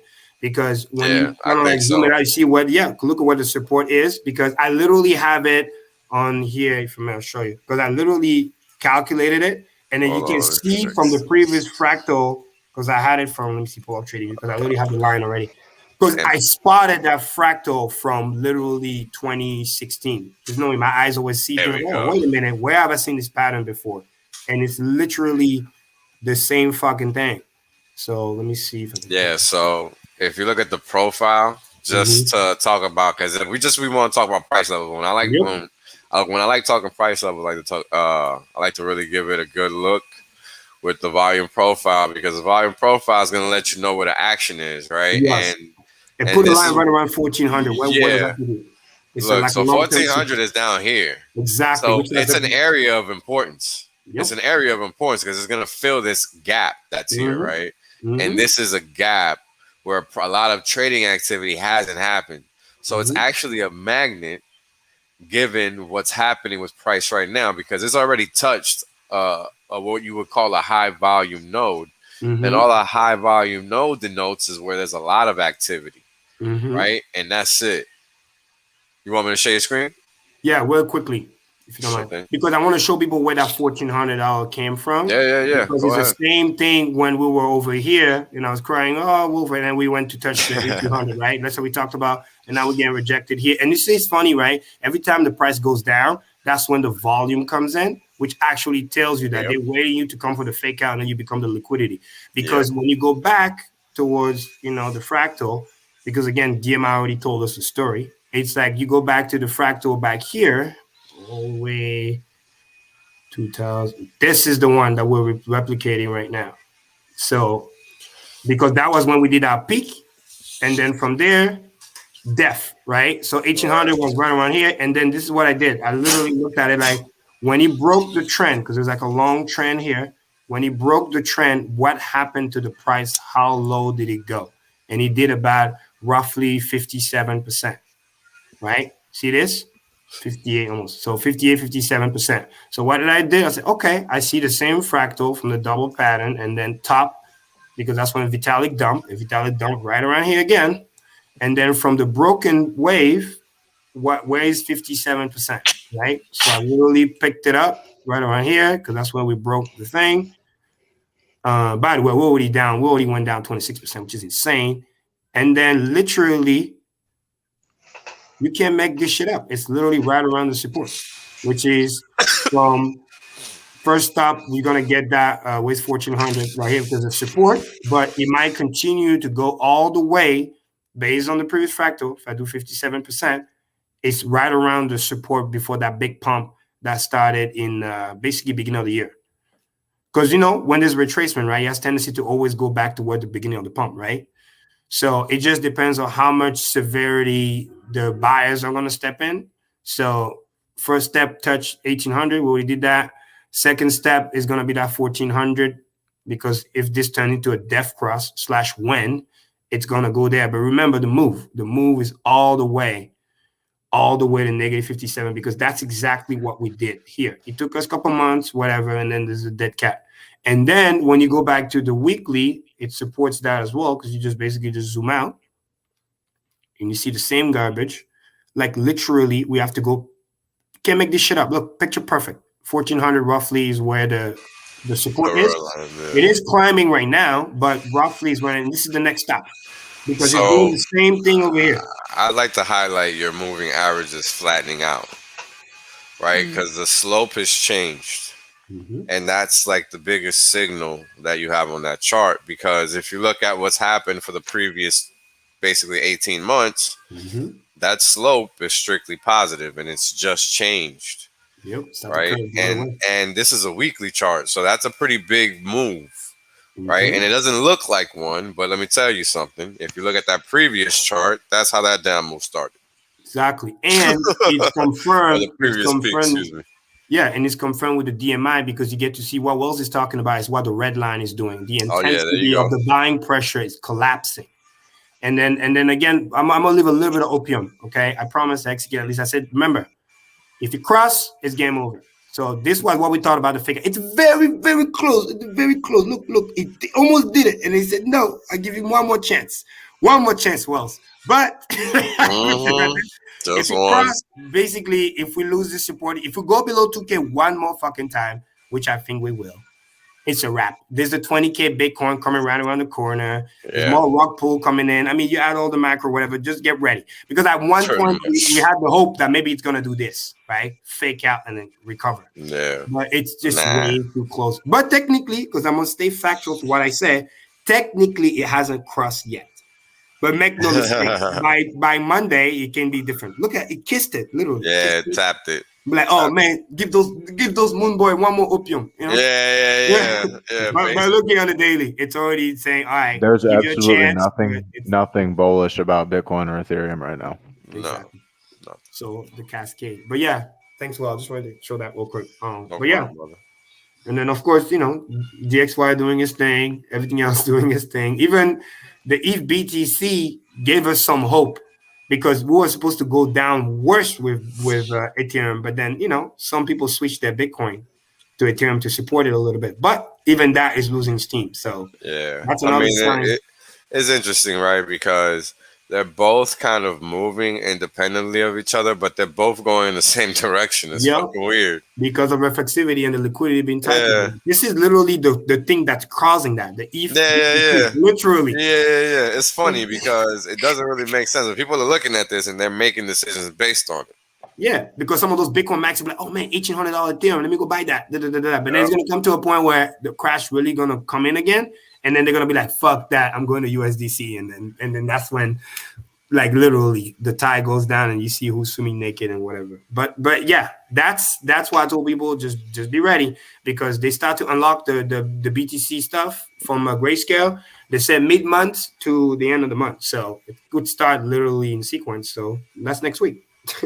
Yeah, I mean, it's June. What day is it? July 10th or some shit? The July 9th? Yeah, next week is the week of the 15th. So that's crazy, man. It's already here. Then you got market uncertainty already next week and all kinds of stuff. You know what I mean? Fed. So let's talk about market volatility.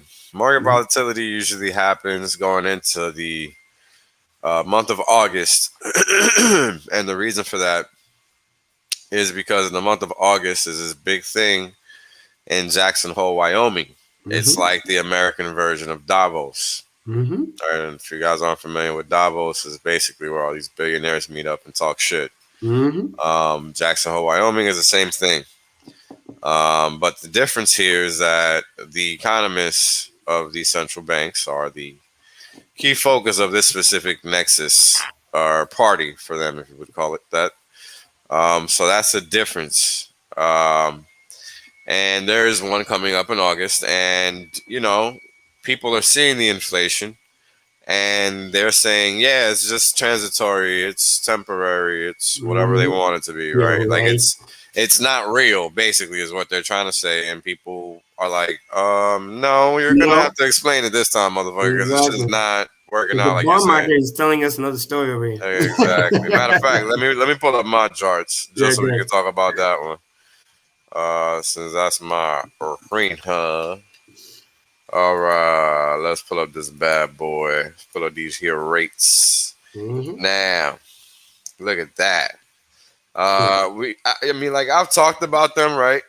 But not really, right? So, no, I actually have. If you guys remember, I went over that interest rates are basically how they control the value of money. Pretty simple. And what this is saying right now is that the value of money is going down. It's becoming cheaper, right? And the reason for that is because there's stresses in the system. So when that happens, the system regurgitates on itself. That's literally what this means. And I know it sounds funny, but if you look at any time there's been a stress in the markets, what happens? Interest rates go down. Pretty simple. Yeah. Look at 2007. Yeah. Like they For fucking the viewers, what Wells is also saying is because the stress is so much, there's so much fear that the big institution it's has a to run. fear-based move. It's a fear-based move. So they make a run to safety, and as they make a run to safety, the yield has to go down because it can't keep paying. They're buying treasuries is basically what they're doing. And as they more buy treasury, yields go down because they can't keep paying the high interest, even though 1% is a joke. But, you know, we're talking trillions here. Let's relate it to T-shares because it's interesting, right? Exactly. It's interesting because it's like an inverse T-share. Boom. I was just It's an inverse T-share. More T-shares are adding to the system because they're so afraid about the fucking shit coins. So they're coming for safety because they know the red sea is around the corner. That's it. And as they add more T-shares, your yields go down. That's it. They have They're to adding T-shares right now like a motherfucker for your yield to go back up. So that's what's going on here. So they're used to this because we're the future bond market. Yeah, I was just gonna say, like that's what's gonna happen to our shit. When all the furus, they're gonna come in and add their T-shirts because they're gonna be like, "Oh my god, my shit coin's going to 90% negative." I'm sorry, too tempting. I mean, it's crazy, right? Because you just had a major move. Like last year, how many motherfucking bips? Like this is crazy. I don't even remember the number anymore. 325. Wow, it was fucking high last year. I forgot how high it was. This is crazy. Went more than half that. Yo, hell yeah. So, that shit went all the way to down to 33 bips. I forgot about this. Like, wow, I blocked this from my mind. Yo, I can't believe I was trading in this environment. I would too if I was looking at it. Yo, I was trading in this environment, bro. Like, what the fuck was wrong with me? Like, I had, it's crazy because I made some crazy money on this drop. I made crazy, I'm mad I did, So, you guys know how I talk about the fucking 5th of January or whatever, man. I think about the month of February and March. I had so much fucking money. And I didn't know Hex existed. I'd be so fucking retired right now. It's crazy. Well, bad lady never. Now you know. That shit is so funny. So check this out. That was a 90% drop in the 10-year in the 10-year interest rate from November 2018 to March 2020. The fear was one shot, one kill. And these motherfuckers is out here acting like ain't nothing going on. Nothing's happening. Nothing's happening then. This fast, that's nothing's happening now. Like coming in and doing that thing. This is crazy, right? Like this is what they're doing with the value of money. This is how they debase it because every time they debase it, they're just pushing out more funds. That's it. And now the system is reset to allow them to debase it even further. And all they're going to do now is push out more fucking funds. That's it. More funny money. And that's all you're going to get. And I mean, this is why these, like, oh, come on, man. And this is the weekly chart, right? Oh, my bad. Yeah, this is a weekly chart. This is a weekly chart. There you go. And you can see it's still in that channel. The trend is the same. Like, nothing has changed. And this is 40 years of data, guys. And you know what's funny? 40 years. From here to the end of the month, to the end of the year, it might go touch the upper channel because it went all the way down, right? Resets it, run all the way to the upper channel. I mean, it's on these bullish trend lines right now, so it has to break them in order to continue. They got to get back some of that free money. It hit and it bounced. So, because they got to get back some of that free money they give to people. They're not done. They're not done rug pulling. Because then they're going to say, hey, here's a new stimulus. This is the trick, right? They give you fake money or whatever. And then they take it all back in other ways. And then they'll give it to you again. Look at this new money. When it's like, no, they give it to you here and they take it over there. And they just rinse and repeat. And you're not going anywhere. This is crazy, yo. For real. Like, this is really happening and people really just don't have a clue. So does the dollar get stronger whenever you have these, whenever this is going down? The interest rate? No. What's happening is the opposite typically. And that's what we're seeing. The dollar has been going down. and it's been going down since 2020. And if you stretch it back, it's been going down really since 2017. It topped out in January 2017. Yeah.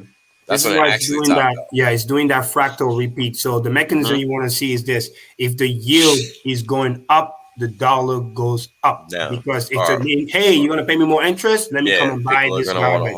The moment the yields start to go down, forcefully pushed by the Fed because they're adding more T-shirt to lower the yield, then at that point the incentive to go buy dollar goes less because I'm getting less yield. So that's why once they start realizing that people are talking shit, oh, print, this and that, dollars garbage, what do?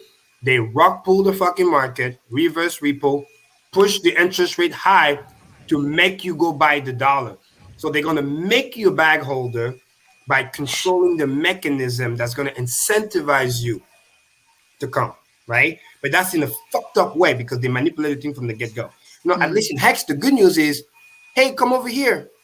40% APY compared to the other shit stuff that give you 4% or whatever. It's the same thing, but over there on the big scale, fucking Fed controls everything. You have no fucking clue, and they're literally the buyer and the seller for the most part because it's not like you and I came in and bought the T-shirt, which then make the rate goes out. No, they're the one doing the staking. You understand? Yeah. They are the one pushing the yield down to fuck you up.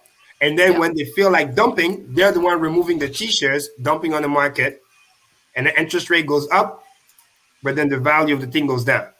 Make sense? Yeah, so I guess the question is, do you want to buy their shit coin to get their shit yield? Pretty much. Or do you want to buy something that will actually pay you? Exactly. Like Richard said, our version of Today Money is better than their version. Yeah, Because at least we're inclusive. We're not the dealer and the fucking thing at the same time. No, come on now. It's literally it's like you staking all for your fucking self, lowering the yield, and then when you want to increase the yield, you're the one dumping on the market too. Yeah, in our system, anybody can stake and benefit from the inflation of the system. In their system, they're hoarding it all. They're sucking it all out of the system. And exactly like you said, you're left as a bag holder. Yeah, exactly. Yep. Whatever you think they're giving you, they take it back. And that's what they're doing right now. That's what the reverse repos are all about. And now they're hitting personal credit lines. And, they got people, they're giving out credit cards left and right. They're going to close those motherfuckers, and people are going to be left like how fucked up is that, right? They incentivize you to go get the credit card, get you in debt, consume. And then when they got you by the balls, excuse my French, then they're like, hey, come here. So disgusting. Disgusting. That's crazy. And that's what they're doing. And this is why we're going to go into these HEX charts. And don't forget, don't be a pleb. Oh, shit. I love this comment. Yes, we are the collateral. You got that right. Yeah. Body count, head count, security numbers.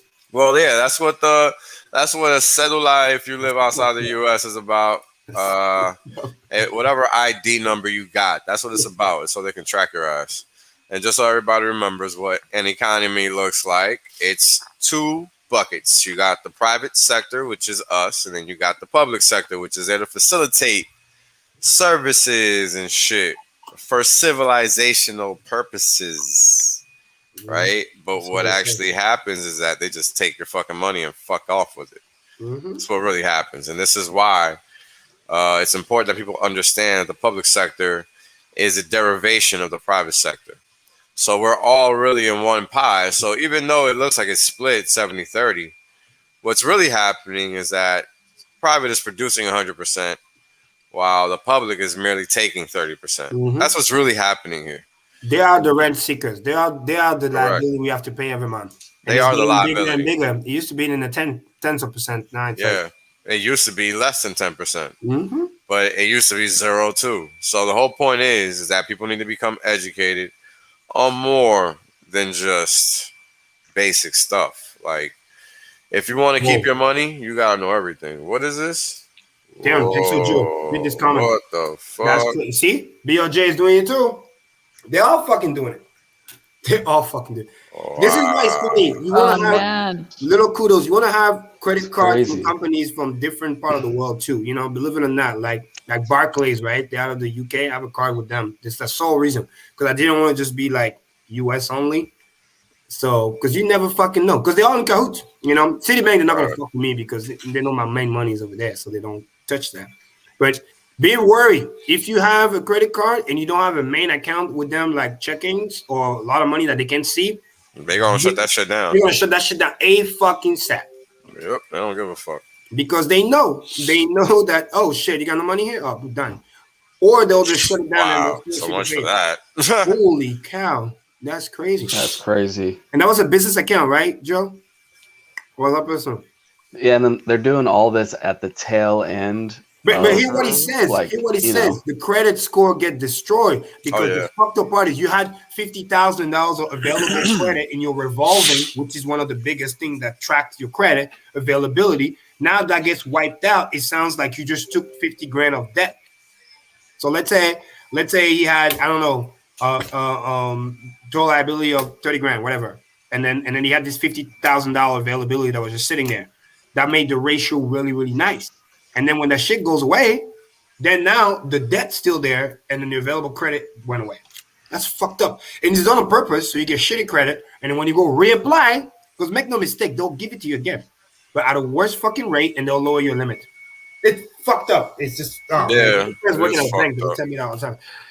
And by the way, it's not their fault. It's not the teller's fault. It's at the high level, man. They're all fucking. No, they're taking orders, man. They're just taking orders. Again, it's literally the fucking rope theory compounded. Oh, we got rug pull by the Fed. Okay, we're gonna rug pull all you motherfuckers too.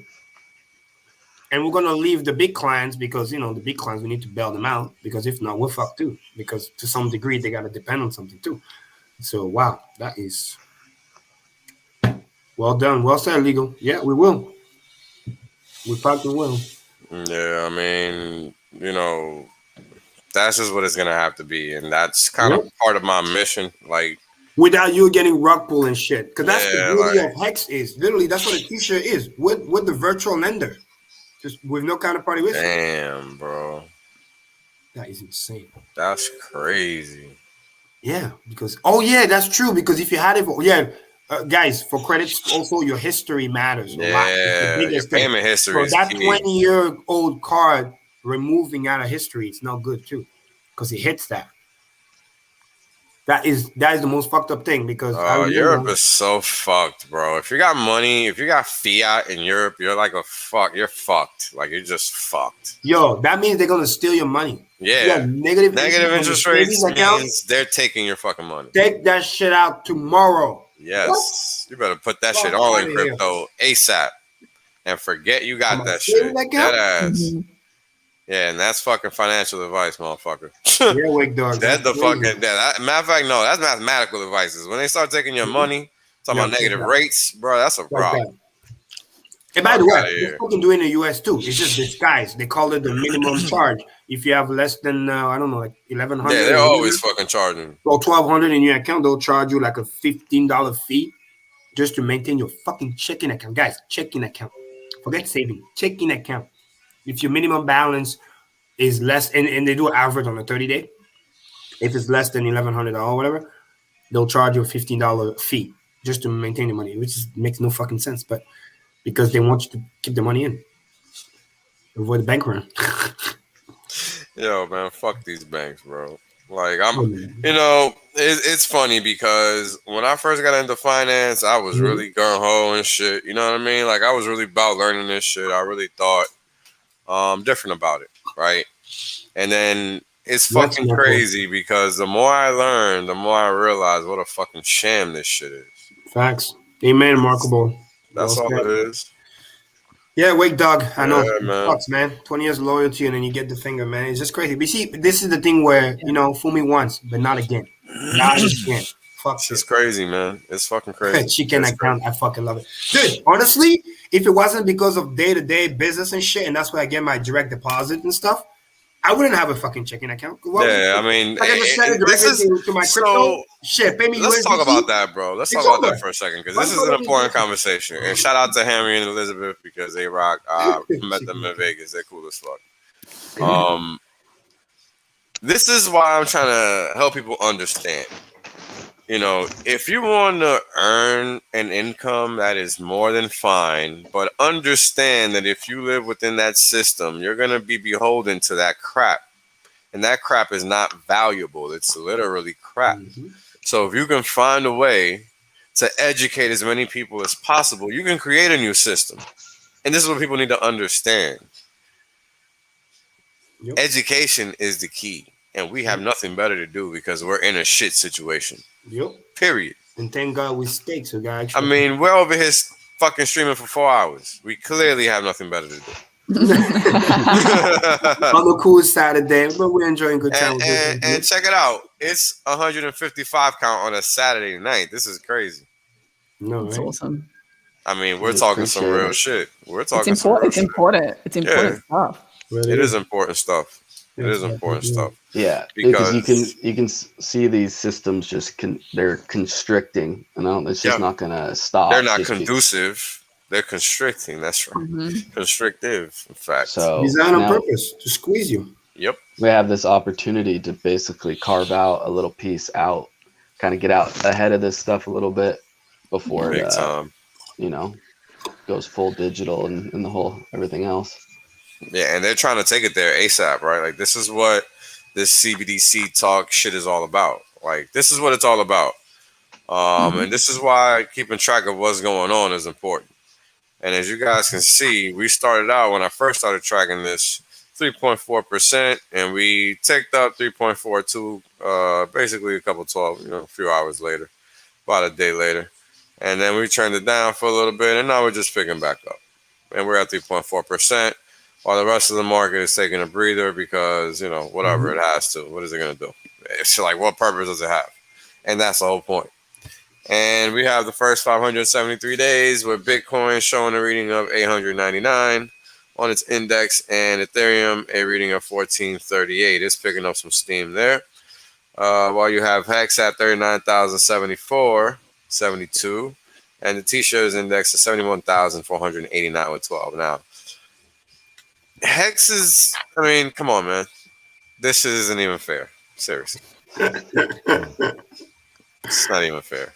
This is just, we can laugh and have a good time and just say, how cute. How cute.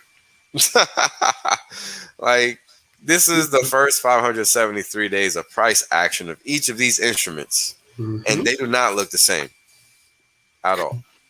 That's all I got to say about that. Bang, bang. Bang, bang. So, Hex post-week payday, 233 days. Killing it. My favorite chart. Right? Yeah, it's a beast mode chart, isn't it? Beast mode chart. It's a beast mode chart because it's just letting everybody know. Yep. Yeah. Painting my nails, bitch, just like in the little emoji. Number one. And now, Hex don't care at all. So now, remember, like we talked about, once we cross this, the next chart now, the next favorite chart is imagine how you because they suck so much, combine all three of them, right, since inception against the Hex chart and watch how it's going to catch up. And then we're going to get to, that's my belief, definitely the 6.5 million Hex way faster than Bitcoin. Probably years ahead. We need to start tracking. Your dog has something similar. I'm not sure, but like tracking that. So, we need to put that on the weekly chart. Bitcoin doesn't. All right, so let's talk about that. Bitcoin just woke up. What does Bitcoin do? A couple of weeks ago. What does Bitcoin do? It does nothing. Yeah. That's it. None of these coins do anything. It's very simple. They're all promise coins. They want to do things. They want to do things they're never going to do. And that's okay because we got Hex. And that's why I make these damn charts. Just to make sure people understand that it's okay. That's why we got Hex. And as you can see, we're outpacing the first halving by 2 times, right? Like that's 2x. That's 137 or 1x, 137%, right? Yeah. Hex payday, 800%. Like, that's crazy. Third, 400%. Like, where is Bitcoin? I can't see it. It's in the rearview mirror. Right? Like, that's just what's going on. I mean, this is crazy. Like, the reason it will reach that 6.5 million X faster is, the fundamentals. So Hex as a finished product, paying yield with, game theory up the wazoo, incentivizing people to buy more and more Hex. Like, that's one side of it. But then even just what we were speaking about earlier, the quality of the community that we have here at the beginning in the first, year and a half, 2 years of Hex's existence, there's no way it won't outperform Bitcoin. Like, there is no doubt in my mind that we will 6.5 million X years faster. Oh yeah. And so much of it will be staked too, so it's like all that supply is going to be constantly drying up. That's the mechanic. It's going to be crazy. It's going to be so sick, man. Damn, motherfuckers don't know. Oh my god. The vertical is going to be insane. You know what's funny? People don't realize when you get to the 10,000 hex, right? 100,000 hex is just a 10x. And then the hex is just another 10x. That's it. Right? You know, like the video of Richard. You could have saw it on the double. He said we're at 10 doubles. He said we're at 10 doubles this morning. We're at 10 doubles. 10 doubles. You know how hard one is? That's crazy. By the way, that means when you 3,000, 4,000% gain or 10,000% gain, you double. That's 20,000, and then you double again. That's 40,000, and next thing you know, boom, 100,000. It's 100,000. It's gonna be crazy. That hex index is at 40,000 basically. Yeah, it's at 40,000. Look at it every day. It's doing it again. Look at the fractal. Yeah, it's the same thing. This is what I was talking about earlier. It reminds me. This is what I meant with the HEX.ETH. Yeah, this is what I meant with the HEX.ETH because it looks just like that to me. Because it's just an expanding scale. All right, I said next week new all-time high. All right, you heard it first. Like this scale is like they're fixed at 100, but they're scaling. Like this is a logarithmic scale, so it looks one way on one, right? Like this is 5%, but it's tracking the same scaling area as the T-shares the ETH, right? Even though it's Bitcoin, like and you're gonna transpose it. I mean, this shit is crazy because we're almost at parity with freaking ETH, right? So I think we're gonna hit that within the next, before the summer's out, for sure. Oh yeah, for sure. And that's crazy. If we just do barely a slightly higher new all-time high, 10 cents or 11 cents, we pass ETH. Because I think we're doing it at 18,200 plus. So at 10 cents, that's 1,800 right there. 1,800 is 10 cents, yeah. Yeah. So 11 cents. The damn T-share rate, bro. T-share, yeah, right there, right. I feel so smart now. T-share over ETH, so we'll get to that 100% like that. Yeah, that's funny. That's gonna be parity right there. Damn. Beginning of sacrifice. Boom. That's funny. That is so funny. People are just, I mean, just look at these lines. T-shares of ETH and T-shares of Bitcoin. Yeah. T-shares of ETH, 72.22%. Yeah. That's going to be a tweet. That's just crazy. T-shares of Bitcoin, 4.59%. I mean, we're hovering at 5% of a Bitcoin. Mm-hmm. Oh, a Bitcoin. This was just 65,000. What the hell is going on? Mm-hmm. Why are we all the way up here versus it? And it's all the way down here versus us. And a couple of doubles, and then we're there. 5% you double, then you're at 10, you do double, you're at 20, you do double, you're at 40, you double, you're 80, and then next thing you know, 4 doubles, man. I mean, this is just crazy, bro. This is just crazy performance, and this is the thing that people just need to realize. This is just wild, crazy performance. Wild, crazy. And here's the latest price. This is from me last night. The number's already updated for the day, but I didn't think I'd be going this long, so I guess I have to do a chart video or something. I plan to stream tomorrow. I'm gonna stream again tomorrow because there's more topics. Sunday fun day. Especially do it late night. I'm gonna try to be here after work because I think the future's open 6 p.m. or 8 p.m. because there's some shenanigans coming next week, man. People need to be ready. There's always a lot of shit going on over there. Oh yeah, next week's gonna be epic. I like Hex. There's nothing to do but just chill. A whole lot less going on over here. Absolutely. You're watching with the popcorn. Don't worry. Well, yeah, but people gotta know though. Dynamic stock to flow tracker, right? So T-shirt dollar value is 15.55 with 55 cents. Look at this. That's right. $849.48 for 10,000 hex. We're giving us a T-share rate of 18,311 hex per T-share. Now, where does this number come from? This number comes from dividing the dollar cost of a T-share by the dollar cost of 10,000 hex, and you're gonna get that number. That's basically what that number. Look at that yellow line starting to perk up a little bit faster. Yeah, It is right here, picked Epic. up. We're giving us right now a staking APY of 37.51. And this is my favorite chart, kinda. I like them all because I made them, but it's okay. Payout per t-shirt line is letting us know what the value. Yeah, conveniently, right? Up and to the right, baby. Drag me out. Right, baby. Take me home. Right. Yeah, I mean, dude, look at this. This is just insane. And this is the value proposition for Hex right here. This is why price is tracking it. Literally, that's it. You know, it has a reason to do it. Otherwise, it wouldn't do it. Yeah. We have taken off, baby. And we're on our way to reach altitude. Yeah, I mean, dude, there is no altitude. We're just gonna keep going. It's pretty much straight up. Like it's almost not up and to the right. It's almost just up. Like it's just up. Yeah, it is just up. You're right. You know how you watch those launch for like by the NASA and stuff, and then you go take off a lot, and then you just watch the kilometer, the speed just keep increasing, like 1,000, 2,000. You get the explosion speed of sound, and then 3,000, 4,000, and then like an hour later, it just keeps climbing. Yeah, 20,000 kilometers per hour, 25,000. It just keeps 30,000, and then like an hour later, you know, or be just that's what we do. Break velocity, break gravity, no more friction. Forget about it. We're coming for you. So good. Done. So payout per t-shirt sum line is letting you know how many hex you've received if you've been staked with one t-share since inception. Insane. And that number right now is at 2,321.7 hex per t-shirt. Per t-share. Yeah. Per. What up, Crypto King? Good to see you too. What up, Crypto King, brother? Hope you're doing good, bro. King? Yep, anti-gravity, baby. That's insane. That's insane. And this is why we got a 2. I mean, this number is insane. That's 200. This is 210,000, bro. 210,000 just for being staked. That's a percentage return.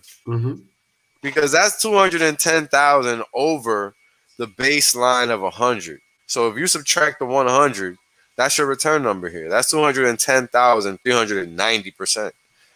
Insane. Just for being staked. Yeah.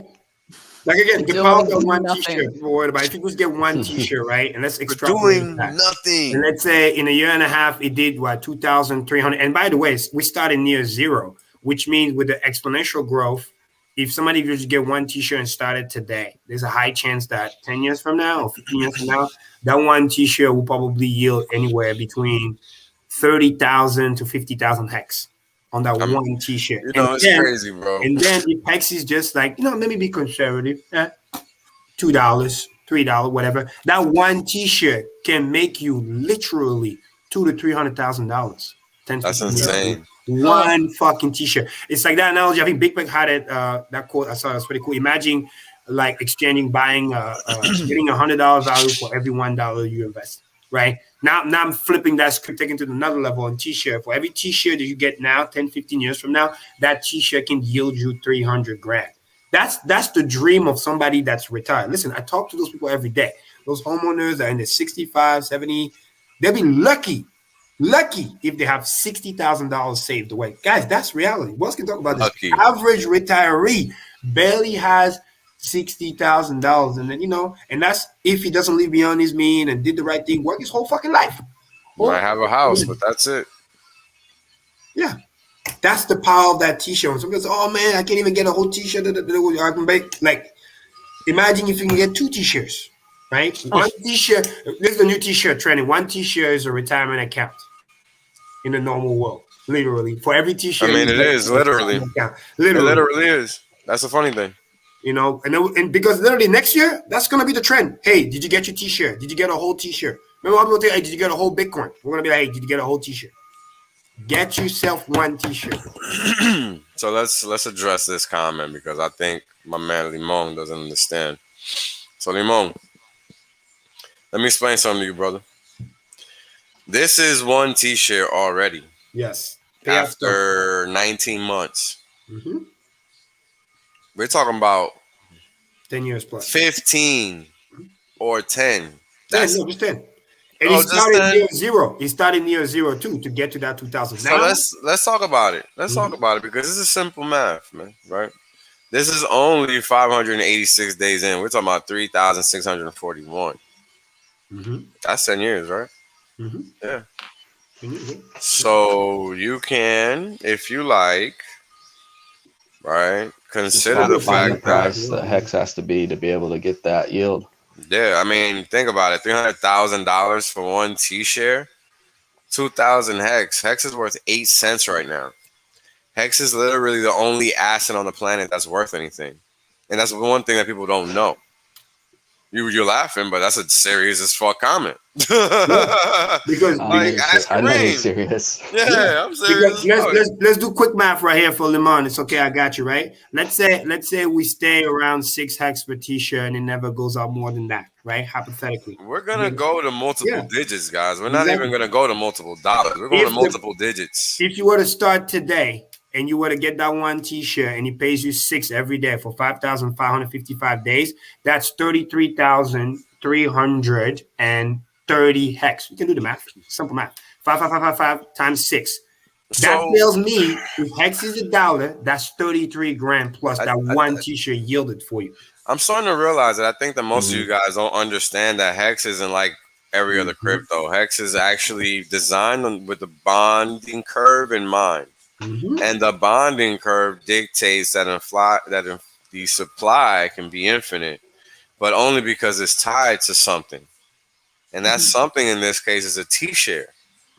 So even though the supply can be infinite, the price cannot, because humans can only have but so much economic mass. So the price, while it can go high, it can only go but so high. And that is going to be determined by the value that the human beings find in this system. And the fact of the matter is that this is the only system that provides value. Because you can see it right here on the chart. That's exactly why I laid these out like this. That's why you get that constant 37% plus APY, which I don't see coming down anytime soon. You know, might be a little control structure where we're not going to let APY. If it's going to come down, it's going to come down on P, not on E. Exactly. Yeah. That's a fact. I think this becomes glaringly obvious with your price to earnings ratio chart as well. Wells. I mean, it's interesting because, you know, people have to understand this is a real product. This is not designed like the rest of the crap you see that wants to be a crypto. This is an actual crypto. This is not a promise coin. This is an actual crypto. Like, you got to realize there's a difference here. And that's why we tell you do the math, because once you do the math, you can back it up. Because another math you can see from the payout sum to see, let's say, the average. Wells, how many days since inception you start? Is it 6? 585, 586. 586, right? So watch this. Can you go back to that previous slide real quick? I just want to do quick math. It's oh yeah, good. Hex, perfect. So what was the payout sum up to today? 2,321.705. Okay, so 2321.7. Okay, perfect. And then how many days we had so far? 586. Boom, 586. For people to understand, right now, it means since inception, our average payout per T-share on a daily is about 3.96, so almost 4. 4 Hex. So why is that important? That's what I was saying, because we're still at the beginning of the exponential curve. If somebody were to start today, and we're only here, exactly this level. So if somebody was to constantly get that 6 or potentially more, because by the way, that's not counting future potential emergency end stake, this, that. Oh yeah, and there's always going to be those. I'm just being conservative, saying if it stays at 6 and whatever, this is how the math is telling you. And then once you figure out that for every T-share, let me just be nice and just round it down. Instead of 33,000, I'm gonna say just 30,000 Hex for every T-share that you hold, you know, up to 15 years. What ends up happening now is like you get to really see that kind of live effect of what the building wealth is doing. For every T-share that you can carry to the finish line, right? My finish line, 15 years at $1 Hex, which is conservative, 15 years from now. For every T-share you hold, you're building a wealth of $30,000. That's what I want you to understand, right? I always say it's about visualizing. I mean, so let's talk about that, because that's very important, right? We're talking about the simple fact that the worst case scenario is the max is $1, which is literally impossible. And you're printing money at a clip of $1 per coin. You are printing that. Nobody is giving you that. You. That's important. That's powerful. That's something that nobody has ever been able to have before. That's a fucking superpower. Like, we're all fucking like literally Hexmen. I can't. Was it you, Accidental, that came up with that shit? Who was it? Somebody came up with that shit. It might have been. Yeah, I don't know. But it's literal. Like, yo, that's a superpower. Like, it is though. That's true. It is. You can't do that with anything else. You can't do it with anything else. You're tied to time for hours, unless you run a business, and that's not an easy feat either. Especially not at the rate at which Hex does it at, or that has been doing it. It's in fact exponential. Bang bang. We was on. I was on with FN on the FN Hangout as on Discord Syndicate, and really cool. Funding Jim was on there, and we all know he's a business expert. He's the guy in the community that's done it all on the business side of things, and he let everybody know, and I had to repeat it 3 fucking times, just like I did today. Because you really gotta understand how powerful Hex is. Like, look at this yield. You go find me a business, okay? And this is what I had Funding Jim Gary admit to, and he told you, nope. He runs businesses to buy more Hex. He doesn't run businesses for anything else, because he knows his businesses are going to set him up in such a way that Hex is going to take care of the rest. ROI. Say no more. Take care of the rest. It's like, what do you want me to go buy anywhere else? Waste my time? No, come on now. It's straight up waste. It's the best type of building wealth, which is passive, which is where real wealth is done over the test of time. You know what I mean? People that earn passively, or we are real estate, land, you name it. But those are all the real wealthy people. It's all done passively. Yeah, I run a psychology business in Australia, and this is an essential service. It's the middle of a mental health crisis. This is as busy as I'm ever going to get, right? And it takes all of my time, all of my energy to run this business, and I might be looking at a margin of 20% on a really, really good year in an essential service. It's a really good margin, right? It's like that's excellent in business, and it's still nothing on what Hex can do for me. It's crazy. Because it's hard to scale, right? Scale is a function of your cost. Like Johnny was saying, it gets to a point where in the beginning I used to fuck around, and then it gets to a point where the daily payouts start to outweigh my work. I'm like, yo, what the fuck? And then that's why you got to go to the purpose, because you be like, don't even. Hex is like, bro, don't compete, man. I got you. Don't even bother. Like, let me know a business where you can have no overhead whatsoever. That's what's going on here, because again, you're earning 30% for doing nothing. You're not extending a single dollar. You're literally taking every single dollar and winning. There's no downside. There is no margin. It's just positive return. Like, it's hard to even say. And this is just for holding the damn thing. This is not even price that I forget about it a lot of times. I'll be working. I'll be thinking about what my wage is, and I don't even remember that I'm making this money in Hex. It's crazy, right? Yeah, it's crazy, because I'm the same price appreciation, but I keep forgetting about the interest part of it. Yeah. That's what I'm saying. I forget about it too, because it's like I have to recalculate it because the price moves so fast, and then right. Yo, look, when I was in Vegas, that's illegal stuff. Yo, before I went to Vegas, my dollar amount of interest was one number, and it stayed below that number.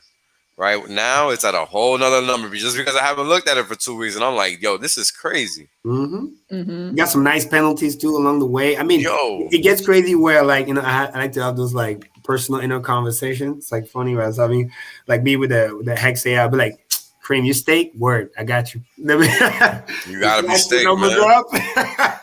So, all right, no worries. It's a little it's like my accountant almost, and my investor like, oh, you keep yielding good. All right, you know what? Here's some new money. Go to work. Right? It's the best employee. I already told you guys, the best employee in the world. I mean, look, man. Personal development better than anybody else. You constantly get better. It makes you take it into consideration because you're thinking about the future. And it's like I told you guys earlier. I, for one, feel like I've lived 2 lives. Like, that's crazy. I think about that like every day, because that's not normal. I've never heard anybody say that. Like, that's not normal, but that's how I feel because of how I grew up. And I have to take advantage of that because I know I'm still around and I know I should. I know I legit live 2 life. That's not even a. That's it. Yeah, I kind of feel like that too. So yeah. But you know what? It's crazy. There's pre-hex and there's post-hex. Yeah, right. There you go. That's one way to find time. And the good news about an analogy is that when you go from one life to the other one, and it's an upgrade, not a downgrade. Oh my God, this is where the blessings is even more because I like, dude, I already won. It's like, okay, everything else is bonus. Yeah, like anybody in Hex right now, they've won. They won. You won. They've won. Game over. And you know, it took me a while to realize it because, like I told you guys earlier, I was still trying to fucking trade futures and all this shit. And I'm like, yo, what am I thinking? Like, this thing never doesn't go up. Why am I putting a single dollar in there? Why? What was I thinking? And it's just you trying to hold on to what you think makes sense is normal or whatever the fuck. But at the end of the day, you're just ignoring math. That's it. You said it, bro. That's you made it. all them That's it. charts.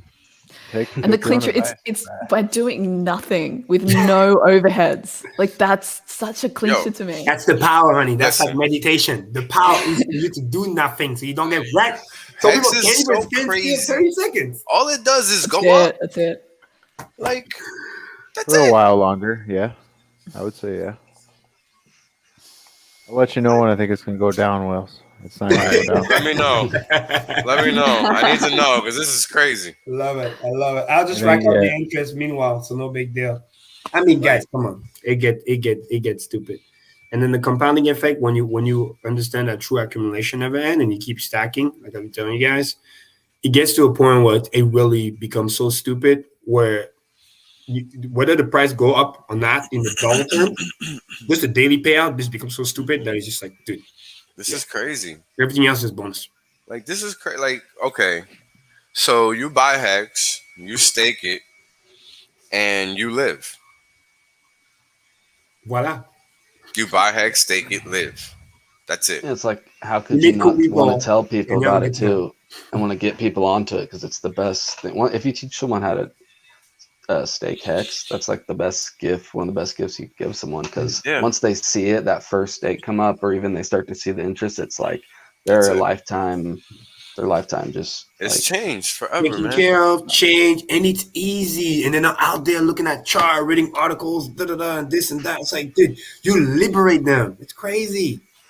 Shout out to Hex. It's like they become their own financial advisor anymore because they just decide, okay, how many stakes do I want to do? I want to pay for what? Maybe for a car, for this, for that, new home. Like they can just freestyle and then they get their freedom back. That's crazy. You empower people to be whoever they want to be. That's amazing. Eat, steak, love, baby. I'm fucking love it. That's a good one. That movie is great. You bring it up. Yeah, it really is. And Richard is so into Sense Foundation and what they do over there. Yeah. And he inadvertently beat them to it again. Like, he doesn't, I don't think he realizes that. It really is life. He really doesn't. I don't think he realizes that. I don't think he realizes that he's already advanced Sense's mission without even trying. Because it's like this aha moment when you know you designed something great, and then you get an aha how great it actually is because it outperformed you what you expect. This is kind of how we keep getting those aha. We just discover new things, and then we think we know everything, and it's like, oh shit, he does that too, and that's another side effect, and then mental health, and it's just like, yeah, and then you meet great people, and then you're in Vegas, and then it's like, what the hell? It's like, boom. You know? I'm telling you, bro, this is giving me a whole outlook on life. It's giving a whole lot of people a whole different outlook on life. It's not just me. Like, everybody feels the same. Everybody has like this whole idea of what the fuck we could do now because we know we're not crazy. We know that we understand what the fuck is going on. We know that no matter what, we're on the right side. Like, that's important because a lot of people think that they're on the wrong side because they're not siding with some shit. And people got to understand, siding with some shit is a problem. You have to side with yourself first, and that's what we're about. And it's not about being selfish. It's about being a good human being just because that's what the fuck you are. That's it. Nobody should have to tell you what to do. Nobody should have to tell you how to act. If you want to misbehave, then you just suffer the consequences for that action, and that's life. Simple as that. Yeah, that's why Hex is so powerful, right? Because it gives you the option to do what's right. You don't have to do anything. You can emergency end that stake anytime you want. Nobody's putting a gun in your head. You're making the conscious decision daily to hold that money there, no matter what. And that's what empowers you, because it came from you. And that's the key. Right. You know what I mean? And That's then right. and then you have a community of people that do the same thing as you, and then it's just you know, you're on a great journey with great people along the way. So it's just like, it's pretty cool. And then you get to figure out what you want to do with the money before the money comes out, which is smart. That's what it should do. And all those people that get all a bunch of money, don't know what they would do, and then they lose it all, right? Because they have no nothing, no purpose. Correct. Oh, let's go do this. And then somebody else is going to try to tell them how to spend their money and shit. Like, no, come on now. Let me address this question because it's kind of interesting. What happens if Richard dies and holds 20%? What's going to happen with the price of the 20%? He owns nothing, basically. It would depend on what his will and testament says. I mean, it either sits there or... It literally sits there and dilutes. Whether it is liquid or steak, doesn't matter. It just like Satoshi's bag. Yeah. Assuming he actually has one. Code is the code. End steak is end steak. If you don't, let's say it gets diluted, then it just sits there. That's it. You pay the price. Yeah. Have a nice day. And that's not just Richard. That's everybody. Hex, I already told you. You guys are in my will, whether I like it or not. Yeah, exactly. Exactly. I love you guys. So good. If I go away, you get the 8,000. You're welcome. You're welcome. You can have it. This raining t-shirts, bitch. Unless one of my family members shows up, but hey, if not, you can have it. I genuinely say this. Listen, I make peace. I know that money's gonna be well spent. That's why I'm on those streams. Because I know it doesn't even matter. I gotta trust, but there's a big trust called Hex too. I know that money is well spent over there because the community is great. Either way. Yeah. Period. Yep. Period. Because just like in the beginning, I remember the testimonials and I cried about this because it was important. I had tears. I was like, dude, because person A doesn't need the money, therefore person A parks the money, gets the yield virtually through the system. Person B might need the money today, go pay a bill, change his life, this and that. You get a satisfaction that, you know, ego or not, but you gotta I don't think maybe you had something to do with it. Yeah. And that's a fucking amazing. I mean, it's a conscious decision that's made. That's an important thing. Random fucking ass place where people don't give a fuck about you and this and that and trying to scam you, rough pool, this, that, fuck that. Fuck I mean, that. And here's the thing, right? Like, there's no moral obligation to do anything. People choose to do this. Yeah, people choose to do this. And then that's the whole point. Nobody has to do anything, right? Like, nobody has to do anything. Like, we're all here doing what we want to do. That's it. That's it. And that's why we're empowered, you know? I made these shirts because I was going to make them anyway. Exactly. Nobody told us, oh, come here, do this, do that. Nope. Nope. I made them because I needed to see the shit that was going on that I wasn't seeing. That's it. That's it. That's it. Nothing else. And I think also, like, a big part of that success is tied up in the fact that the system is designed so beautifully, right? It's created so that your success is somehow kind of intimately tied up in the success of the community as well. So it's not just about you personally, but it's also not just about you giving everything to a bunch of other people and getting nothing out of it. There's this kind of symbiotic relationship between, you know, your success equals the community's success and vice versa. And the system has been designed to incentivize the right behaviors, in my view. Yeah, I agree. Amen. I agree. I mean, no matter what you do, the system's gonna make you pay. So exactly, it forces you to do the right thing, which is awesome. That's it. That's it. And that's why it's important to know up front because, like, for example, myself, I didn't even stake everything until I knew like what I was supposed to do, like what made the most sense. And until I discovered that, I just made short stakes, and that was it.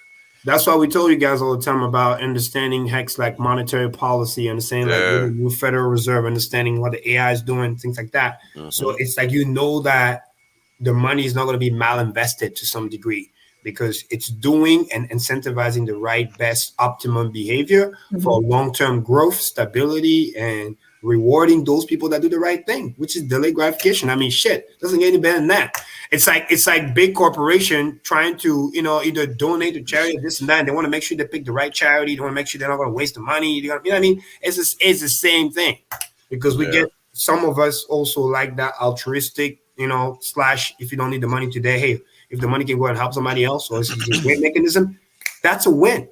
So, and then you can get it when you need it later. So, boom. Yeah, I mean, it's important, right? Because at the end of the day, Reality is that all of this happened because it was supposed to. And I'm not trying to sound like a weirdo or nothing, but come on, what are the odds? Like, it just, come on, Crazy. like, we're all from the same generation. We're all living through the same shit. We're all seeing the same exact thing. We're all thinking the same exact thing.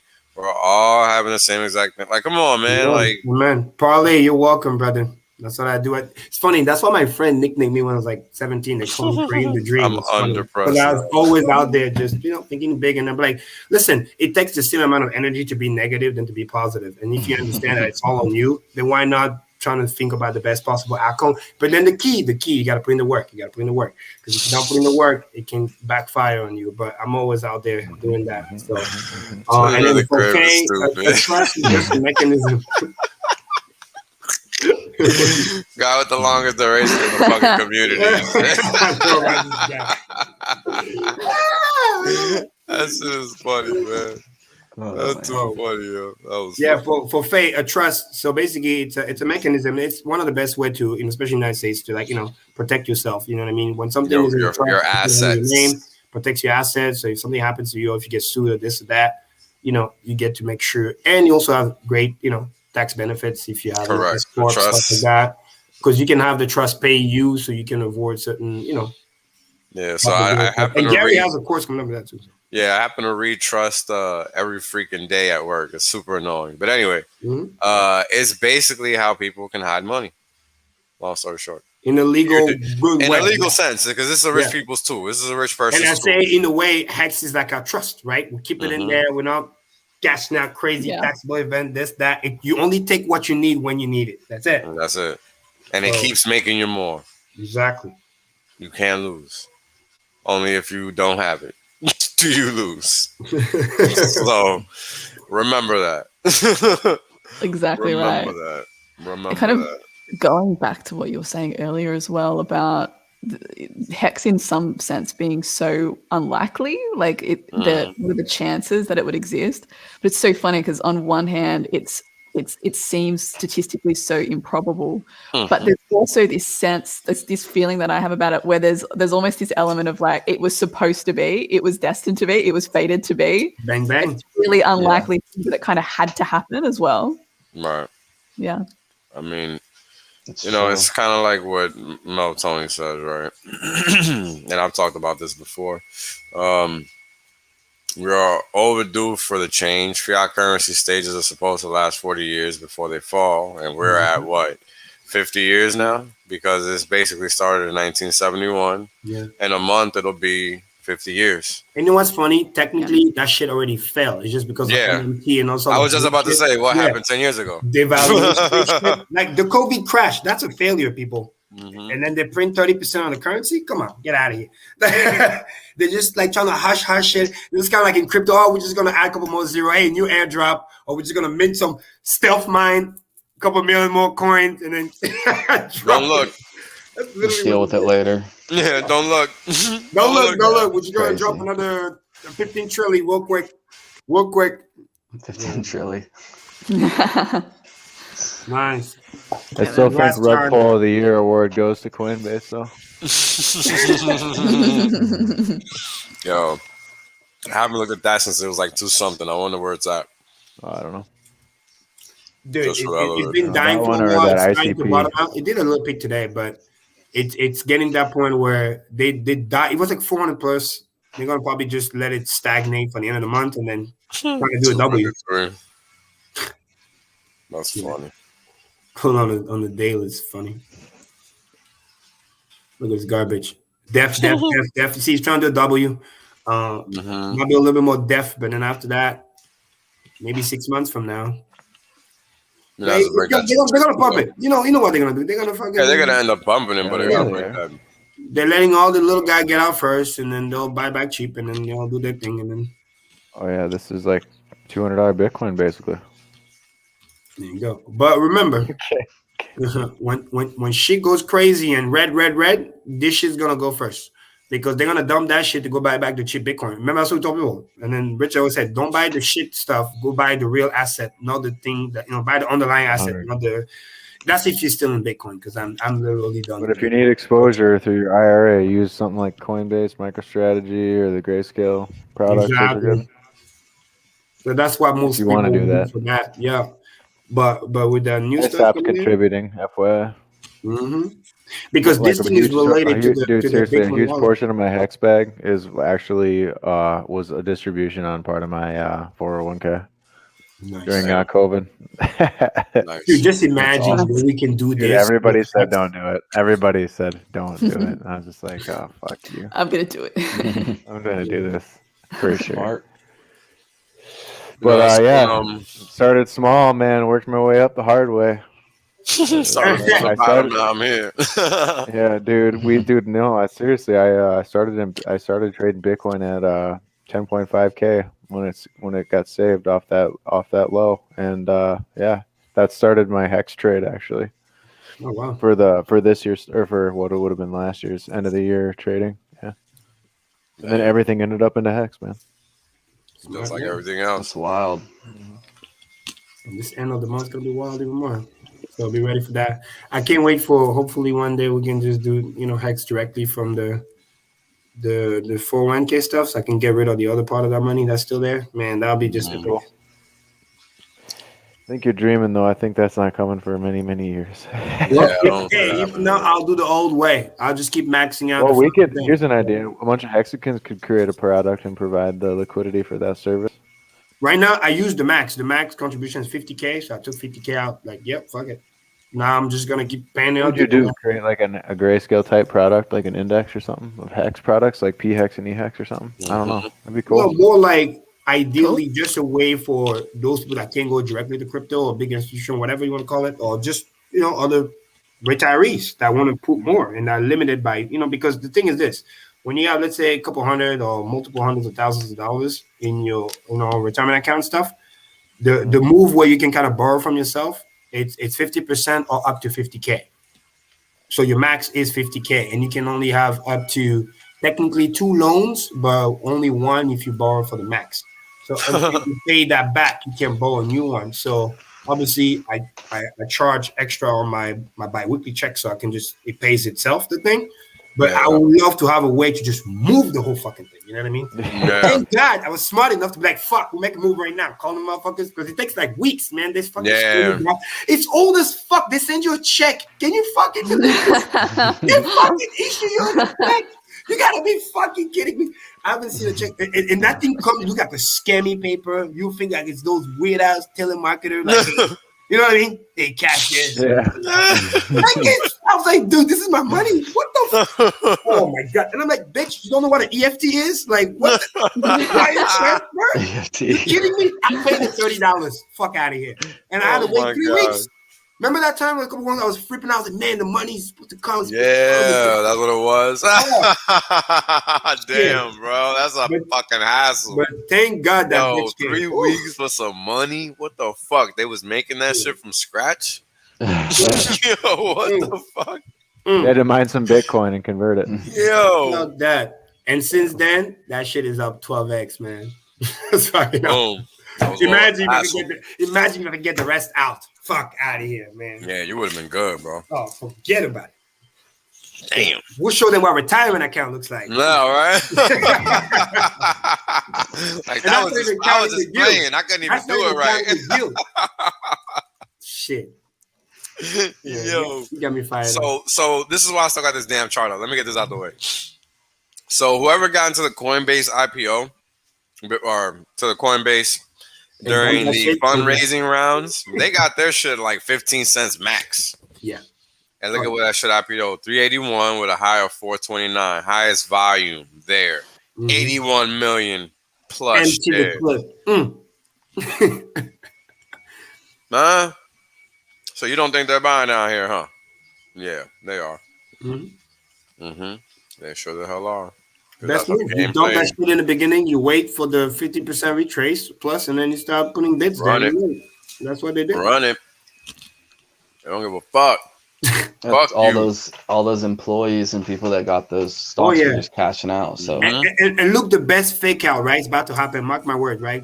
Timestamp this shit. That's why it's gonna be a W. They're gonna be like, oh look, we're going back up. It's gonna be and then fake out. Wow. BTC crash again, smack back down, retest one more time. We'll take it for one more roller coaster, and then they'll send it.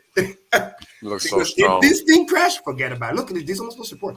Because what's the underlying value of the shitty coin of Coinbase? It's whatever the market value is. So if the market tank another, easily 20%, because why the fuck not? Then what if it's gonna happen to the Coinbase coin? Bye. One more round. See you later. They tried listing so many different coins too, and it didn't. Oh yeah, like, tons. VPVR, right? That's a VPVR, right? Next support is like 24K, and after that it's 20K. Look at that gap. We might get some fireworks before Quan Gang next week. Oh man, Stay tuned. dude, I was actually trying to put myself. What up, Parlay? I was actually trying to put myself mentally in the mindset of being down 70%, and it hurt for a second. I was like, dude, I don't even want to be here anymore. Sorry, man. Dude, because there's people that are gonna be like worse than that, like pretty soon. Oh, yeah. So I'm kind of feel for them. Like, God damn. Sucks, bro. You just gotta wait. It's not that long of a wait. It's only like 3 years. I'm only staking for 15. What's 3? Yeah, right. They're a gratification, man. People Imagine being that guy that wait. The funniest thing is this: people act waits like to buy Hex until they're his not going to fucking make any bags are more covered. money during the time they wait. Like, no, that's the stupidest thing to understand. I'm saying, How about then you this just gotta thing is dump enforce that discipline. shit, get into something good. Yeah, exactly. It forces that discipline on you, and then it forces you to keep making the right moves. And then as you build your quote unquote new money, right? I say Hex again all the time: stay broke, not poor, right? Don't confuse the two, because this is also a mind trick. Trying to wake up and see multiple, whatever, 5, 6, 7 figures in your bank account, man. If you're not prepared and you don't have a strong purpose, you're gonna be like, fuck this, I'm staying in bed today. This boss talking shit, click. Yeah, I'm taking the day off today. And if you talk back to me, I quit. All this sort of stuff. When it's like, no, stay the course, compound that shit. Because another 5 to 10 years from now, we're talking about real motherfucking retirement for life. Life. Not just like, hey, I got nice few years or 5 years and then I busted all the money. No, I'm talking about increase of lifestyle while you're building wealth. That's the key. Right. That's what the wealthy people do. You see them with the fancy stuff, but they do it with other people's money. Their wealth is still growing while they're doing the fancy stuff. Not the wannabes that just do all the fancy stuff, but then they're broke and poor because they're just trying to keep up with the Joneses. And then they're just one check away from just losing everything. Always the case. Yeah, that's why it's important to be planning out your next 3, 4, 5 moves, and get educated on whatever you need to do, because that time's going to be here before you know it. So BBD. That's a lot of what this show is about. So it's that's what we need. The remarkable beard is here.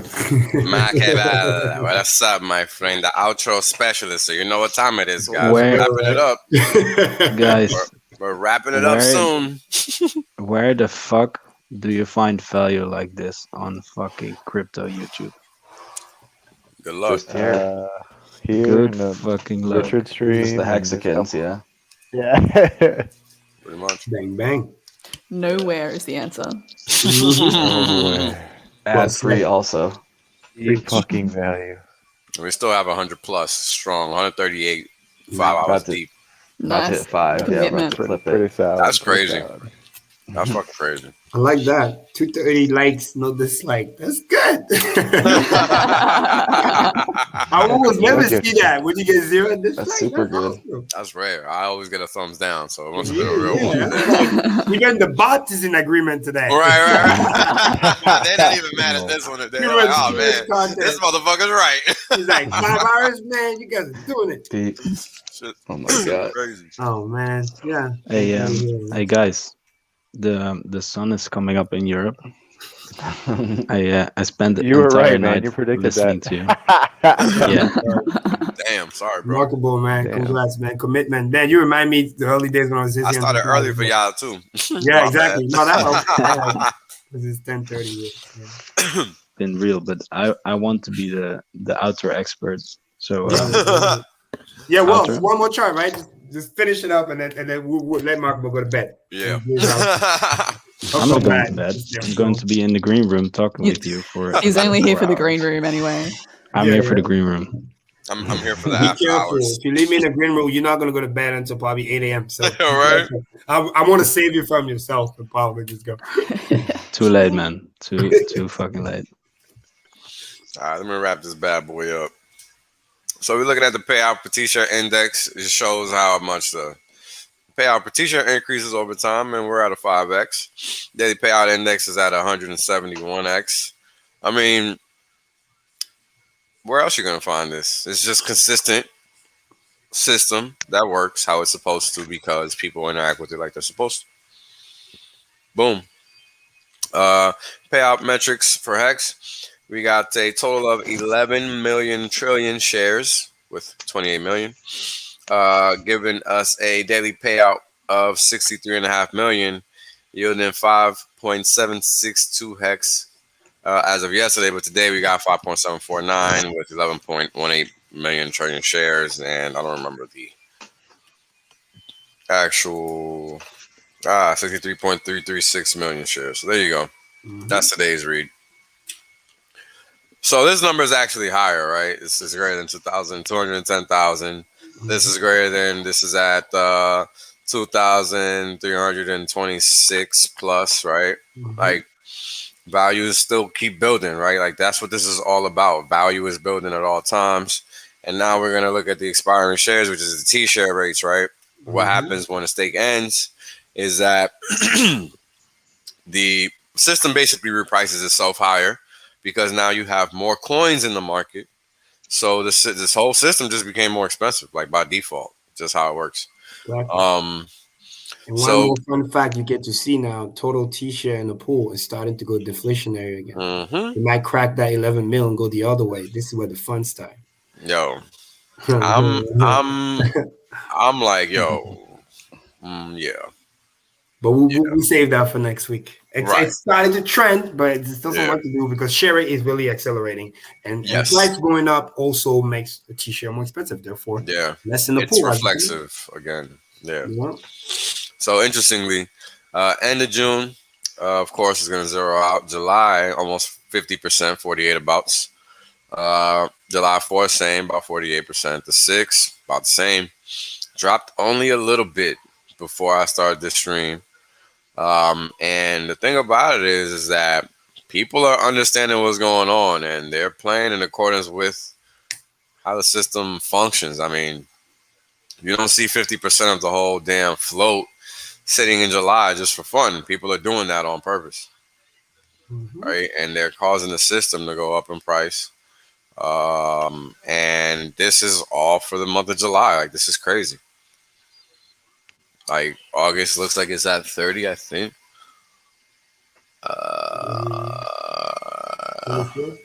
Kind of hard to tell. It looks like there's a kink here, but might be down here. I can't tell. It's crazy, man. Yeah, it's crazy. I mean, it you know, it's just wild because we stayed so far from 50 for so long. Now we're so close to it. Like, we were really like 47, 46, 45. Like, we really never were at 48 for this long. And it's just been July, all 48. It's going to keep rising too, because again, that's when I'm like, yo, what happens if that shit breaks 50? Like, what is actually going to happen? Because quick math, as the share rate goes up higher and higher, you need more hex to get that one T-share in the rotation. That is true. So remember I told you, Hex, again, the boogeyman is the T-share. This is the reason why no matter what, it's just going to be dead cap. This thing is on the one-way parabola. We're just going to get either slower or faster, but as the share rate goes higher, it will require to suck more hex in to get those T-shares.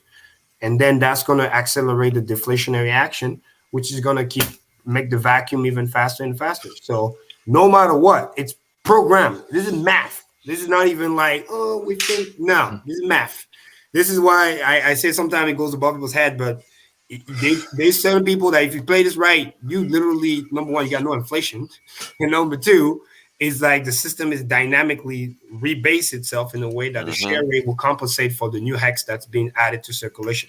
This is why share rate is so cool.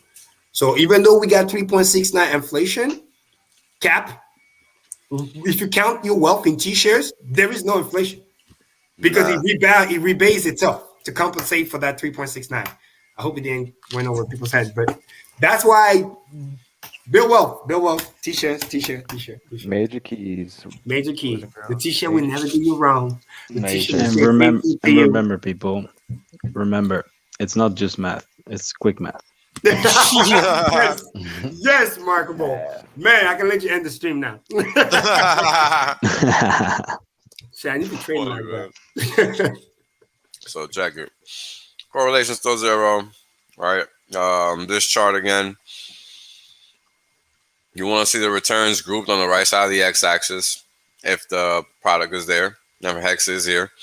Ethereum is on the Y, and Bitcoin's on the Y on this chart. Hex again. But what I want you guys to notice is that the returns, right? This is a plot of returns, X versus Y, X-axis versus the Y-axis. And what we're seeing is that X is primarily on the right side of the 0 line for the X-axis on both charts, whereas the Ethereum and the Bitcoin, they're spread all over their Y-axis respectively. Nice. Yeah, Hex is axis alive. Literally. Like that. Literally though. Literally. Hey, we got that name wasn't a mistake either. I was watching from the sideline. Always a program. Love it. I remember the day I came up with that tag.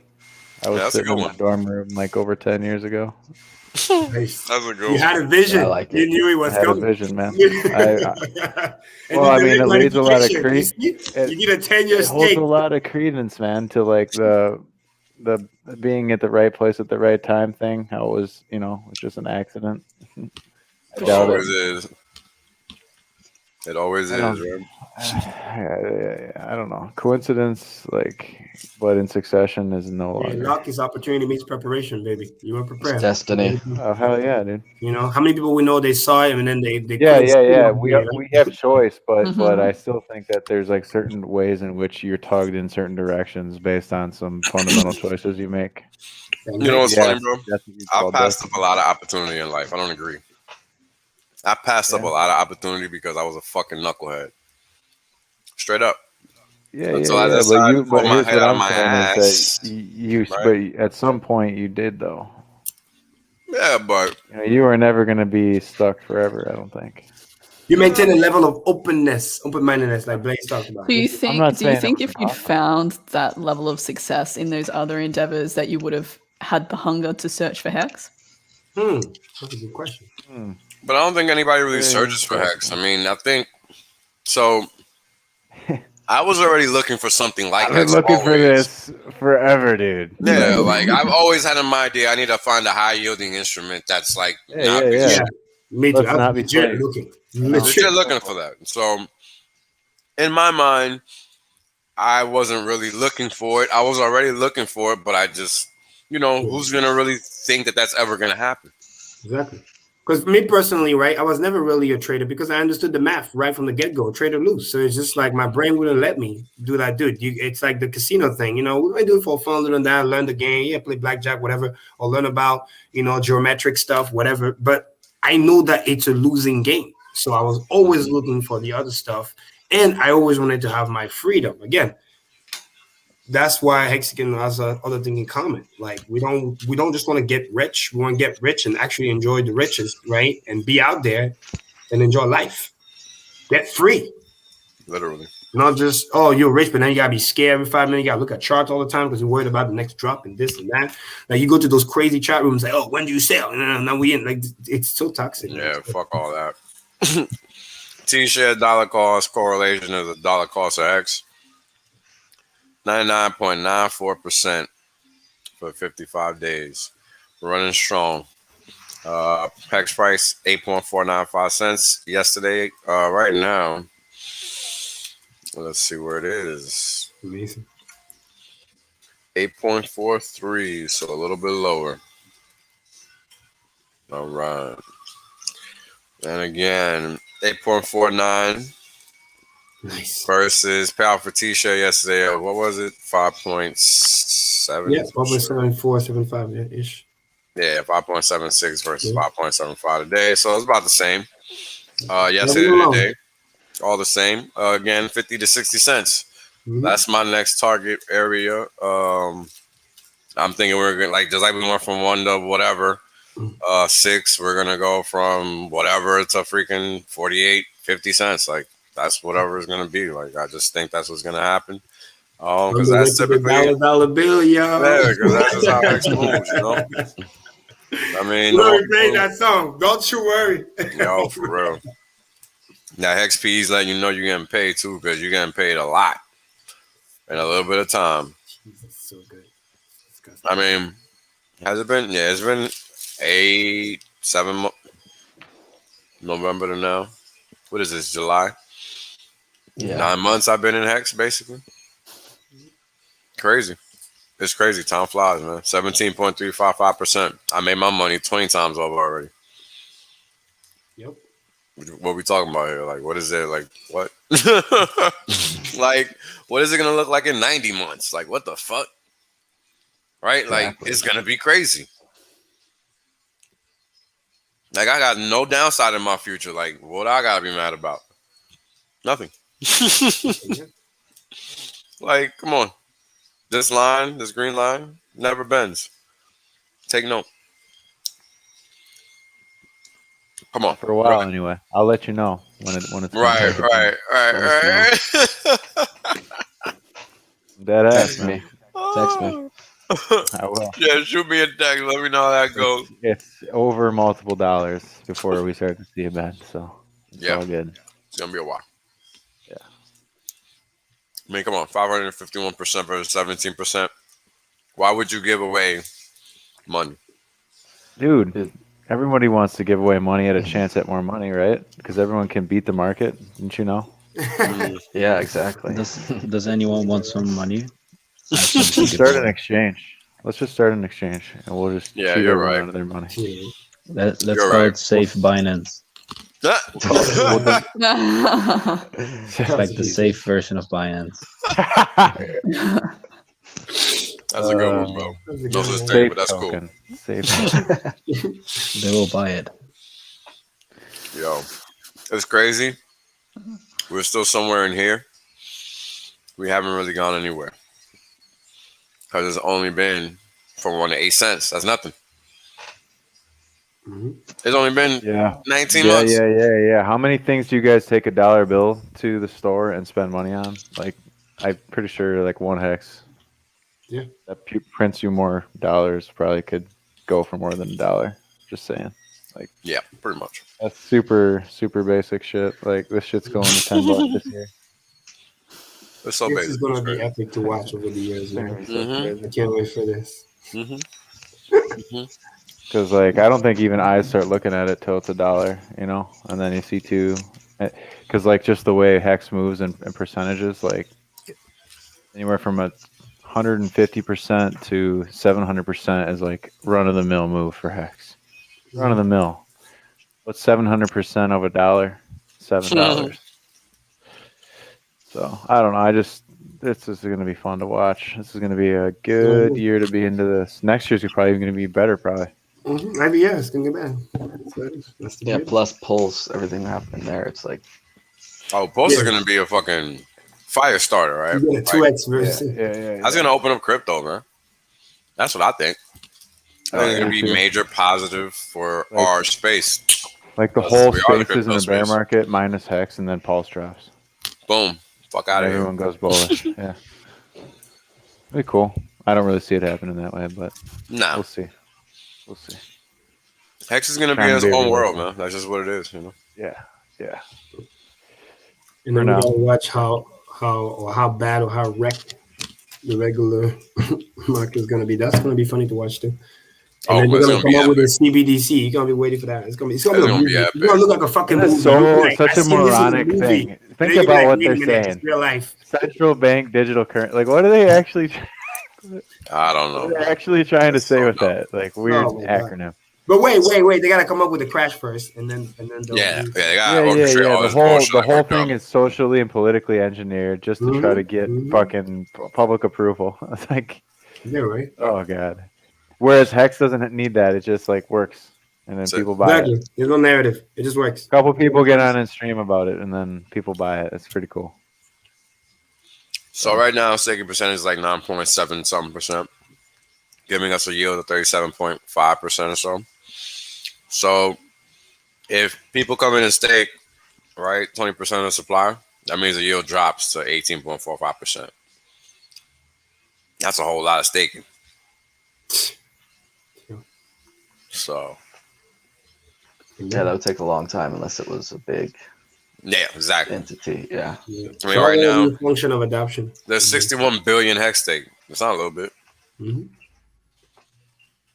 The math is simple. Yeah. If the adoption on an annual basis is greater than the inflation, it goes up. If it's less, then it goes down. But right now, the simple fact that we're steady is good. That means we're growing at a fast pace, matching inflation. 61 billion hex, doing all right. So in a year, T-shares might be $15,000. Yeah, because what's counterintuitive for people is that the numerical number of hex being staked is actually going up constantly. It's just ratio to the total amount of hex. That's why people see, the staking percentage going down, but the number of hex being staked is actually going up. So check it. Bing, bing, bing, bing. There's more hex outstanding in the circulating supply now than there's ever been. Yeah, like most of it's away and stuff. But yeah. Stake supply, constant. It's always around here or higher. Yeah. It's slow, but it's trending up. Because I remember months ago, it used to be in the 50s and stuff. Now we sold the 60s. So it's definitely trending up. Because again, function of a T-share, you need more hex every time the T-share ratchets. It has to go up. That's right. Because if it does not go up, then now we get that deflationary total T-share pool, and then payout's gonna get stupid. It's real. And a lot of people are holding liquid right now too for pulls. Yeah, that would be staking like millions of dollars. Yeah. So pain in the ass. Soon, hopefully. Yeah. Don't worry. The few weeks of inflation it'll be worth it. It'll be worth it. I'm sure. Once you start to pump, you're gonna get all that back. Exactly. You'll be fine. All right. And by the way, you get a 2x waiting for you on the other side. Oh, right. I forgot about that part. My bad. I was being greedy, bro. My bad. Whoops. So I put this in the comments, I don't know, a few hours ago or something. If Hex goes up with the sacrifice and the snapshot and all that, that's crazy. While the rest of the shitcoin space goes down because everything's going to hell, then it's gonna be really easy to get Hex at number 1. Fuck yeah. And look at the price go then. That shit can happen within 365 days from a day. Seriously. It's going to start absorbing everything like a vacuum. It's going to be crazy. Remember that? I use that reference, the Bitcoin Cash, Bitcoin, almost hostile takeover pump. Imagine something like that, but on steroids. Because, listen, the bot's going to realize, oh, shit, it's happening.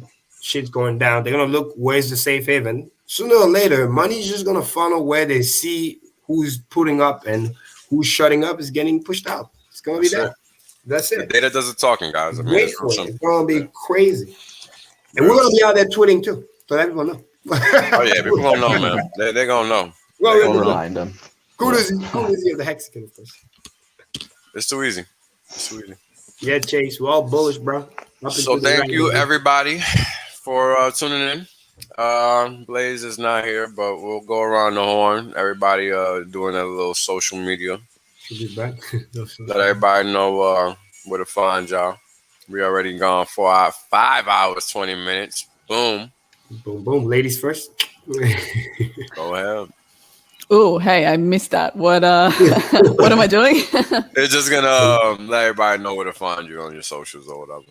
Oh yeah, sweet. I'm just at Blaze Makes Music on Twitter. Boom. So follow me there. Right. When are we getting our next sound?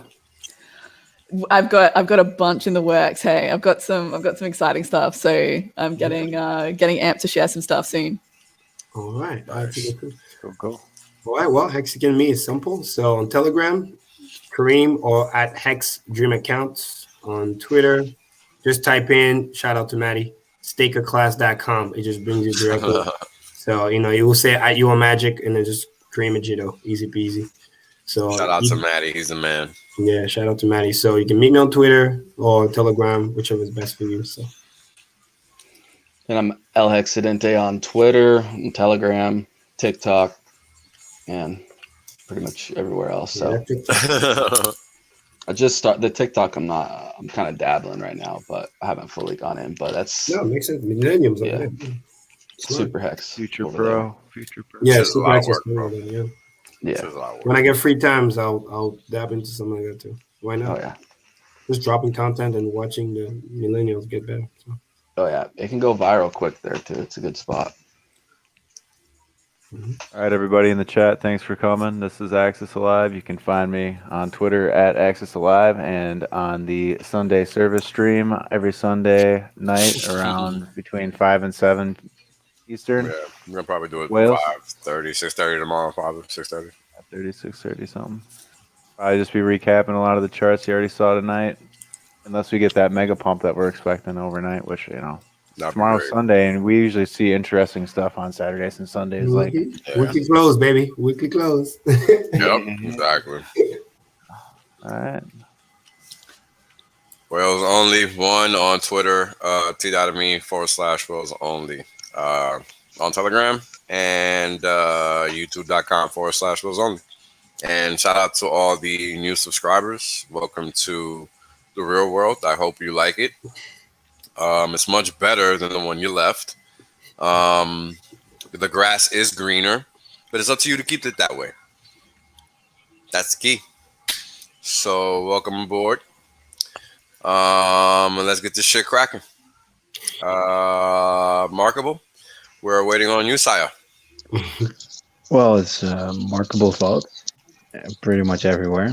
Twitter, YouTube, OnlyFans, Pornhub. Anywhere. Yep. So, yeah, with that, thanks for having me. Thanks for watching, everyone. Hit the dislike button. And that's it. Outro, I guess. Thank you to all the Hexicans. The wrap. Yeah, thank you.